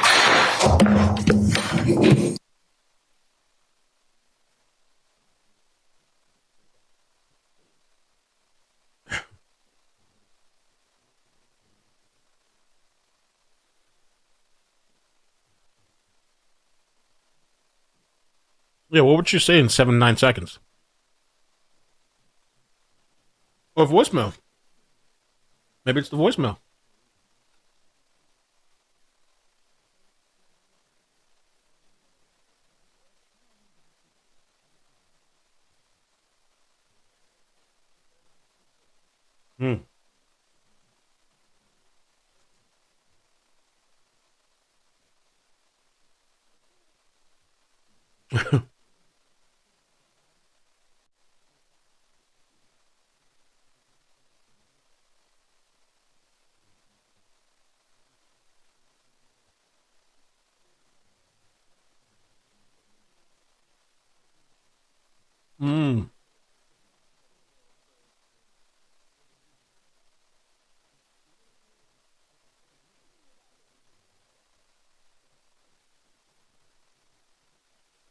You guys are creative. You've done this before or something.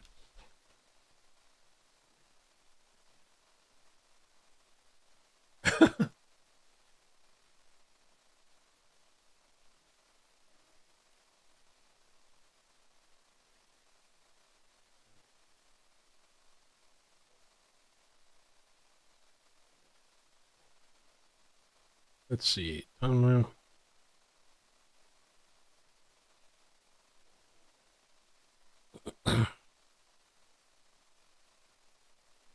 let me see. Reset. All right, I'm outside with the body. I'm coming outside. Make sure to answer the backup phone and stop. Okay, and I'll see you later today. Bye. Bye. All right, bye. 6 seconds. You can't get it if you're quick with this shit. You can get a couple good words in. I even stuttered a couple times. If I was fluid more, I would have gotten more. Under 7 seconds.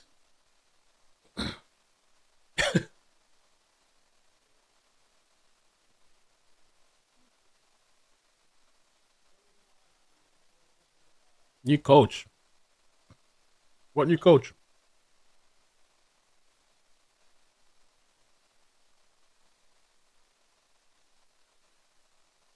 But it really could be the voicemail too.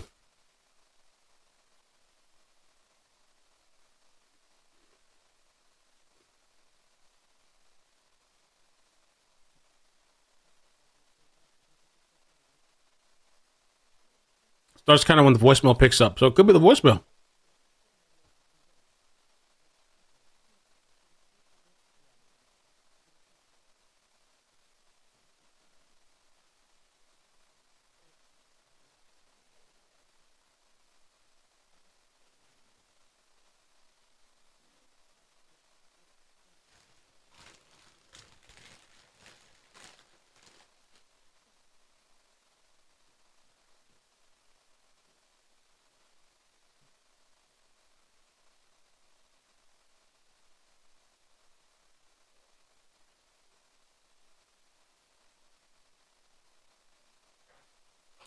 All right, well, I have to go do something with the apartment.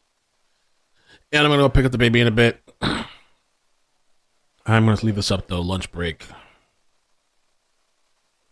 Lunch break. Return, I guess, 2 p.m.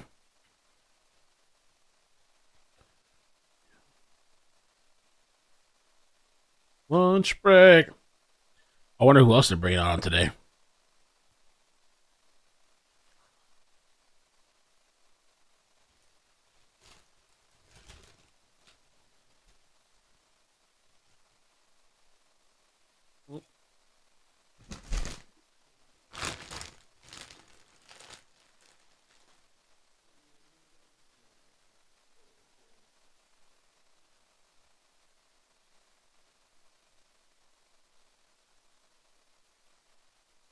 All right, I'll be back. I'm going to do I got a few things I got to do.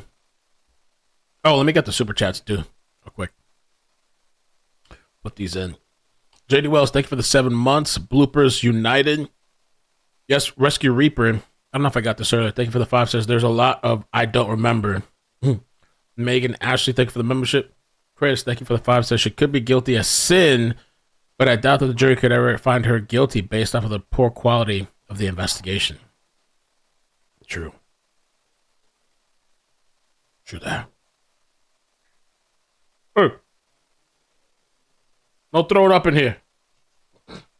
No pooping, no peeing, nothing. Or we're gonna do you like Chloe. I'm just kidding.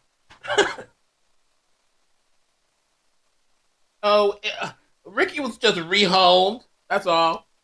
Oh, you know, it's a nice word. Euthanasia. Euthanasia.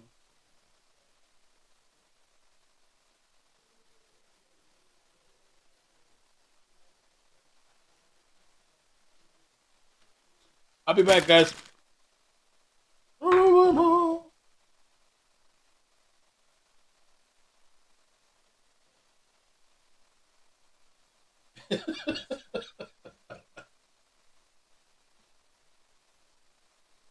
New couch?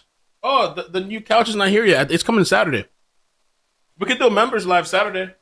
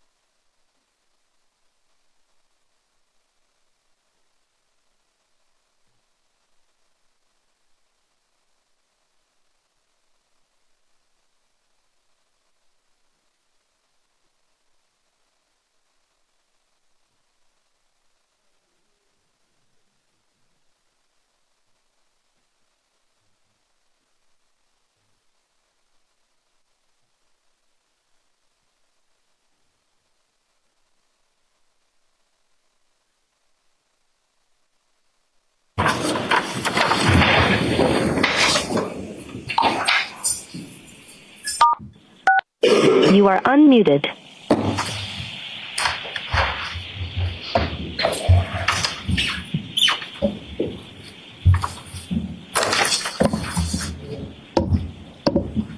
Thank you. Please be seated. Close back in session.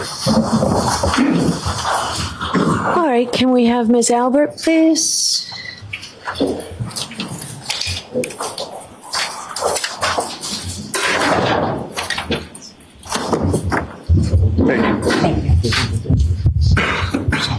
you.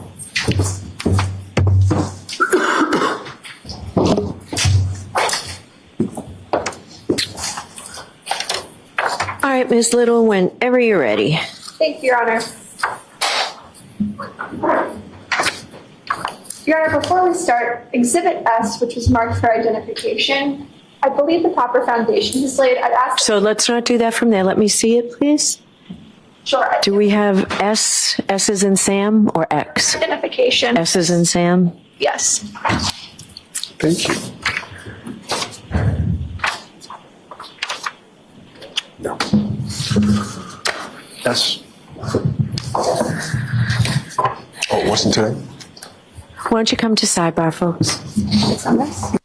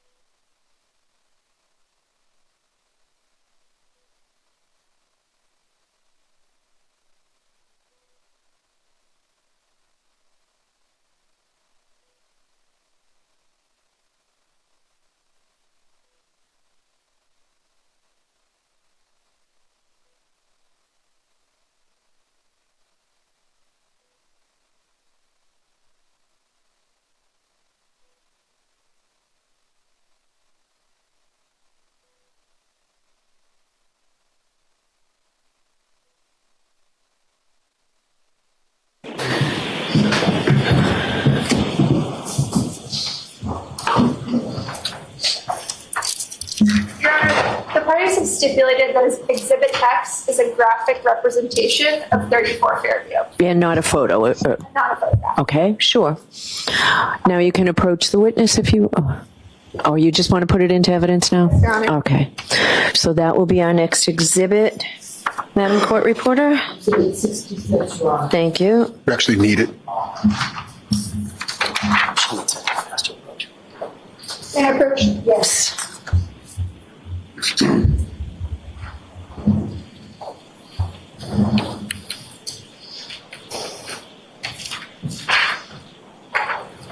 Ms. Albert, you testified that Jennifer McCabe woke you up around 6:45 a.m., correct? I believe I said between 6 and 6:30, but could have been That 6. was what woke you up, correct? Yes. She obviously had access to the house. Yes. The door wasn't locked. Nope. That's sort of a typical practice for you. Yeah, it was just sometimes with the kids, the last one in supposed to lock it, they didn't, it just wasn't always locked. And inside your house, you've had plenty of blankets and other items that could have been comfort to a man laying in the snow, correct? Yes. Your Honor. So as to that form, I'm going to sustain the objection. You can ask the question a different way, Ms. Little. Ms. Albert, you had blankets inside of your house that could have helped someone who was freezing outside. Objection. So I'm going to sustain the objection. You can ask a shorter form of that question.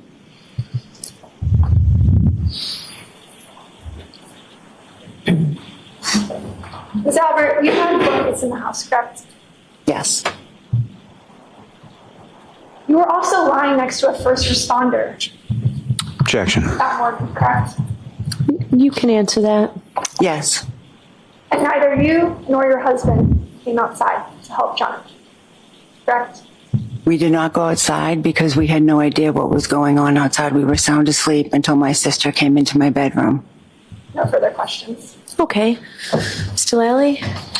Thank you, Your Honor.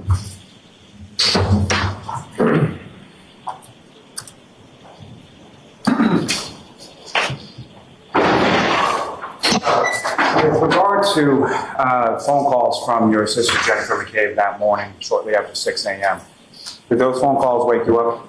No. Did you answer those phone calls? No. Did you speak to Jennifer McCabe on the phone prior to her, or at any point on that morning prior to her coming into your room? I did not. And you were shown something that's a Cellbrite extraction report, correct? Yes. And not just that specific one, but have you ever seen any Cellbrite extraction report before in your life? No. So fair to say you don't know how to interpret the data that's on there? No. Fair to say that you don't know whether or not an answered call or something that's listed as answered was something that was actually answered or went voiced? Correct. Now, with regard to your dog, Chloe, following that incident in May of 2022, what, if anything, did you and your husband do with regard to the person that had been bitten? Well, we had gone over to their house to apologize for what had happened and, offered to pay any bills, that they may have had for any injury to the dog or anything. And then after that, we just decided that we thought the best thing to do would be to try to rehome it because I just didn't want something like that to happen again. And can you explain to the jury sort of what are the steps that you took in the process of rehoming your dog? Well, initially I had called a bunch of shelters and they were pretty much telling me that it would be hard to rehome her. She was dog aggressive and they would probably have to put her down. I didn't want to do that. The family, we love the dog, and so I did not want to do that. So I reached out to the woman in Texas who we got the dog from to see if she could help. And she said, she couldn't take it back, but she would try to help me out. So she ended up finding a woman who lived in Vermont. I think she lived alone. She had big property. It seemed like a good fit. She wanted to take Chloe, and we made arrangements. And I went and met this woman halfway, and I gave her Chloe. And what, if any, conversations or contact have you had with that woman in Vermont since rehoming your dog? For a few months after I... Objection, Your Honor. So not the substance of it, but...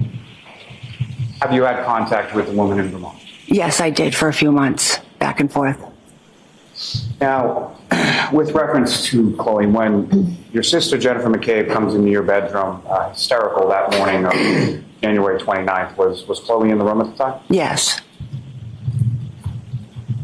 You were asked some questions about the evening or the early morning when people had come from the waterfall back to your home, correct? Mm-hmm. And at some point, you were cleaning and Mr. Higgins and your husband were out of your line of sight, is that correct? Yes. How long a period of time are we talking?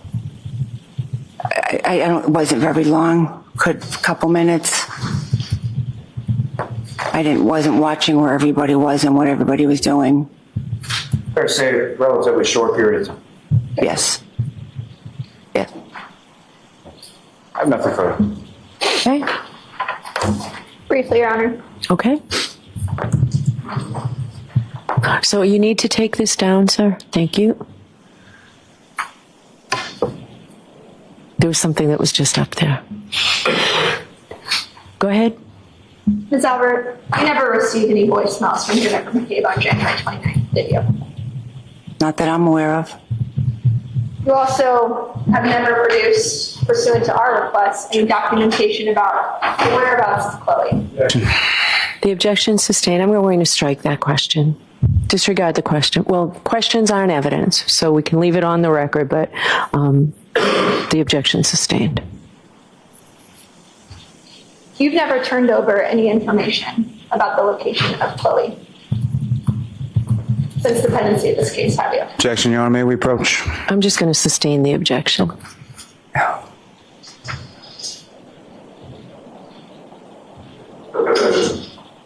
you ever provided information about the whereabouts of Chloe to the Commonwealth State? Yes, I believe I have. You have. I believe so. When did you do that? Your Honor, may we approach? Yes.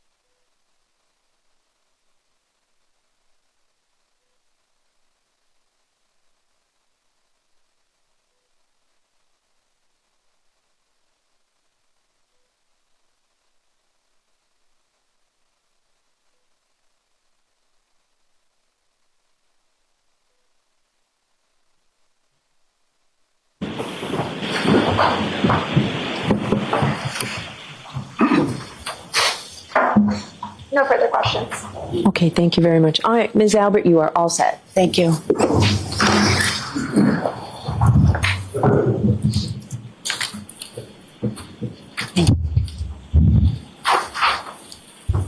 Your next witness, Mr. Levin.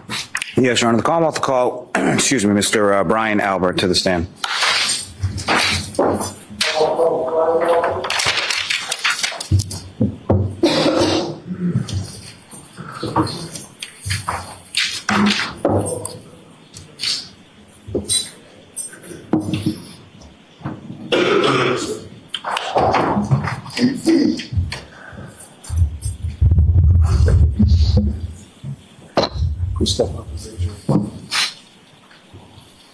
Do you solemnly swear the evidence you give the court and jury in the case now hearing to be the truth, the whole truth, and nothing but the truth, so help you God? I do. Thank you.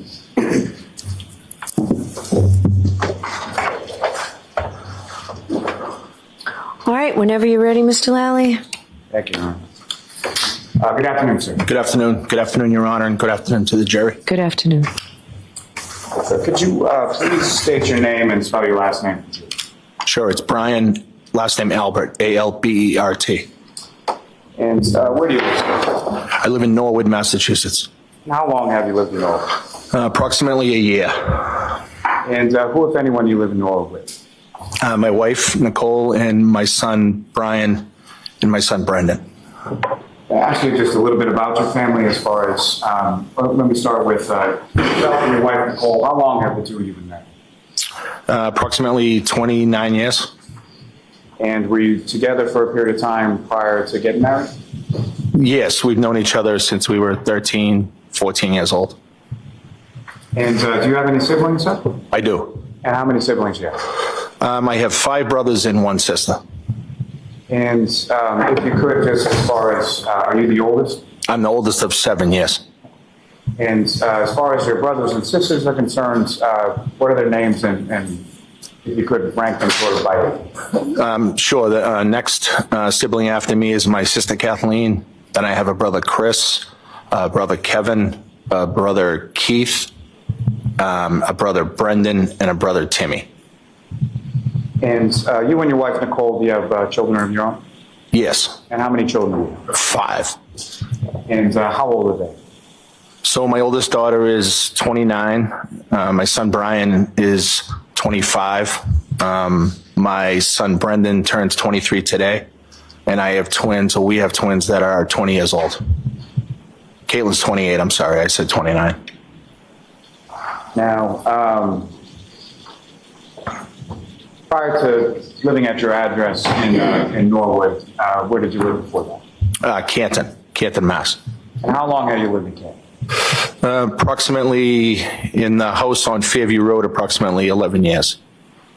And in total, about how long have you been a resident in Canton before moving to Norwood?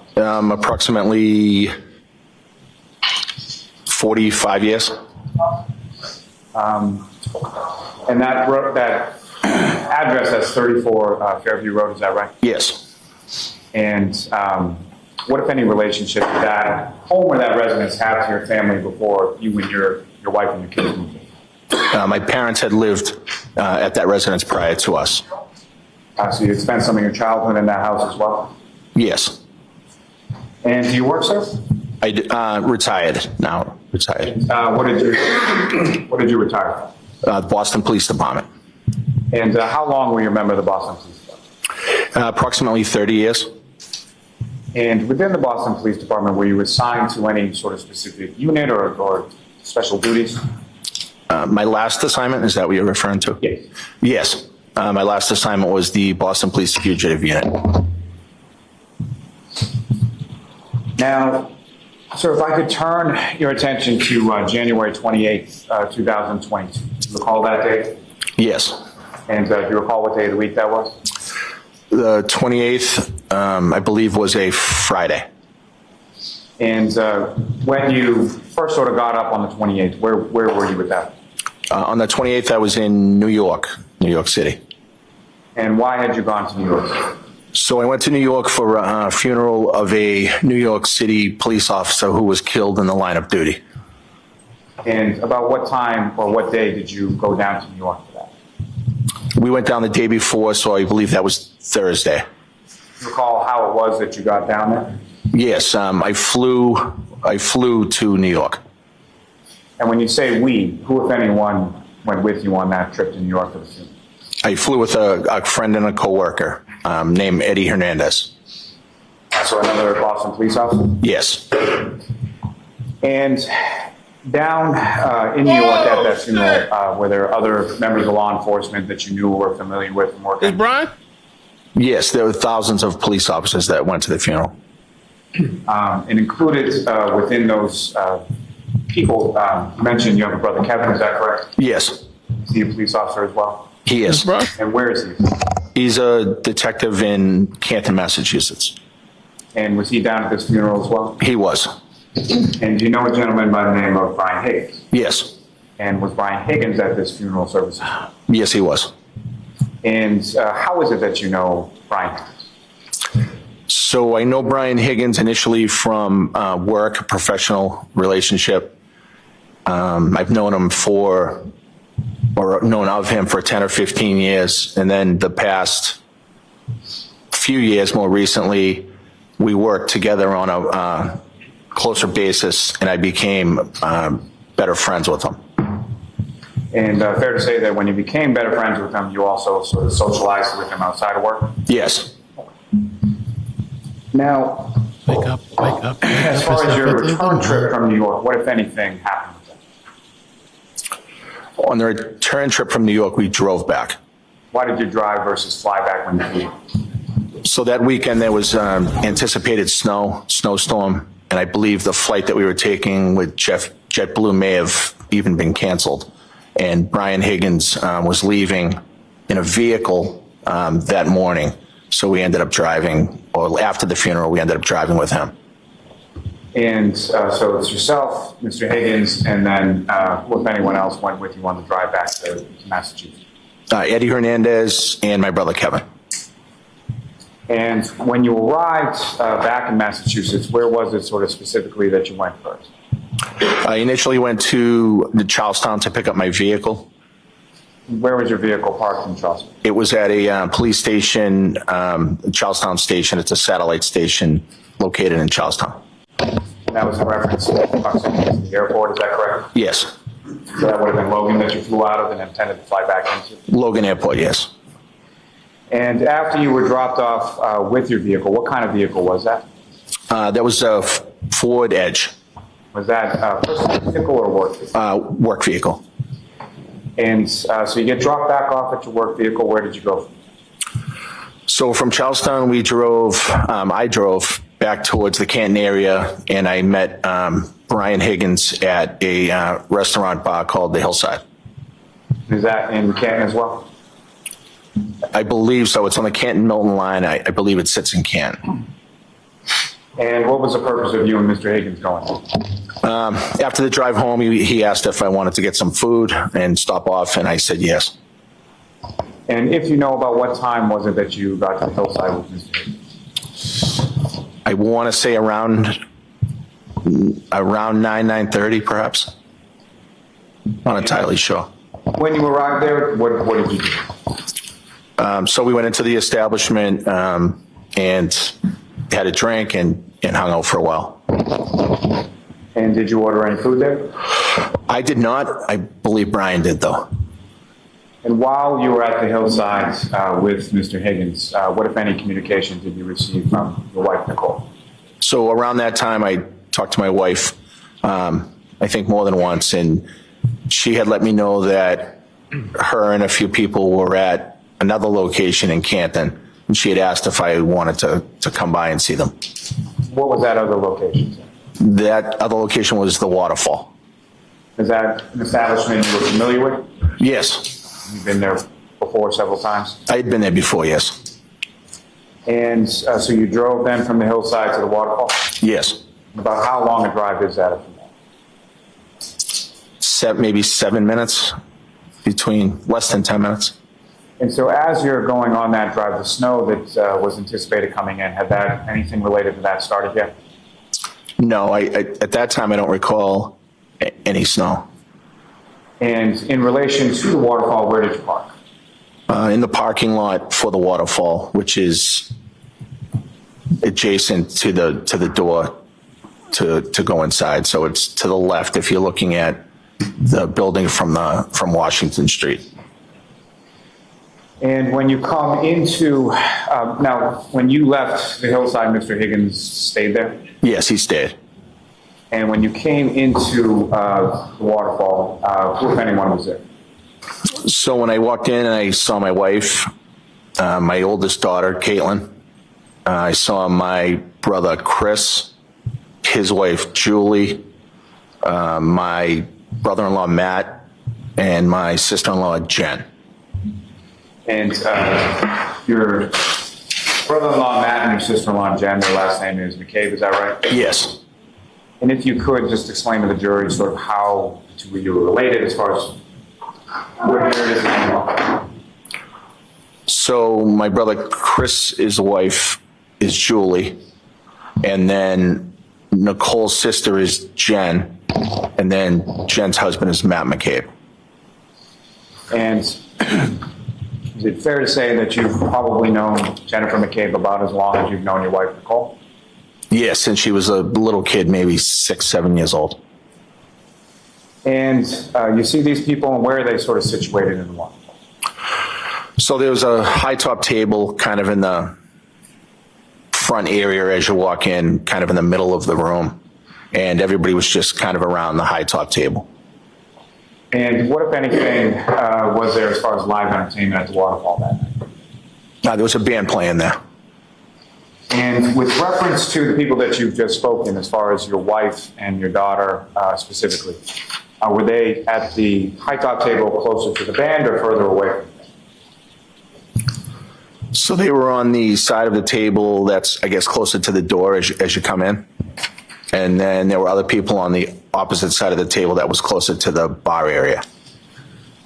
And after you came into the waterfall, went up to the group of your family, what did you order anything? What did you do there? Yeah, I kind of just said hi to everybody. I don't recall exactly, but I'm sure I ordered a drink. And then just kind of hung out with family and friends. And following your arrival, who, if anyone else, showed up and eventually sort of joined your group?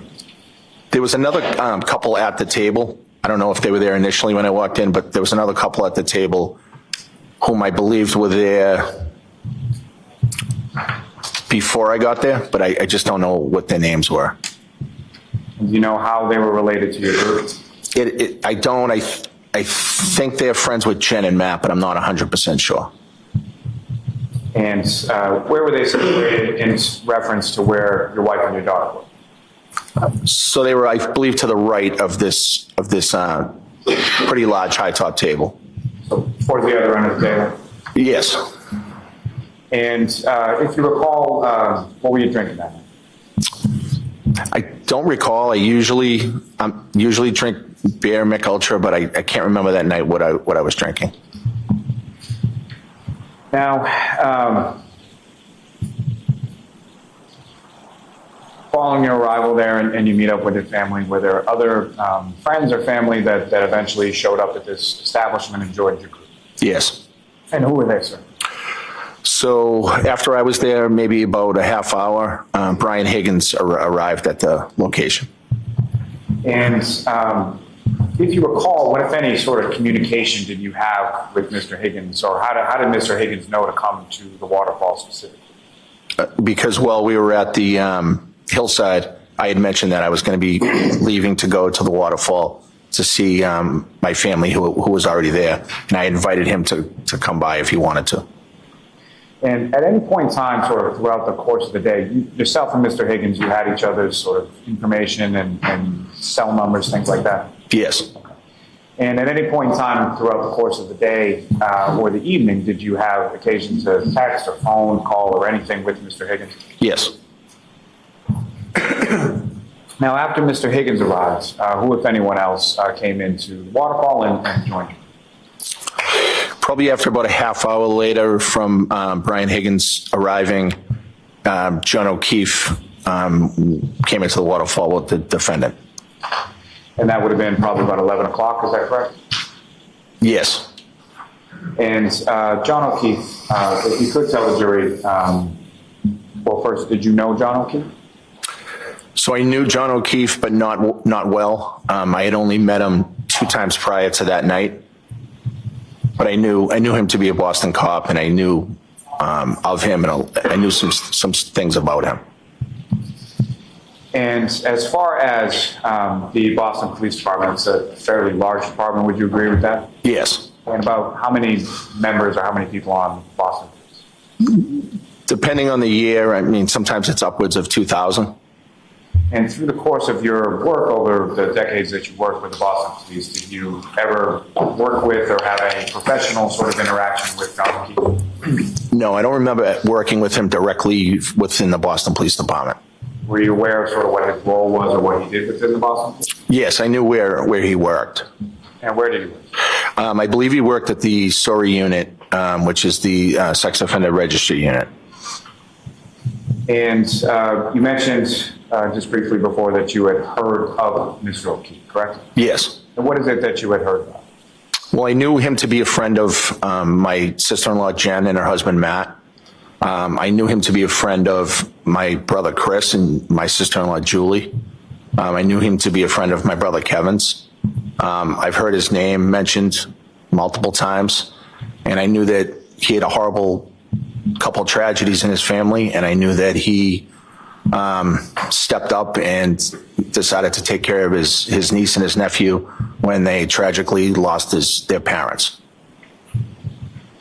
And how would you sort of describe your relationship with John O'Keefe at this time, January 28, 2022? Although I didn't know him well, I considered him to be a friend, and our relationship was very, very good, cordial, and I considered him to be somebody that I could hang out with and have a good time with. Now, you mentioned that Mr. O'Keefe walked in around 11 o'clock to the waterfall with the defendant. Just for clarity purposes, you're referring to Karen Reed, is that correct? Yes. And do you see Ms. Reed in the courtroom today? Yes, I do. Could you just identify as to where she's seated or an article of clothing she's wearing? Sure. She's a female at the table in front of me with a black top on, long sleeve. I just asked the record to reflect identification and identify the word. Yes. Now, with regard to Ms. Reed, had you met Ms. Reed prior to that date of January 28th? I believe I had met her one time a week prior. And do you recall any specifics about that meeting or how it is that you came to meet her about a week prior? I do. And if you could explain to the jury what those circumstances were. Sure. I met her at the Hillside. I believe she was there with John a week prior. And as far as your interaction with her on that particular evening, anything significant stand out to you? No. Now, when they came in, and by day, I'm sorry, I mean Mr. O'Keefe and Ms. Reed came into the waterfall, where did they go in relation to where you were sort of situated at the high top? So I don't remember them actually walking in the front door. I remember them being in my general area at some point. And they went towards the other side of the table where my sister-in-law, Jen, and my brother-in-law, Matt, were standing. And at some point, did either or both of them make their way down towards your side of the table, and what, if any, interaction did you have? Yes, I remember having an interaction, or more than one interaction, with John. Came over to say hello, and we had some conversation, not for too long, but yes. Do you remember anything specific about that conversation or anything stand out to you? No, I think we were talking mostly about work. I think he let me know that the sergeant, I guess, that worked in his unit was leaving, or left, or transferred, and he was jokingly saying that I should try to get a job over at where he works. And as far as the defendant, Ms. Reed, what, if any, conversation or interaction did you have? I don't remember having any interaction with her whatsoever. Now, as far as when Mr. O'Keefe came over, what, if anything, did you observe as far as what he was wearing, clothing, anything like that? I don't really remember what he was wearing for clothing. I believe he had a baseball hat on.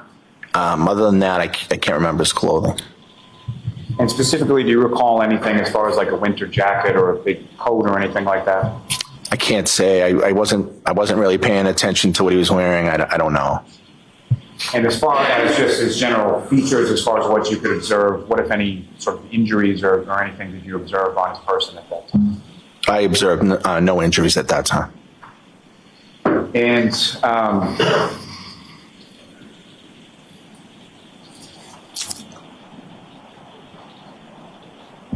over the course of the evening, you had a couple of interactions with Mr. O'Keefe, is that correct? Yeah, I believe we talked a few times, kind of hung out, stood next to each other for a while, like you normally would do at a bar restaurant. And is the band playing while this is going on, is that correct? Yes, the band was there. I believe they took a break here and there, but they were there for the night. Now, Mr. Albert, how would you describe sort of the general mood or demeanor of the group while you were at the waterfall that night? In one word, it would be fun. Everybody was in a great mood. People were getting along. It was friends and family, and it just seemed like a great night. And do you recall about what time things started to wind down or things started to sort of end for the evening? I believe the band stopped playing probably, close to 12, and things started winding down, a little before 12. And if you know from the group that you just described at the high top table that you were a part of, what was sort of the order in which people left the establishment, starting with the first? So I believe the first to leave was myself, my wife Nicole, my daughter Caitlin, and Brian Higgins left at that time as well. And had anybody left from your group prior to when, I'm sorry, so the bar starts to wind down around 12, correct? Yes. Prior to the bar winding down, had anybody from your group left before that? I didn't remember or notice that. I'm not sure. And so the first to sort of leave from your group when the bar is winding down is yourself, Mr. Higgins, your wife, and your daughter? Yes. And when you exit the establishment, where do you go? Into the parking lot to my vehicle. Let me take it back just for a moment back into the waterfall. During the course of the evening, what, if any, conversation was had by you or amongst the group that you observed as far as where to go next, or what were you doing following the waterfall?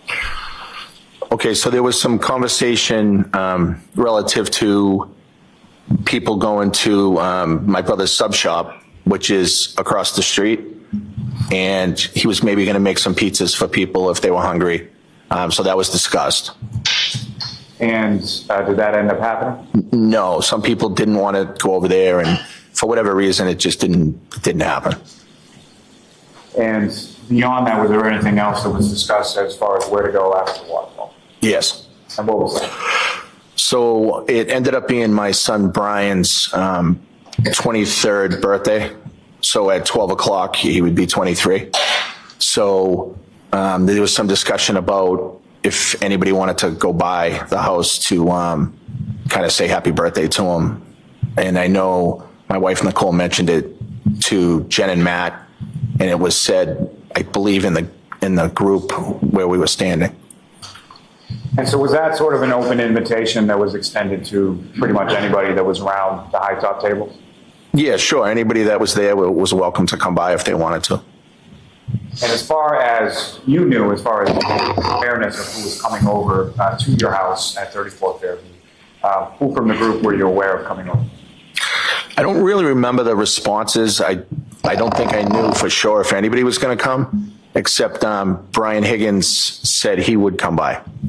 And he had left around the same time as you? Yes. And had Brian Higgins been to your house before? I believe he was at my house for a high school graduation party. And high school graduation probably in the spring, is that correct? It would have been the summer prior to that time. So my twins were graduating high school, and we had something at the house, and it was spring, summer of the year prior. And around that time, so that would have been 2021, is that correct? Yes. So around that time, there was still sort of vestiges or whatever of the COVID pandemic, is that correct? Yes, actually, that was just getting over, I think. And so where was this graduation party at your house? Was that inside your house or outside your house or something? It was actually out back. It was more of a cookout type thing. And so as far as you can recall, prior to January 28, 2022, had Mr. Higgins been physically sort of inside your house for anything beyond using the bathroom? Besides that graduation party, I don't believe he had ever been at my house. I'm sure he walked into the house, to use the bathroom or something that day, but I didn't really notice, whether he went in there or not. And Your Honor, believe it or what? Permission, there's just a couple of very short clips that I'd like to publish with this witness in reference to what's been marked as Exhibit 53, video in the waterfall.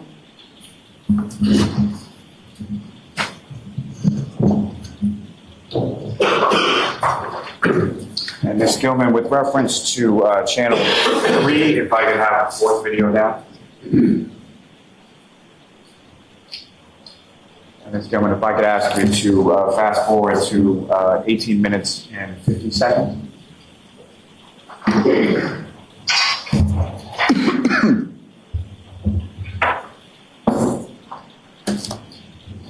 Now, Mr. Albert, directing your attention up to the screen to your right here. Do you recognize what's up on the screen? Yes. And what do you recognize that? The waterfall. And this is, at least according to the timestamp, about 11:57 p.m. on the 28th. Is that correct? Yes. And what's up there is that, to the best of your recollection, a fair and accurate portrayal of what the inside of the waterfall looked like, absent sort of the quality of the video. Yes.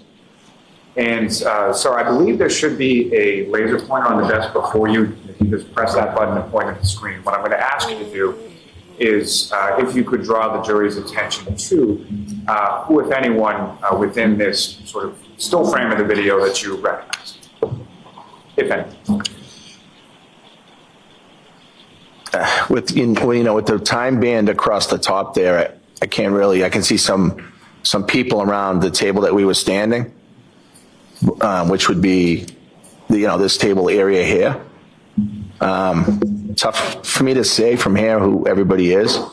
I believe that's Brian Higgins there, but I'm not 100%. Ms. Gilman, if you could play this, and what I'm going to ask you to ultimately play is up to the 19 minute and 58 seconds.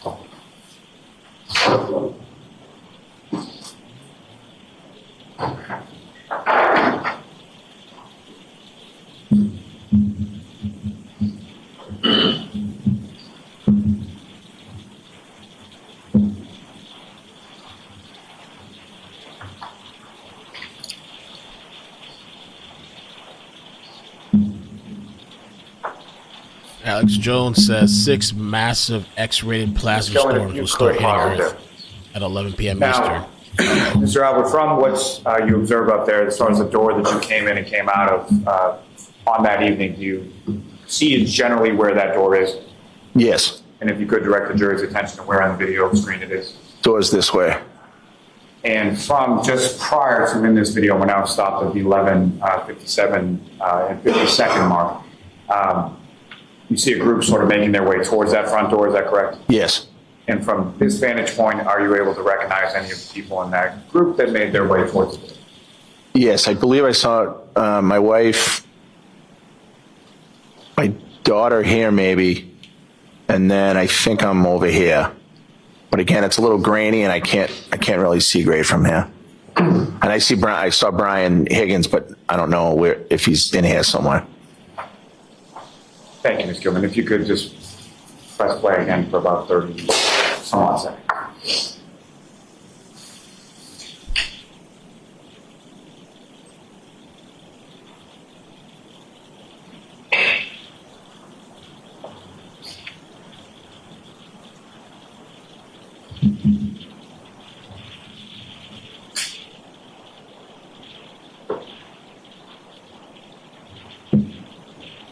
That guitar. Guitar.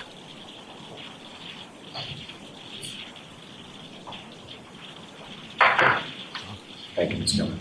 You could take that down, and then Ms. Gilman, if I could ask for one other video from channel 1, the second one down.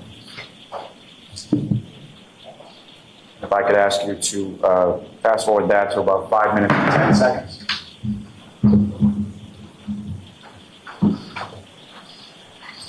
And ultimately, I'm going to ask you to play it from 5 minutes and 10 seconds to 5 minutes and 50 seconds. If you could press play now.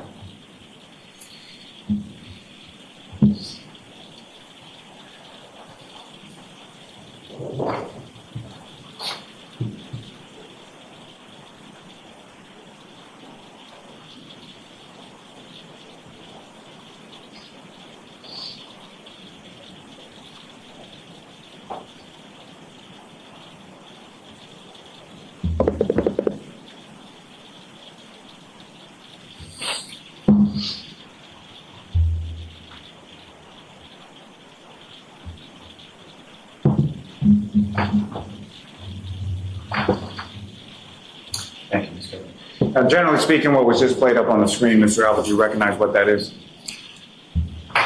Yeah, it looks like the exit of the waterfall, and we're kind of walking out. The same group that was just walking to the front door, now walking out the front door and into the parking lot? Yes, and I believe there was somebody else there. I don't know if it was somebody from the band or looks like a different person out front there. Thank you, sir. Ms. Gilman, you can take that.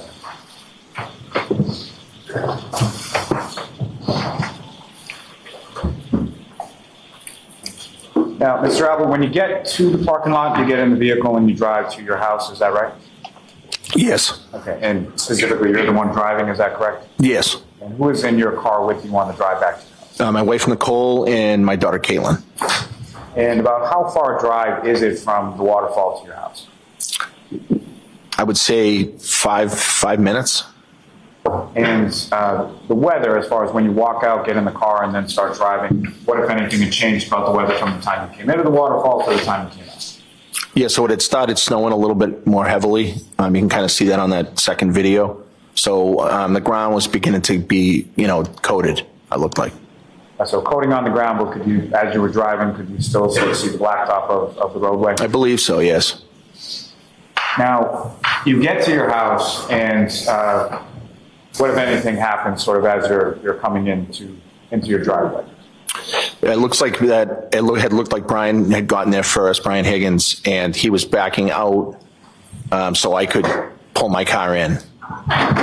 And as far as the vehicle that Mr. Higgins was driving on that evening from the waterfall, was that the same vehicle that he had driven with you back from New York?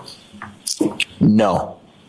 And what kind of vehicle was the one that he was driving back from New York, and what kind of vehicle was the one he was driving that night? So the one back from New York, he was driving a full-size pickup truck. I'm not sure what make or model, but it had a cab on the back, and I believe it's gray. And then that night later in the night at the waterfall, he had a Jeep Wrangler vehicle that I believe is white, but I'm not 100%. So he had arrived at your house before you, is that correct? Yes. And you said it looked like he had done something to the driveway? He may have skimmed, he had a plow on his truck, and I think he may have plowed the driveway and then pulled out, and then we pulled in. And as far as vehicles at your house, around this time in January 22, between yourself, your wife, kids, how many vehicles did you have? I believe 3. And what type of vehicles, and who was sort of the primary driver with regard to those? So I had we had a Ford Explorer, a Cadillac SUV. It's a smaller SUV that my wife Nicole drives, and the Ford Edge that I already spoke of, and I believe we had one more vehicle that one of my kids drove at that time. I'm just trying to remember. It might have been an Escape, maybe a Ford Escape. Someone could have had that at someone could have had that at school. So I don't remember if it was there that night or not. So all the vehicles were essentially like SUV type vehicles. Yes, we didn't own any sedans or any cars. Now, as far as when you pull into the driveway, the house at 34 Fairview had the 2-car garage. Yes. And is the garage something that you or other members of your family would utilize as far as parking vehicles? No. So unfortunately, we didn't use the garage a lot because we kind of used it for storage, and we had a lot of stuff out there. So we very seldom used it. And if you recall, as you're pulling into the driveway, did you pull into the left side, the right side, or? I believe I pulled in on the left side of the driveway. And you mentioned that Mr. Higgins had sort of scooped with the plow like in the driveway and then parked on the street. Do you recall where in relation to your house or your driveway he parked? So no, I don't remember where Brian Higgins parked. I remember him pulling out so I could pull in, and then I didn't really see where he parked. And you then go into your house, is that correct? Yes. And are all of you, and by all of you I mean yourself, your wife, your daughter, and Mr. Higgins all sort of coming in around the same time? Basically, yes. When you come into your house, do you recall how many doors in the front of the house are there? So we have 2 front doors. And one would be sort of by some steps, is that correct? There's actually steps on both doors, but one of them is, I guess, considered the front door with a large set of steps. And they would be sort of brick steps, is that right? Yes. And that leads into a foyer area of the house? Yes. And the other door, where does that lead? So the other door opens up right into the, we call it the family room, but right into the family room den area. And do you recall specifically which door you utilized on that evening to go into the house? I believe I went in the door on the right, which goes into the den. Not really sure what other doors people used. And when you came into the house, who, if anyone, was present beyond the people that you would come in with? So my son Brian was home. He had 2 friends, I believe, Julie and Sarah. And these were people that you had known as friends of your son from prior vacations? I didn't know Sarah. I had met Julie once or twice. And as you were walking in, who, if anyone else, beyond your son and his 2 friends, you said? And my nephew, Colin. That'd be Colin Albert, is that correct? Yes, Chris and Julie's son, Colin. About how old was Colin around that? I believe he was just about 18. 17, 18. He's in high school. So you're still in high school at the time? Yes. And when you walk in, where was Colin in relation to your son and the 2 girls that he was with? He was just kind of standing in the kitchen with Brian and the 2 girls. Brian and the 2 girls were at the kitchen table, and Colin was just kind of standing there. And from the time that you arrived home, how long was Colin at your house? No more than 5 minutes. And where did he go? He left. He just said he was getting picked up. We said he was getting picked up, and a few minutes later he left your house? Yes, I went and used the bathroom. I came out and he was gone. Now, at some point subsequent to that, who, if anyone else, arrived or showed up at your house? After Colin left the house? Yes. Nobody else arrived at the house. Your sister-in-law, Jennifer McCabe, Matthew McCabe, at some point, did they come by? Yes, I thought you were referring to after they showed up. So when, my question is, do you know whether or not when Jennifer McCabe and Matthew McCabe arrived at your house, was Colin still there? I don't know if he was still there or not. I believe he left before they came, but I'm not 100%. So you come home and you go to use the restroom, is that correct? Yes. And when you go to use the restroom, Colin's there, correct? Yes. And the McCabe's are not? They are not. When you come back from the restroom, Colin's not there, Yes, Colin was gone. and the McCabe's are there. No, I don't believe they had arrived yet. So they arrived sometime after Colin had left. Yes. And over the course of that evening of the 28th into the early morning of the 29th, did anybody else come into your house, or did anybody else come into your house at any point? No. Now, in addition to yourself, your wife, and your son, did you have any pets at that time? Yeah, yes, we did. Okay. And what kind of pet did you have? We had a dog. And what kind of dog was that? So it was a German Shepherd mix. And what was the name of the dog? Chloe. And how long had you and your family had the dog? We had Chloe for approximately, at that time, maybe 6 or 7 years. Do you recall how you got the dog or where you got the dog from? The dog was from a shelter in Dallas, Texas, actually. So essentially a rescue dog, is that correct? Yes, rescue dog. And when you got home after you went to the bathroom, what, if anything, did you do with reference to the dog, to Chloe? At some point, I went upstairs to grab the dog and let her out back to use the bathroom. And so when you would take the dog out, or when anybody would take the dog out to use the bathroom, how would that be accomplished? So what I'm asking is, would the dog be on a leash, or would it be let out in the yard? Or? No, so the backyard's fenced in, so I would open up the back door and she can go out, use the bathroom, and come back inside. So the entirety of your backyard, that's a fenced-in backyard, is that correct? Yes. And beyond that fence, as far as the abutting, what sort of abuts the back of your property?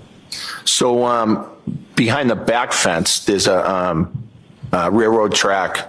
I believe it's a commuter rail that's behind the fence.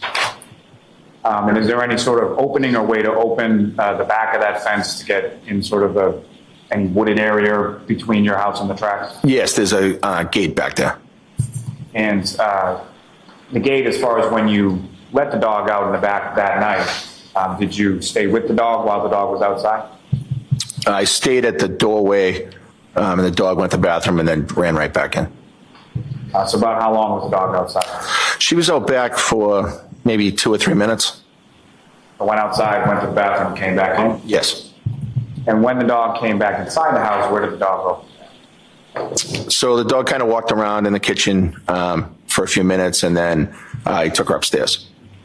And when you took her upstairs, where upstairs did you take her? So the dog liked to sleep in our room, mine and my wife's room. So a lot of times she would go up there on her own. Sometimes I would walk her up, and I walked her up to our bedroom. And at any point in time for the remainder of that evening or the early morning, did the dog go outside at all? No. And you mentioned that there are train tracks that run sort of close to your property, is that correct? Yes. And is that just the commuter rail, or does the Acela go by, or anything else? I believe there is, in addition to the commuter rail, there's other trains that use that track, yes. And how often, sort of on a daily basis, do trains go by your house on Fairview Road?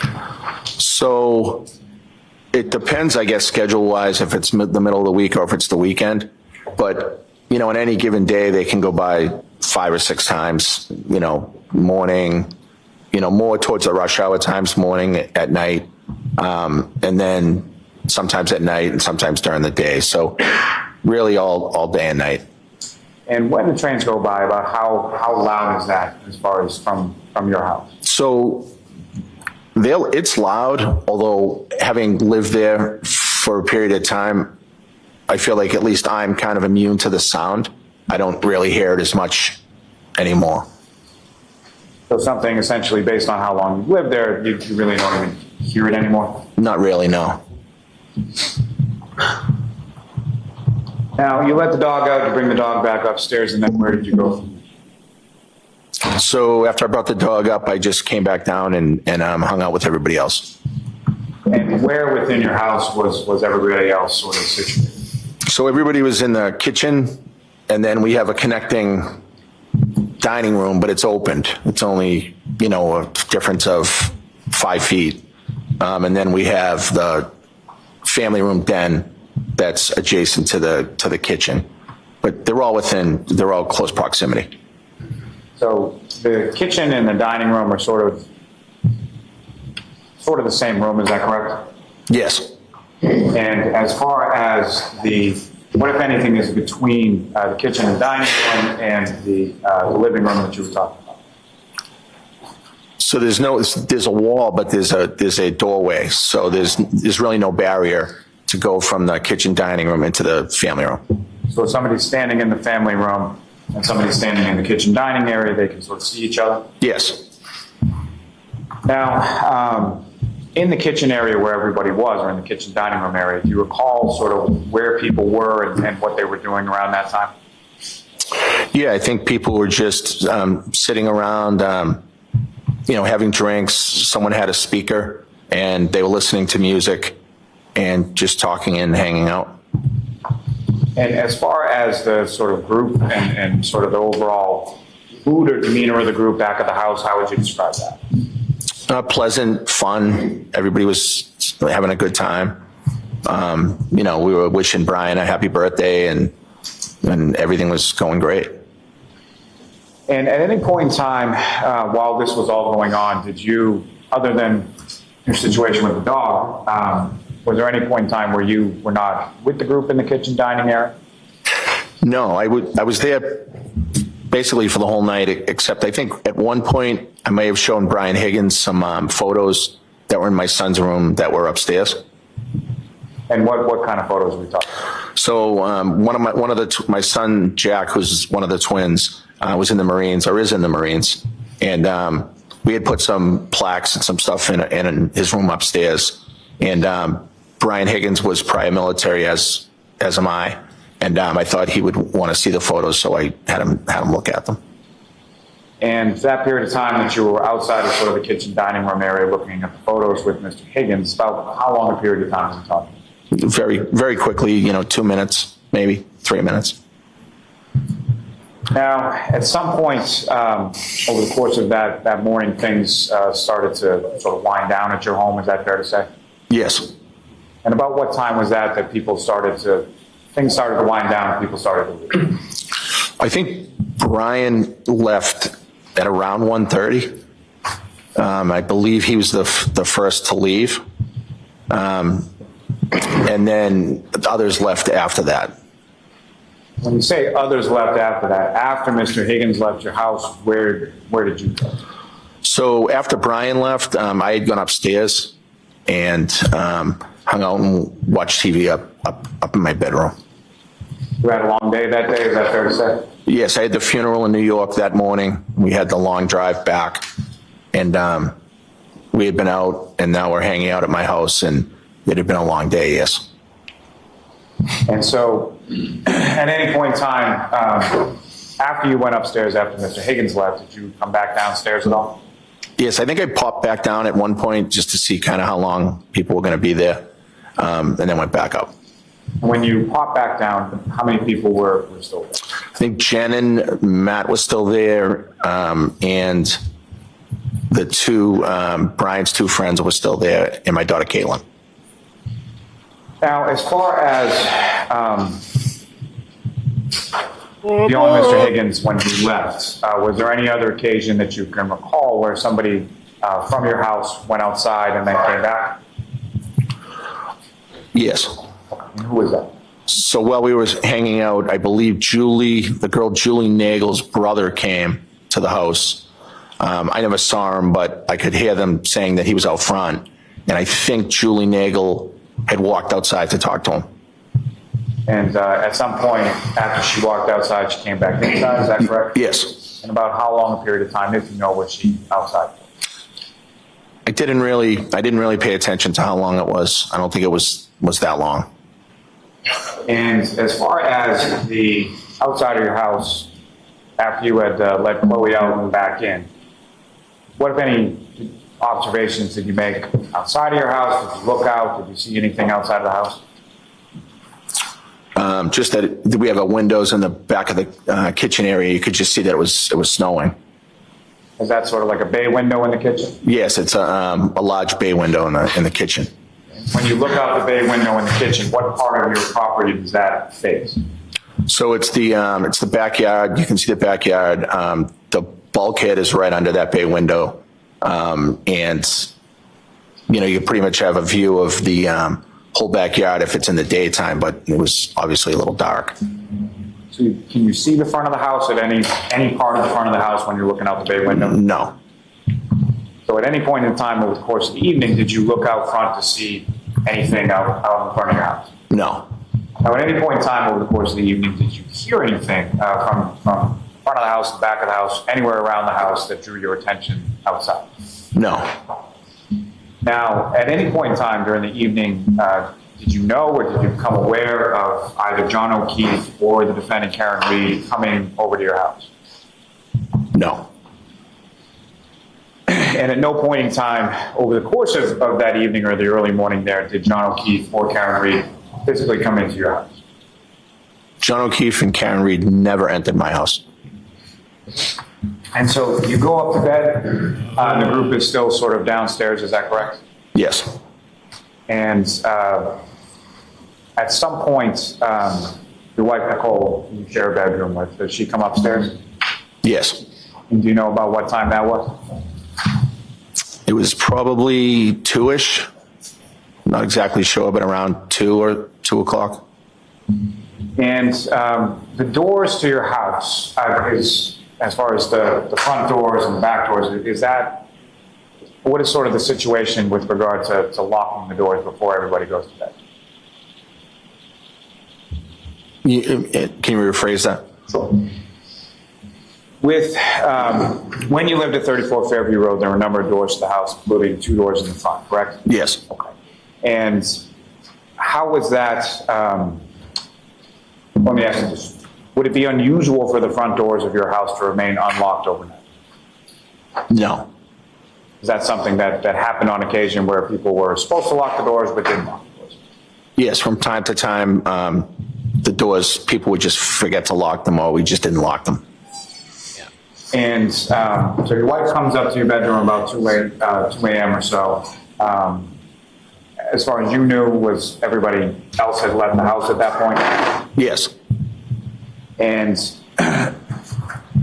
you're up for a period of time with your wife, is that correct? Yes. And over the course of that time, so sort of following 2 o'clock in the morning, do you recall any sort of phone call or phone conversation with Mr. Higgins or anybody else? No. And at some point you fall asleep, do you recall about when that was? I don't, but it was obviously after 2 because that's when she came upstairs, watched TV, and kind of hung out together for a while, and then went to sleep. And the dog, Chloe, was she up in the room where you had brought her up before? Yes. She was there overnight, is that correct? Yes. Now, turning your attention to later on that morning or the beginning of that morning, daytime morning of January 29th. Obviously, at some point you wake up, correct? Yes. And what is it that wakes you up on that morning? I was awoken that morning to my sister-in-law, Jen, had burst into my room. And do you know about what time that was? It was early in the morning, between 6 and 6:30, I would say. And fair to say that's not a normal occurrence? No. And when she burst into your room, can you describe her demeanor or sort of how she appeared when she first came in? She was very upset, almost hysterical. And what, if anything, did she say when she came in the room? She said something to the effect, John is dead. Objection. Next question, please, sustain. Foundation. Did you know who she was referring to when she initially comes into your room? I initially did not. And at some point during the course of that conversation, does Ms. McCabe make reference to going downstairs? Yes. And prior to that, not the content of the conversation, but as far as the length of the conversation, about how long was that length of the conversation that occurred in your bedroom between yourself, Ms. McCabe, and your wife? Probably a minute. And the demeanor that you described as far as Ms. McCabe was concerned is almost hysterical. Was that continuous throughout that initial conversation? Yes. She was very upset. And who, if anyone, did she indicate was downstairs, or why did you go downstairs? She said that the police... This I'm going to allow with that foundation. Go ahead. She said that the police were downstairs. And so you went downstairs to talk to the police? Yes. And when you go downstairs, what do you see when you get to sort of the bottom of the stairs? I saw a Canton police officer downstairs. So inside your house at that point? Yes. And the door to your house, was it still open or shut or something? I don't remember. And the Canton police officer that's inside your home, did you recognize him? Yes. And who did you recognize him? Last name, Lank. So Officer Lank. Was he someone that you were familiar with? I knew who he was, yes. Did you socialize or friends or anything like that? I didn't socialize with him. I knew him to be a Canton police officer. I had met him, multiple times, and I knew him to know my brother Chris. And so knew him is essentially what I'm asking, knew him in a professional capacity, personal capacity, or a little bit of both? I would say more of a professional capacity, and I knew of him, but did not hang out with him socially. And initially, when you first see Officer Lang, is he by himself, or who, if any, other officers are with him? I believe initially he was by himself. Did another officer join yourself and Officer Lang at some point? Yes, I believe another officer came into the house. You know who that officer is? I don't. And as far as them coming into your house, they were welcome in your house? You didn't say get out or close the door or anything like that? No, of course they were welcome in my house. And where did you go with the officer sort of in your house? Where did you spoke with the officer, I'm presuming? Yes, we spoke in the kitchen area. And when you're speaking with the officer in the kitchen area, who is there? So my wife, Nicole, her sister, Jen, and I believe Jen's husband, Matt, arrived almost the same time that I came downstairs, maybe a minute after. And how long a period of time was this conversation that occurred in the kitchen of your house? I don't remember the exact time. I wouldn't want to guess. I don't remember. He was 10, 15, 20 minutes maybe initially. And when you say initially, was there a subsequent conversation that occurred after that? Yes. The Officer Lank returned to the house sometime after that. And when he returned sometime after that, was he alone or was there another officer? I believe that time he was with Lieutenant Gallagher, perhaps. And were you familiar with Lieutenant Gallagher prior to that one? I knew who Lieutenant Gallagher was on a professional level. I had not hung out with him on a social level. And again, they were welcomed into your home and you spoke with them, is that correct? Yes, the second time they were there, they were invited back to the house via a phone call. And that second conversation within your house, where did that? Same area, family room, kitchen area. And if you know about how long a period of conversation was that second come back to the house? That may have been longer, maybe a half hour. Now, going back to sort of that initial conversation, as far as, so it's yourself, it's Mr. and Mrs. McCabe, your wife, and then the police, is that correct? Myself, my wife Nicole, my sister-in-law Jen, her husband Matt had arrived, and the police, yes. And in between that first speaking with the police and the second time that the police came back to your house, who, if anyone, did you call or notify in regard to the situation that was going on in front of your house? I called Brian Higgins. Why did you call Brian? Because I think it was important for him to know what was going on and that what had happened.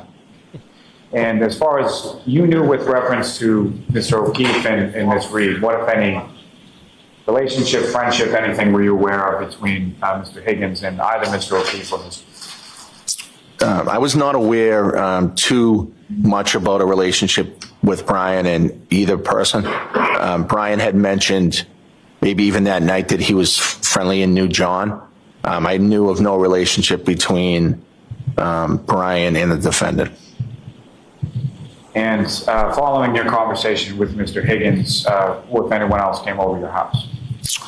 So Brian Higgins eventually came over to my house, and my sister-in-law Julie also arrived at my house. And do you know why your sister-in-law Julie came by your house? Yes. And why was that? So she has a routine that when it's someone's birthday, she likes to come by and bring like coffee and donuts. So it was Brian's birthday that night. So my sister-in-law Julie was coming by to drop off some donuts and coffee, I think. And where was Julie when you first saw her that morning? She was out front in the driveway. And what, if anything, did you ask Julie to do when you saw her out in the driveway? I asked her to come inside. And when she came inside, is that when you informed her of what had happened? Yes, I don't know if it was necessarily me that informed her, but people that were there were explaining to her what happened. It was a very, very chaotic, unbelievably chaotic morning. And as far as when that was described to your sister-in-law Julie, how would you describe sort of her demeanor or her reaction to the news regarding Mr. O'Keefe? Shock. That's how I would describe it. Everybody's reaction that morning was utter shock. And she was upset and looked very, very in shock. And so the second time that the Canton police officers come back to your home, who was there at that point? I know I was there for sure. My wife, Nicole, Jen, her husband, Matt. Brian Higgins may have been there at that time. And I'm not sure about Julie. Julie at one point left the house, and I think she came back later in the morning, so I'm not sure if she was there. And at some point when your sister-in-law Julie came back to your house, who, if anyone, came to your house with her? Her husband, my brother Chris, who's her husband. Was this before or after the second time that the police had been at your house? I believe they came back after the second time, but I'm not 100% sure. The first time that Julie came with the coffee, the police were not there.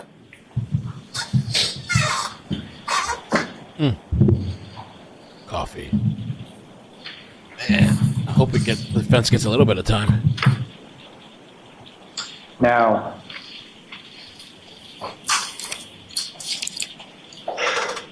when you first sort of get up and come downstairs and the police they're basically in your doorway, is that correct? Yes. Could you see outside as far as what was going on outside at that time? Not from downstairs, but I had looked out the window after Jen had come up into my room and explained what had happened, and before I went downstairs. When you looked out your window from your bedroom, what did you see? I could see at least one police vehicle. I could see that there was something going on out front, and that was about it, and I just went straight downstairs. At that time that you looked out your window, did you see either an ambulance or a fire truck out there? I don't remember if I saw an ambulance. There were emergency vehicles out there, but I can't remember exactly which types. And at any point in time, at that time or subsequent throughout the course of the day, did you go out to that area of your yard where you saw the cruisers and the sort of lights? No. And why not? I didn't see that there was a reason to go out to that area. The police had already been in my house. They had already talked to us about what was going on. it was a snowstorm at that point. They were trying to conduct an investigation, and I didn't want to interfere with it or have anything to do with it. Now, as far as what you're learning, sort of when Jennifer McCabe first comes sort of burgeoning in into your bedroom at 6 to 6:30 in the morning, at any point around there were you made aware of where John O'Keefe was at that point? Yes. And what were you made aware of? I was made aware that he was taken to the hospital. So by the time that you're awoken by Mrs. McCabe, John O'Keefe is, to your knowledge, not outside. To my knowledge, I believed he was on the way to the hospital. Now, later on in the course of that day, at some point, did you have occasion to speak with some troopers from the state police? Yes. And if you recall, who was it that you spoke with? So I spoke with Trooper, last name Proctor, and then another trooper, and I don't know the last name, first name Yuri. Would it be Sergeant Buchanan? It could be. And had you met either of those troopers prior to that day? I had never met Trooper Proctor. I had met Trooper, I forget, what is the last name? You met Trooper Yuri. I had met him once or twice before. Was that in a professional capacity? Yes. And where did you speak with him on that day? At my sister-in-law Jen's house. And if you recall, about what time of day was it that you spoke with him? It was late morning, early afternoon, the day of the incident. So I don't know the exact time. Before noon, I think. And why was it that later on that day that you were over your sister-in-law Jennifer McCabe? Well, my sister-in-law Jen and her husband Matt were leaving my house. My sister-in-law was distraught. I wanted to be comforting to them and be there for them if they needed anything, and I drove to their house. And this is, and speaking of your sister-in-law Jennifer, this is someone you've known since she was how old? 7 years old. She's like a little sister to me. And at the point that you're going over to the house, did you know that there were going to be troopers from the state police over at the house? Yes. And fair to say they asked to talk to you, is that correct? Yes. And do you know who, if anyone else, they spoke to at your sister-in-law's house that day? I believe they spoke with Jen, my sister-in-law Jen, and then her husband Matt, and then myself. And so was that done sort of in a group setting, or was it separate or something else? Separate. And so they spoke to you in one area of the house while Jennifer and Matthew McCabe were in another area of the house, and vice versa for you? Yes, I spoke with them at the dining room table, and Jen and Matt were not present. I believe they may have been upstairs or somewhere else in the house. And if you know, where were you when the troopers were talking to either Jennifer McCabe or Matthew? So I was upstairs when they were being spoken to.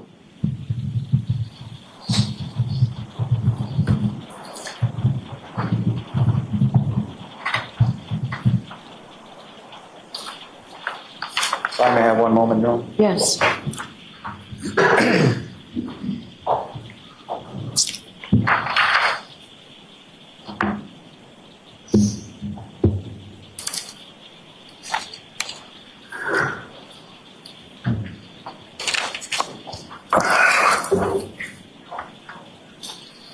May I approach her? Yes.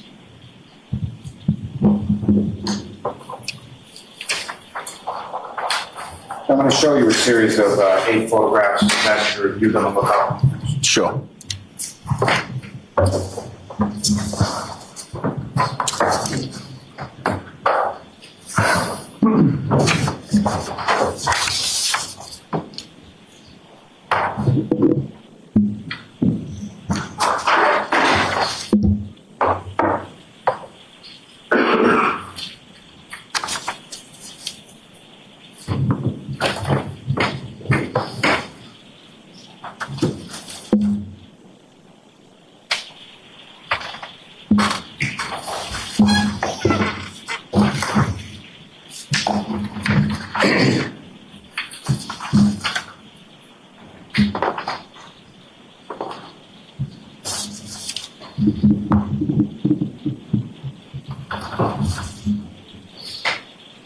So what I've just presented you with been previously marked as exhibits 58 through 65, and generally speaking, do you recognize what's depicted in those photographs? Yes. And what do you recognize? So the photos appear to be the front yard in front of my old house at 34 Fairview Road. And from those photographs, they appear to be a fair and accurate portrayal of what your house and your yard looked like around that time. Is that correct? Yes. Your Honor, with the court's permission, I would ask to publish those for the jury to discuss with the witness briefly. Hey, you can put them up, Ms. Gilman. Ms. Gilman, if you could start with exhibit 58.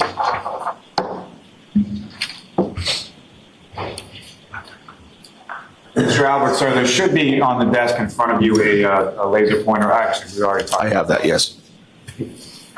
So what's up on the screen currently, do you recognize, is that what's depicted in exhibit 58? Let's see. I gotta have them out of order here. Just give me 1 second.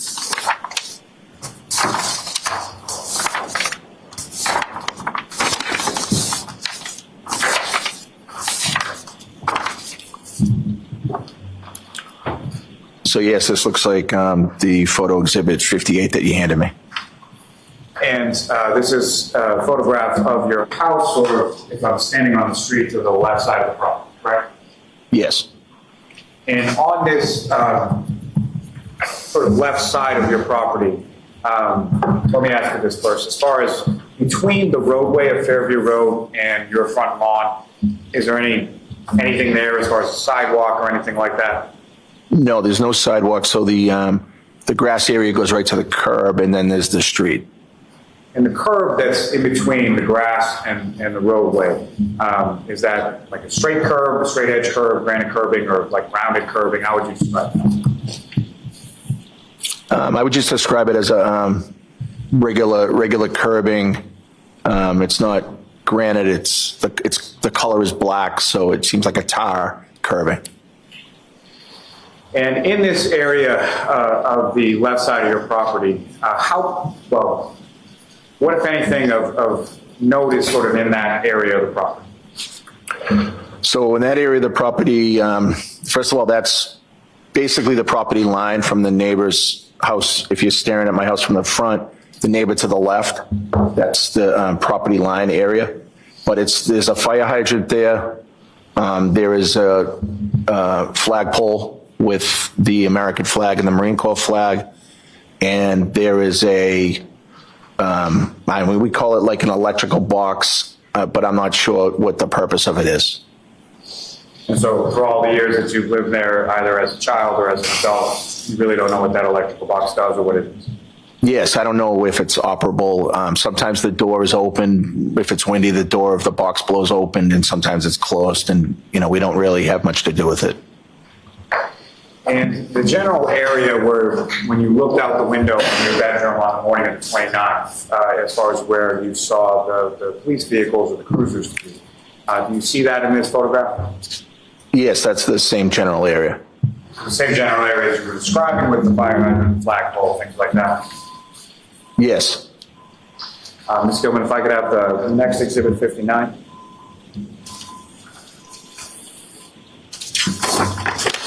And again, sir, what's up on the screen? Is that what you have before you? What was it, 59? Okay. Yes. And from this photograph, sir, this is again a picture of your residence around the time of January 29th, correct? Yes. Fair to say this is taken after some of the snow has sort of melted from the storm before? Yes, it appears that there's less snow in the front there. So less snow than what you saw when you looked out your window or at some later point on the 29th? Yes.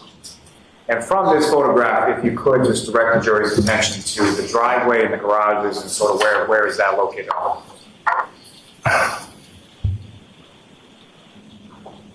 So my driveway was this area right here, and that's the garage doors. And from within this photograph as well, you mentioned that there was sort of two doors to the front of your house, one that leads into a foyer area and the other that leads into a living room of some kind. If you could direct the jury's attention to where each of those doors would be on the house. Sure. So the door right here we consider it the front door, and that goes into a foyer area. And then, not from this photo, you can't really see it, but there's a door in this, I guess, breezeway area, and that opens up into the family room. And one last thing from this photograph, sir, if the window that you were looking out, see that window in this photograph as well, and can you draw the jury's attention to? Yes, I believe it would be this one right here, in the corner. Thank you, sir. Mr. Gilman, if I could have the next exhibit, number 60. You say 60? 60.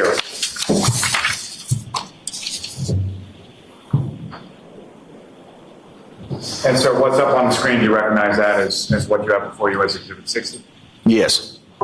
And from this photograph, as far as the roadway and the sort of width of the road from the curb to the double yellow line there, is that generally what it was on January 29th, that's what the roadway looked like? The morning of the 29th? Well, the morning of the 29th, there was snow, correct? Right, so the roadway, I believe, would have had some snow on it. So what I'm asking is, when you came home that evening, or the early morning of the 29th, is that essentially what the roadway looked like, absent whatever the snow was covered? Yes. The next photograph, Ms. Gilman.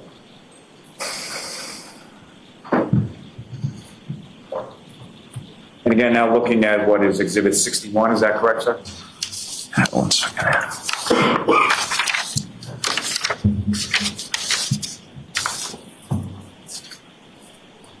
Yeah, well, the way prosecution's going. This is essentially a closer up image of the area of the fire hydrant and electrical box and the flagpole that you were talking about before. Yes.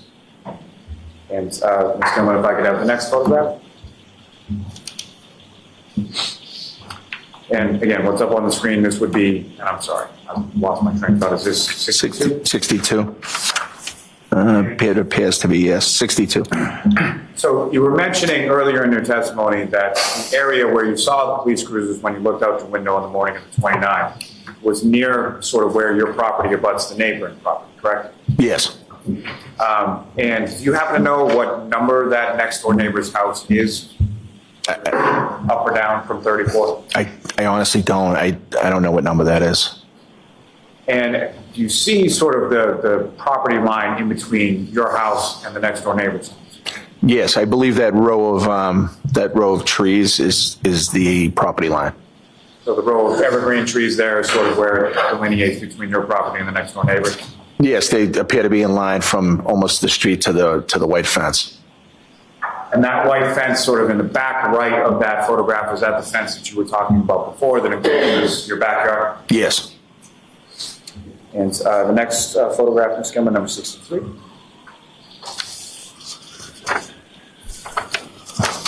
Again, this is just another photograph of sort of that area of your yard, is that correct? 1 second. Sorry. Yes. Now, with reference to this area of the yard at your house when you were living there at 34 Fairview Road, is that an area of the yard that would be of particular use, or did you go in that area of the yard all that much? No, we didn't really use that area too often. There's a large wood chip bed. You can't see it because of the snow, but it kind of covers that area, so we don't really go over there that often. And now, so with reference to this area of the yard, was there any sort of overhead, like ambient lighting, street lights, anything like that in that area? No, so that's a very dark part of the yard. There's no street light there at all. And the next photograph, Ms. Gilman, Mr. Albert, I believe this would be number 64, is that correct? Yes. And with reference to this, can you describe to the jury what are we looking at in this particular photograph, Exhibit 64? So that's the front right door, I guess you could say, to the house. And again, you can't see the door, but it's inside that breezeway area to the left. If you could, just using the laser and direct. Oh, yeah. So the door would be right in here. And from the driveway leading up to that front door area you were talking about with the foyer once you get in, what, if anything, is sort of leading you up to the steps there? To the other door? To the other door, the front.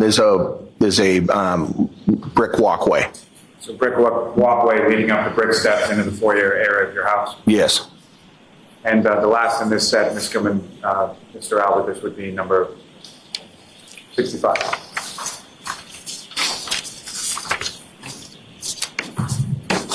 Do you recognize what's depicted in this photograph, sir? Yes. And what do you recognize? So that's the picture of the ground in front of the fire hydrant, which is to the left front of my yard. You can take that down. Thank you very much. Now, Mr. Albert, with the days that sort of followed from January 29th, as far as your home was concerned, what, if any, sort of police presence did you observe or notice sort of in that area in the front yard of your home?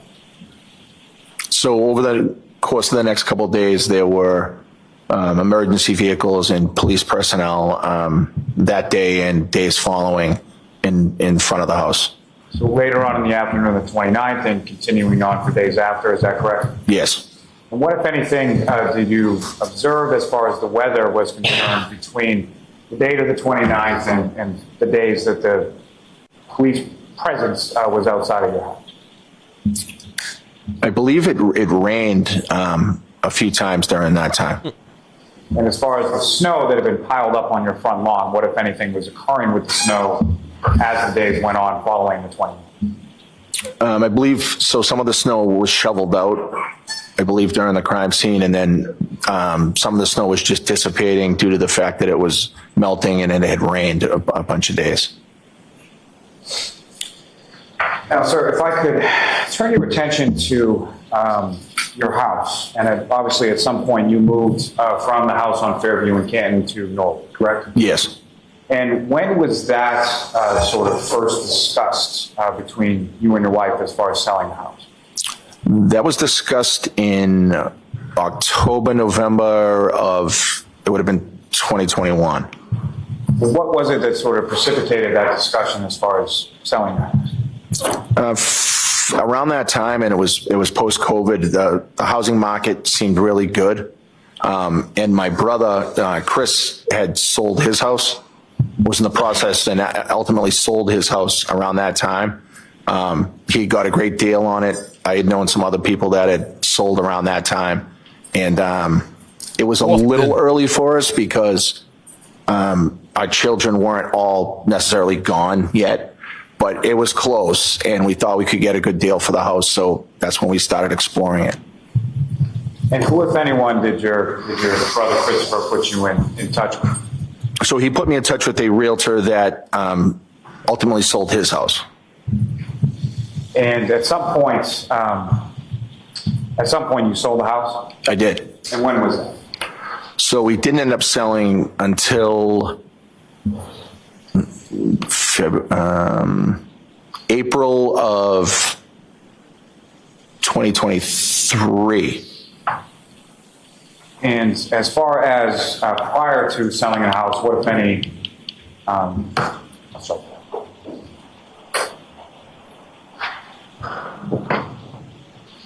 did the sale of your house have anything to do with what occurred there on January 29, 2022? Absolutely not.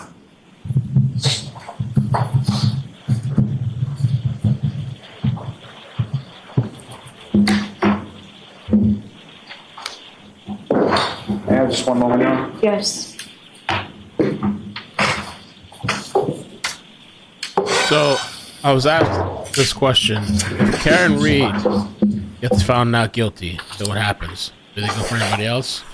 Or that's it? I have nothing further for this witness, Your Honor. Oh! Can I see counsel at sidebar for just a second? Come on, I just want to please? get a few minutes. Let's just get a few minutes to the defense. God damn, it's judge. A lot of hit and runs are never resolved. I think if she's found not guilty, that's it. It's a wrap.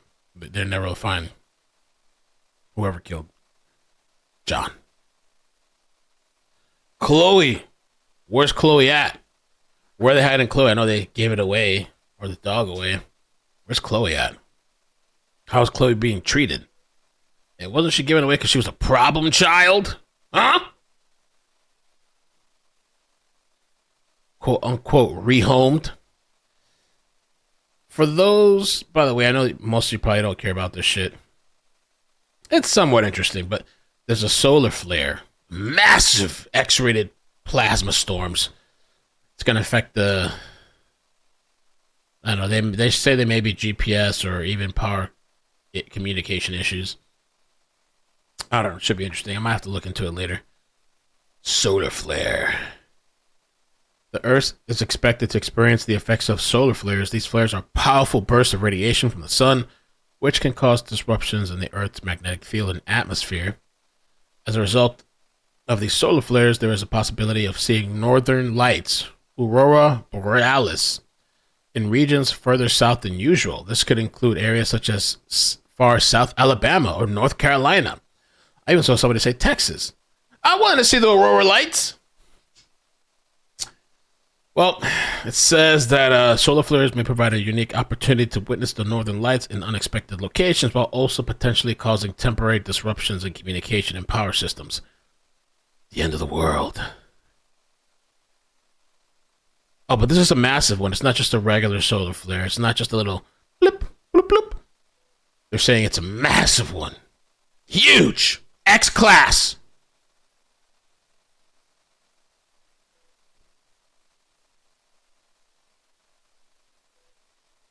So be ready.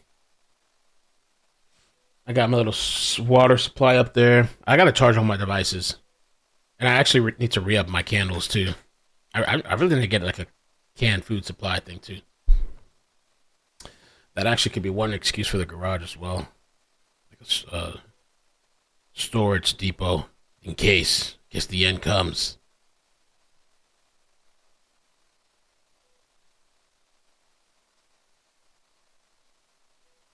I wonder what they're talking about. Oh, wait, this is a perfect time. Turtle Boy. Bill sent the link. Turtle Boy. Oh, no. Oh, no.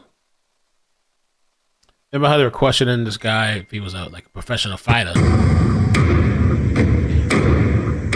Sergeant Albert cut his teeth as a Marine in Operation Desert Storm. What? He views his work back in Boston as equally important. Thank you, Your Honor. Feels like a movie. Oh, we got a few minutes. Let's go. All right, so Jones, rather than start cross-examination of Mr. Albert, we're going to let you break for the day. And I did want to give you some scheduling updates because there have been questions from you folks and requests.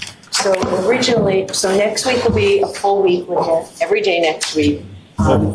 Again, Monday, Wednesday, Friday will be full days. I'd like us to pick up the pace a little bit here, no repetitive testimony so that we can move things along, but we are moving things along. So Monday, Wednesday, and Friday will be full days. Tuesdays and Thursday next week will be half days. The week I wanted to address with you, we were already going to be off the 29th and 31st of that week. There's been a request and it makes sense. We will now take the 29th, 30th, and 31st off rather than have you folks come in. So you'll get 3 full days. A 5-day weekend. In the middle of this trial to be able to just kind of regroup. And, I figured everybody would welcome those days, but I am going to ask you to give us a full day on the 28th. So think about that this weekend. So the Tuesday will be a full day and then Wednesday, Thursday, Friday, you'll be down. That's the whole week, okay. June 7th, we're off. We will end June 6th at noon instead of 1 o'clock. Okay? I know what she said. All right, so I do have to give you those 3 cautions. Please do not discuss this case with anyone. Don't do any independent research or investigation into this case. If you happen to see, hear, or read anything about this case, please disregard it. I always like to tell jurors, just leave everything here. Your notebooks, literally, figuratively, just leave it here. Have a great weekend, and we'll see you Monday morning. Rise to the jury.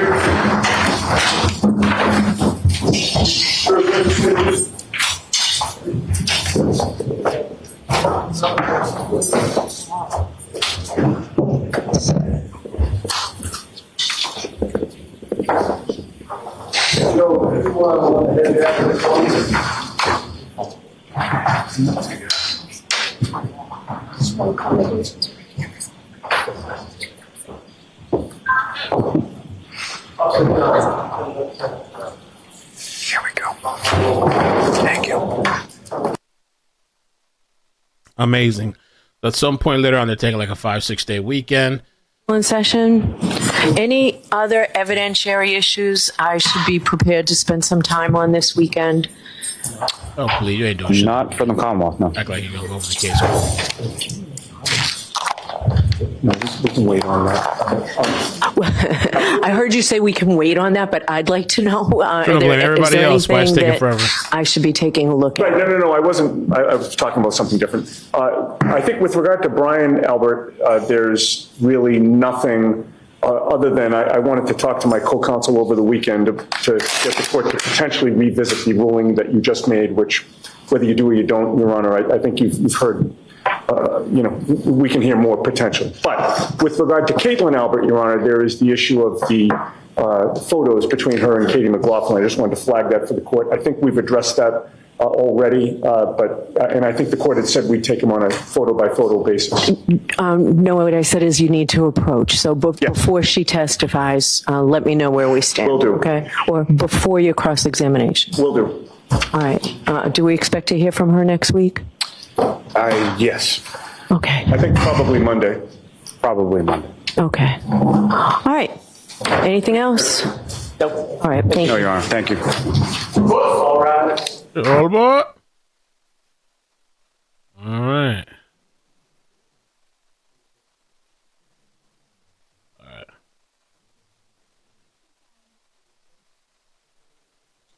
Guess that's it.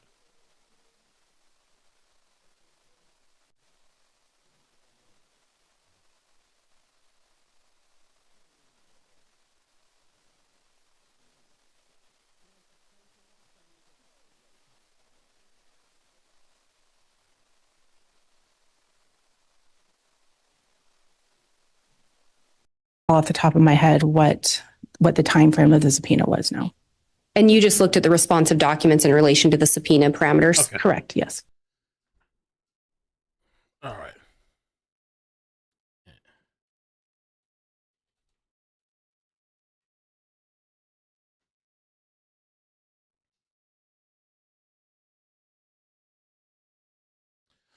All right. I guess that's it for now then. Thank you guys so much for today. It was somewhat interesting. Pretty interesting. I guess Monday is going to be the fire and the heat with Brian Albert on the stand. I'm going to take a break. And I don't know, if something pops off today, I'll come back. Baby girl's going to be with her mother this weekend. So, Mother's Day. And that's it. So I'll catch you guys later. Take care. Peace. Bye. Adios. Make sure I didn't miss anything. Hopefully we got a chase or something else. And I don't know if I got Chris's thing earlier. I think I did. For the 5, she could be guilty of sin, but I doubt the jury could ever find her guilty based on the poor quality of the investigation. I think I did read that.